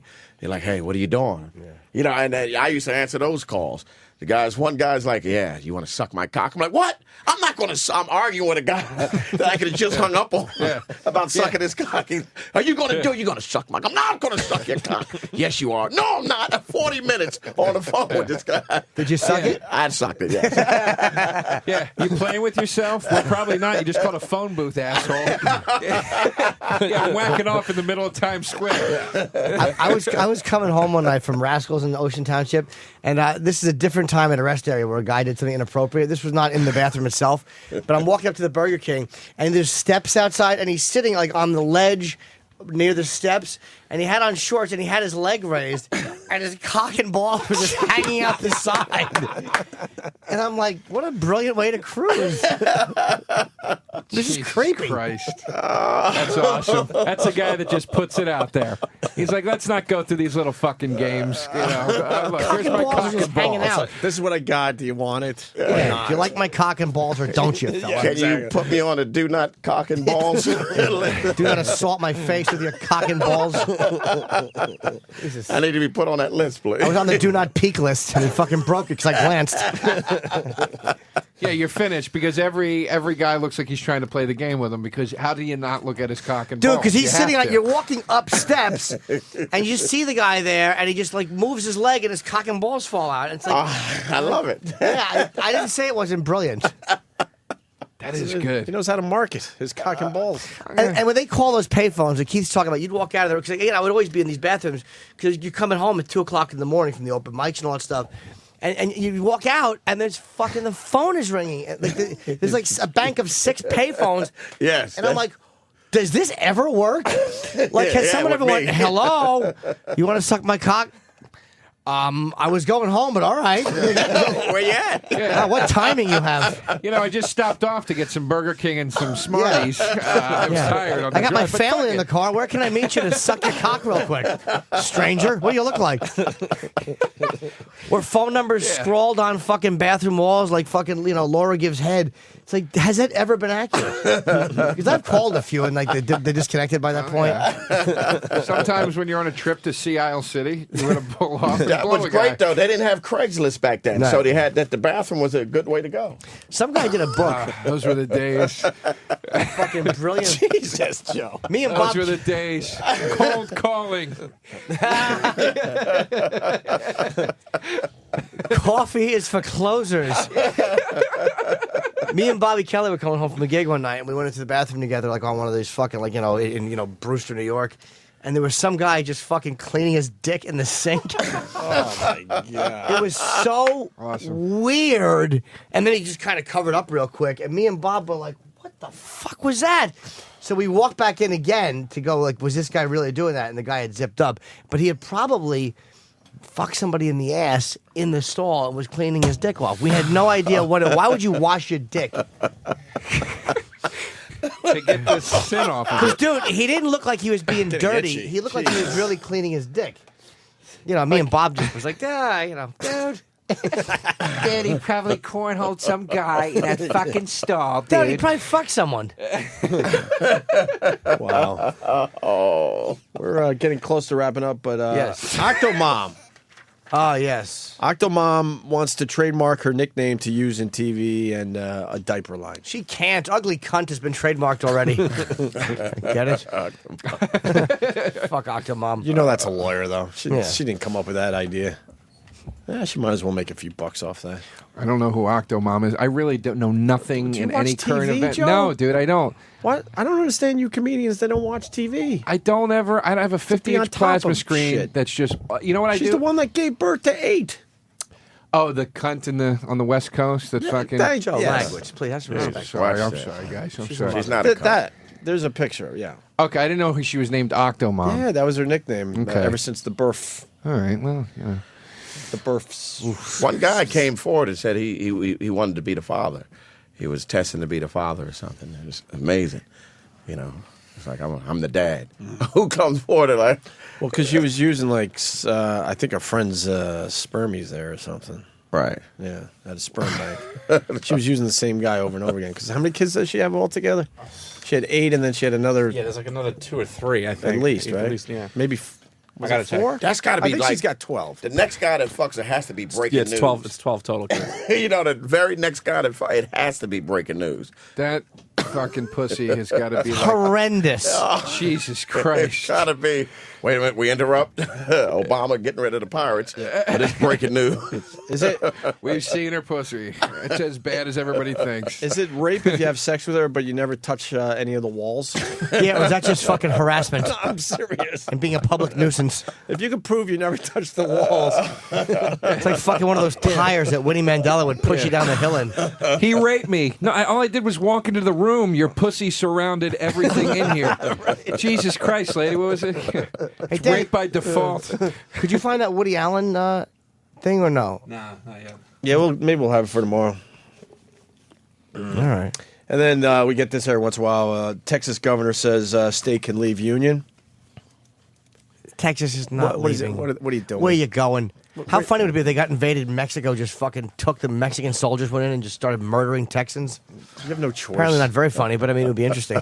You got to continue being part of this horse shit. Yeah. What are you doing? And where are you going? Yeah, exactly. What are you going to do? Be France? How do you get that done, really?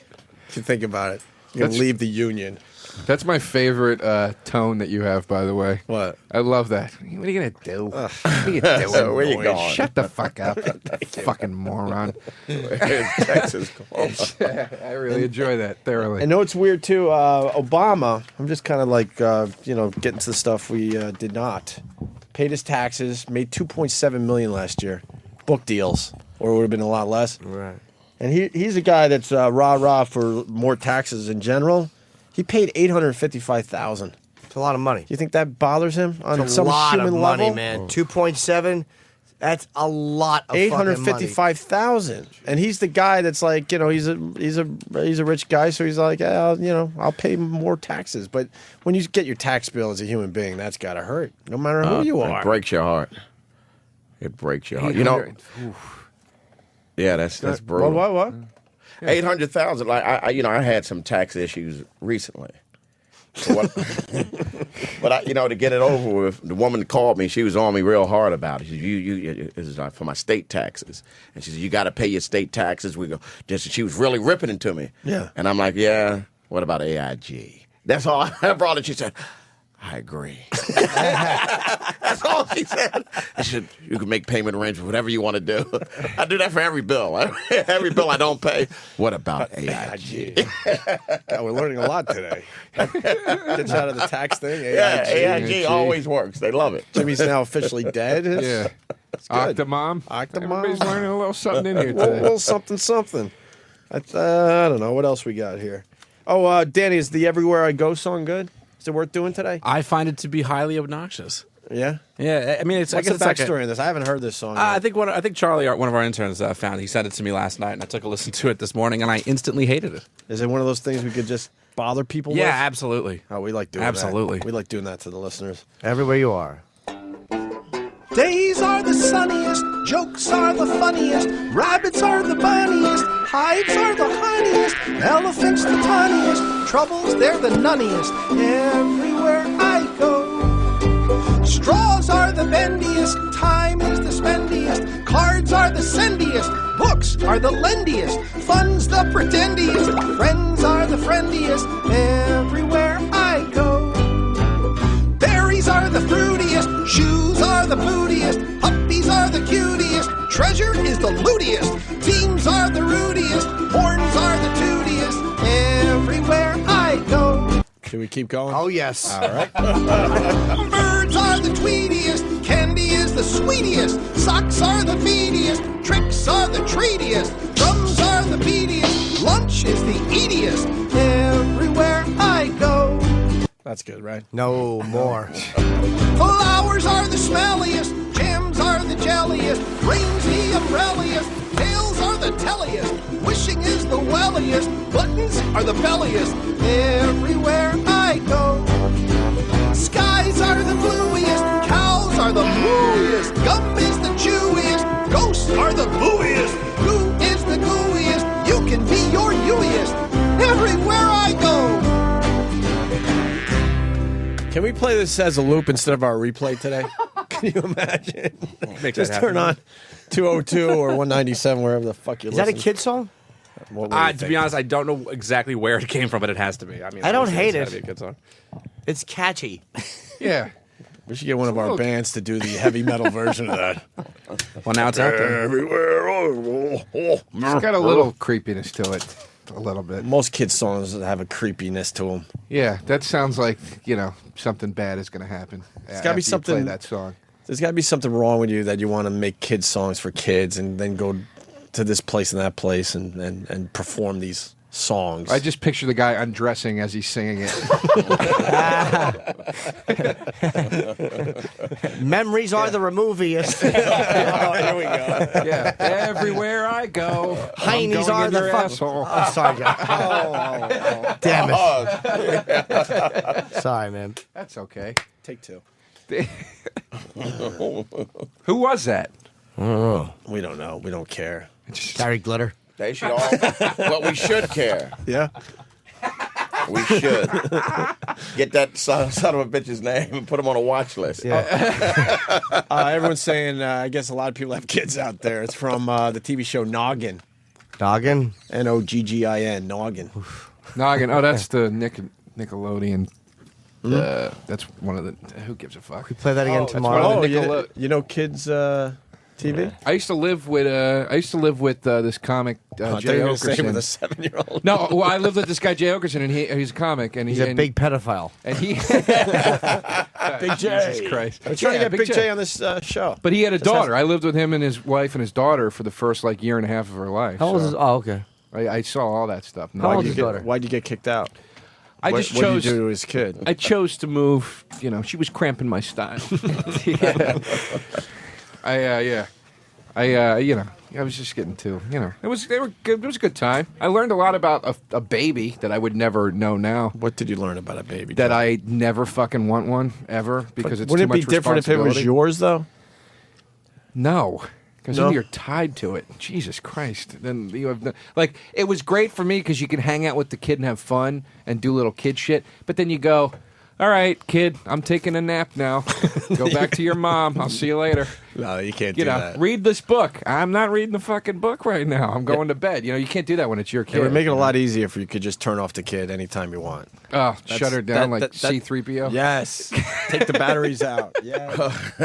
Take the batteries out. Is Jay a good dad? I can't picture him being a doting dad. No, he's a very good dad. He's very, attentive? Yeah, Jay's a very nurturing guy. So, Is he? Yeah, you probably don't see that at the cellar when you're berating him with insults constantly. But, he's got a soft side. I'm a good dad. Are Damn you? good. Yeah, Yeah, I don't doubt it. Make my son do his push-ups. I'll tell you what, you're not a good comic or friend. What person? Maybe a good dad, though. No, that's what my son gave me right here. What do you do? Black and blue mark. He punched me. Recently? Yeah. Why? Why is that ever? Wait, how old's your son now, To Keith? hit 15. I thought he was older than that. No, he's 15 years old. Can you still take him? Yeah, Or is it yeah. getting No, he's hitting harder though, because I give him my arm like punch this boy, and he hit it, and I'm like, ooh. How many more years you think you got on him?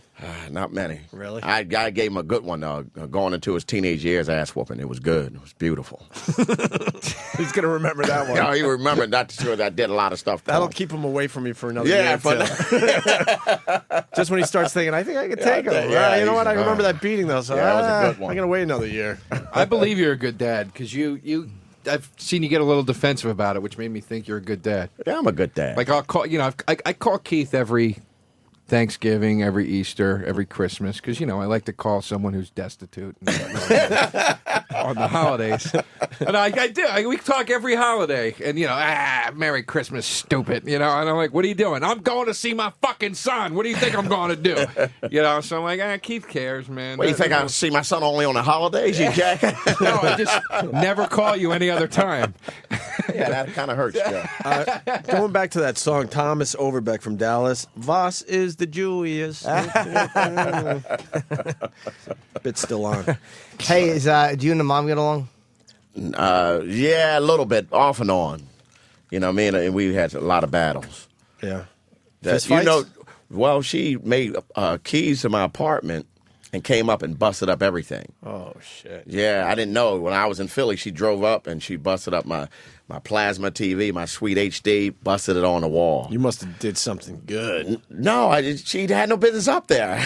You know what I mean? And I had a mini Miss Pac-Man. She smashed it up pretty good. And, it looked like she played it before she smashed it. She wasn't happy with her high score. The score. Right. Like, I'm going to beat his score and really piss him off.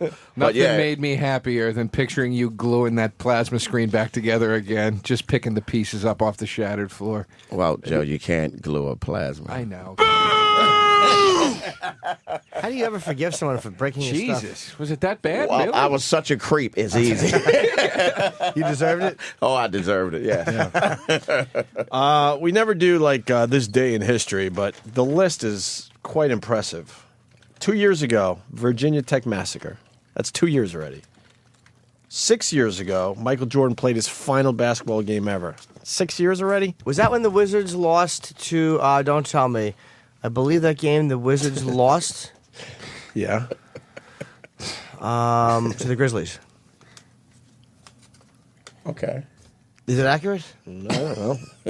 Look it up. I don't know. Where will you look it up? Look it up online. 76ers, if you really are looking for a real answer. But I think No, I had read it earlier. I just couldn't remember. I know. That's Wayne Gretzky retired 10 years ago. 10 years ago. Today. That's fucked up. All right. What about the Rolling Stones? Oh, man, they're doing well. 45 years ago. First song. First release. Damn, first album. Wow. 45 years ago. Yeah. That's amazing. I was going to say the Steel Wheels tour. Yeah. 45 years ago, Mick got his first facelift. Yeah. That's an amazing law. What else in history? I love just hijacking, like when, once you get the fact, you jump on like you know it too. Kareem Abdul-Jabbar? Yeah. Birthday? Yep, absolutely. 62? 62 years old. Fucking amazing. And it sounds like you know it, right? I like that. Why does every show have to end with the wheels falling off? It really does. It's a drunk driving record. Right. Time to go. We're all laying in the fucking gutter. All right, we're going to get out of here. Yeah, so Joe tonight at Comics. Yes. At Comics. And then next, this weekend at Eastville Comedy Club. And then next week at the Funny Bone in Columbus, Ohio. They're not going to remember all that, Joe. Yeah. MySpace? Yeah, MySpace. Joe DeRosa on MySpace, one word, right? Yeah, myspace.com/Joe Comics DeRosa. tonight, though. Hit Comics that hard, tonight, and then yeah. Eastville Comedy Club over the weekend. And Keith Robinson. Be at a Stress Factory this weekend. Next weekend, I'll be in Eastville. The weekend after that, I'll be in Pittsburgh. After that, Just fucking go down the whole fucking year. And in February, I'll be appearing at the Edmonton. I mean, both these guys are great, but I'm going to give him a compliment because I know how your egos or your self-esteem is, fucked up in general, comedians. So just acknowledge that I think you're funny. Okay. Now I go to Keith. This motherfucker makes me laugh my ass off. Yeah. Thank you very much. My ass off. You should be way bigger. I don't know what you're doing. Fuck, man. You're just blowing Sleeping up. in. You're just destroying everything around you. Just when it's starting to get good, right? Yeah, Keith is just he's a problem, right? Keith is a fucking. He ought to be in the military. Nobody blows up bridges or fucking sabotages things faster than Robinson. He fucking never met anybody important. He wouldn't fucking annoy immediately. You think that's the problem, Keith? No, man. You know what it is? Let's do a little psychoanalysis here. What's happening? Well, Because I go, what the fuck? This guy is hilarious. Chris Rock gave me the greatest advice, and just like you got to put in a full season of doing everything you're supposed to do. Put in that full season. You write what you're supposed to write. You do the perform how you're supposed. Just that full season to see if you can do it. And that was the question. Have you put in a full season yet? And you're always blowing out your hammy mid-season? Yeah, maybe, yeah. A little hamstring pull, something like that, yeah. Well, I fucking put in 2-3 full seasons in a row, and I'm still fucking batting the exact same. That's really You're not, you've done good stuff, Joe Jim. You close. You close. You're knocking on that door. You're knocking right on the door He's to knocking on mediocrity. Exactly. I really am. I'm in the basement trying to get up to fucking average. All right. And one plug, too, I want to give, too. I mean, my Down and Dirty DVD is in stores. And also, my friend Danny here is getting my Peter Criss picture signed this week. The drummer from Kiss is signed. Where is he signing, man? Just I'll plug him. Chiller Theater. Oh, all right. Where's Chiller Theater? Where's that? In New Jersey. Chiller Theater in New Jersey. Peter Criss. ChillerTheater.com. Yeah, that's a good one. ChillerTheater.com. He'll be there. We should get Sam there to do some interviews. Yeah, they always got good people there. Yeah, a lot of people, not just Peter Criss. He'll be there, what, Friday through Sunday? Friday, Saturday, Sunday. Okay. Fazio and Missing Persons is also going to be there. A bunch of people. Okay, so ChillerTheater.com. Oh, I'll be performing next Wednesday at the Juice Zone in Philadelphia. That's not even a It's joke. just funny to me. What's the Juice Zone? It's just a place to. It's awful. It's a place to eat. I got some shows there to make some money. Do you really? Are you kidding? I'm joking. Oh, I don't know. I don't know if you're kidding or not. Yeah. That's how you know you're fucking. My career is awful. When you say I'm performing at the Orange Julius, and people are like, "Come on, man, really?" All right. Well, I guess tomorrow Anthony be back. Yeah, Anthony's back. We got a full house tomorrow. Kevin Smith. If you guys want to come in, it looks like it's going to be a party. We got Kevin Smith, Laszlo, Doug Stanhope. I think there's at least somebody else too in there. Whatever. Bobo, Young Daniel, and the regulars. Travis. And I'll be tweeting all day. That's all I promote. Opie Radio on Twitter. That's all I care about. It's fun. All right. Having well, fun. let me know if I got some good comments back from that picture. Oh, really? You don't have to do it right. Yeah, let's do it right now, Danny. Can you bring that picture up of fucking Awful Joe before we get out of here? Which one? My version? Thank you for saying. Well, my everybody version said was the Keith good is a version. genius, and I got Awful Joe. No, I on mean the as a send-out. person, not as a comedian. Yeah. I did take a very flattering picture of you, Joe. We took 3 or 4. You picked out the one you wanted me to post. Well, you were very adamant about the one you wanted to post, though. You were like, this is a good one. Oh, boy. What, the first one's bad? No, there's a lot of comments. There's a lot of comments, yeah. Danny, you want to hit the comments? Sure. Why would I do this? Why did I ask you to do this? What is wrong with me? Oh, by the way, before I forget, Roland and Roger tomorrow. Roland That's and what his brother. it was. Roland is becoming a Swedish TV star. He's a Swedish sensation. And we'll explain tomorrow, I guess. We'll learn more tomorrow. Yes, Danny. Well, the consensus here is that Joe DeRosa looks like Jared the Subway guy. I've gotten that for years. That's not that bad. I can take that. Well, they're calling you Jared from Subway with AIDS. See, that's nice. I think that was actually one of the ones on Bobby's Twitter, too. You never want to be described as a celebrity with something. Exactly. Even Magic Johnson. You know, that's. I'm going to take that off of my short-term Magic goals Johnson without list. Yeah, you look like Magic with fucking healthy blood. Oh, come on. Yeah, you look like Magic if his AIDS worked. No? Wow. All right, Jesus. I'm sorry. Wow, way to hurt everyone, Joe. We were just having some fun.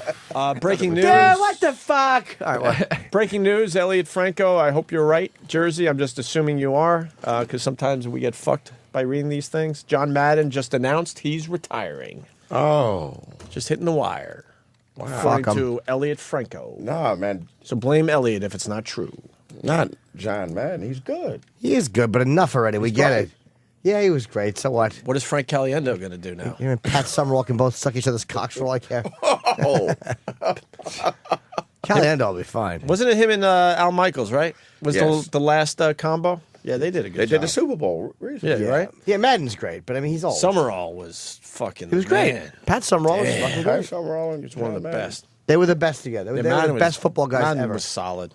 Danny, we're done with the comments? Yeah, fuck it. All right. Let him off the hook. Joe, thank you. You did great today. Thank you, man. And I had a Keith, great of time. course. So we'll see you guys tomorrow. Bye, guys. Bye, guys. Bye, guys. Bye, guys. Bye, guys. Bye, guys. Bye, guys. Bye, guys. Bye, guys. Bye, guys. Bye, guys. Bye, guys. Bye, guys. Bye, guys. Bye, guys. Bye, guys.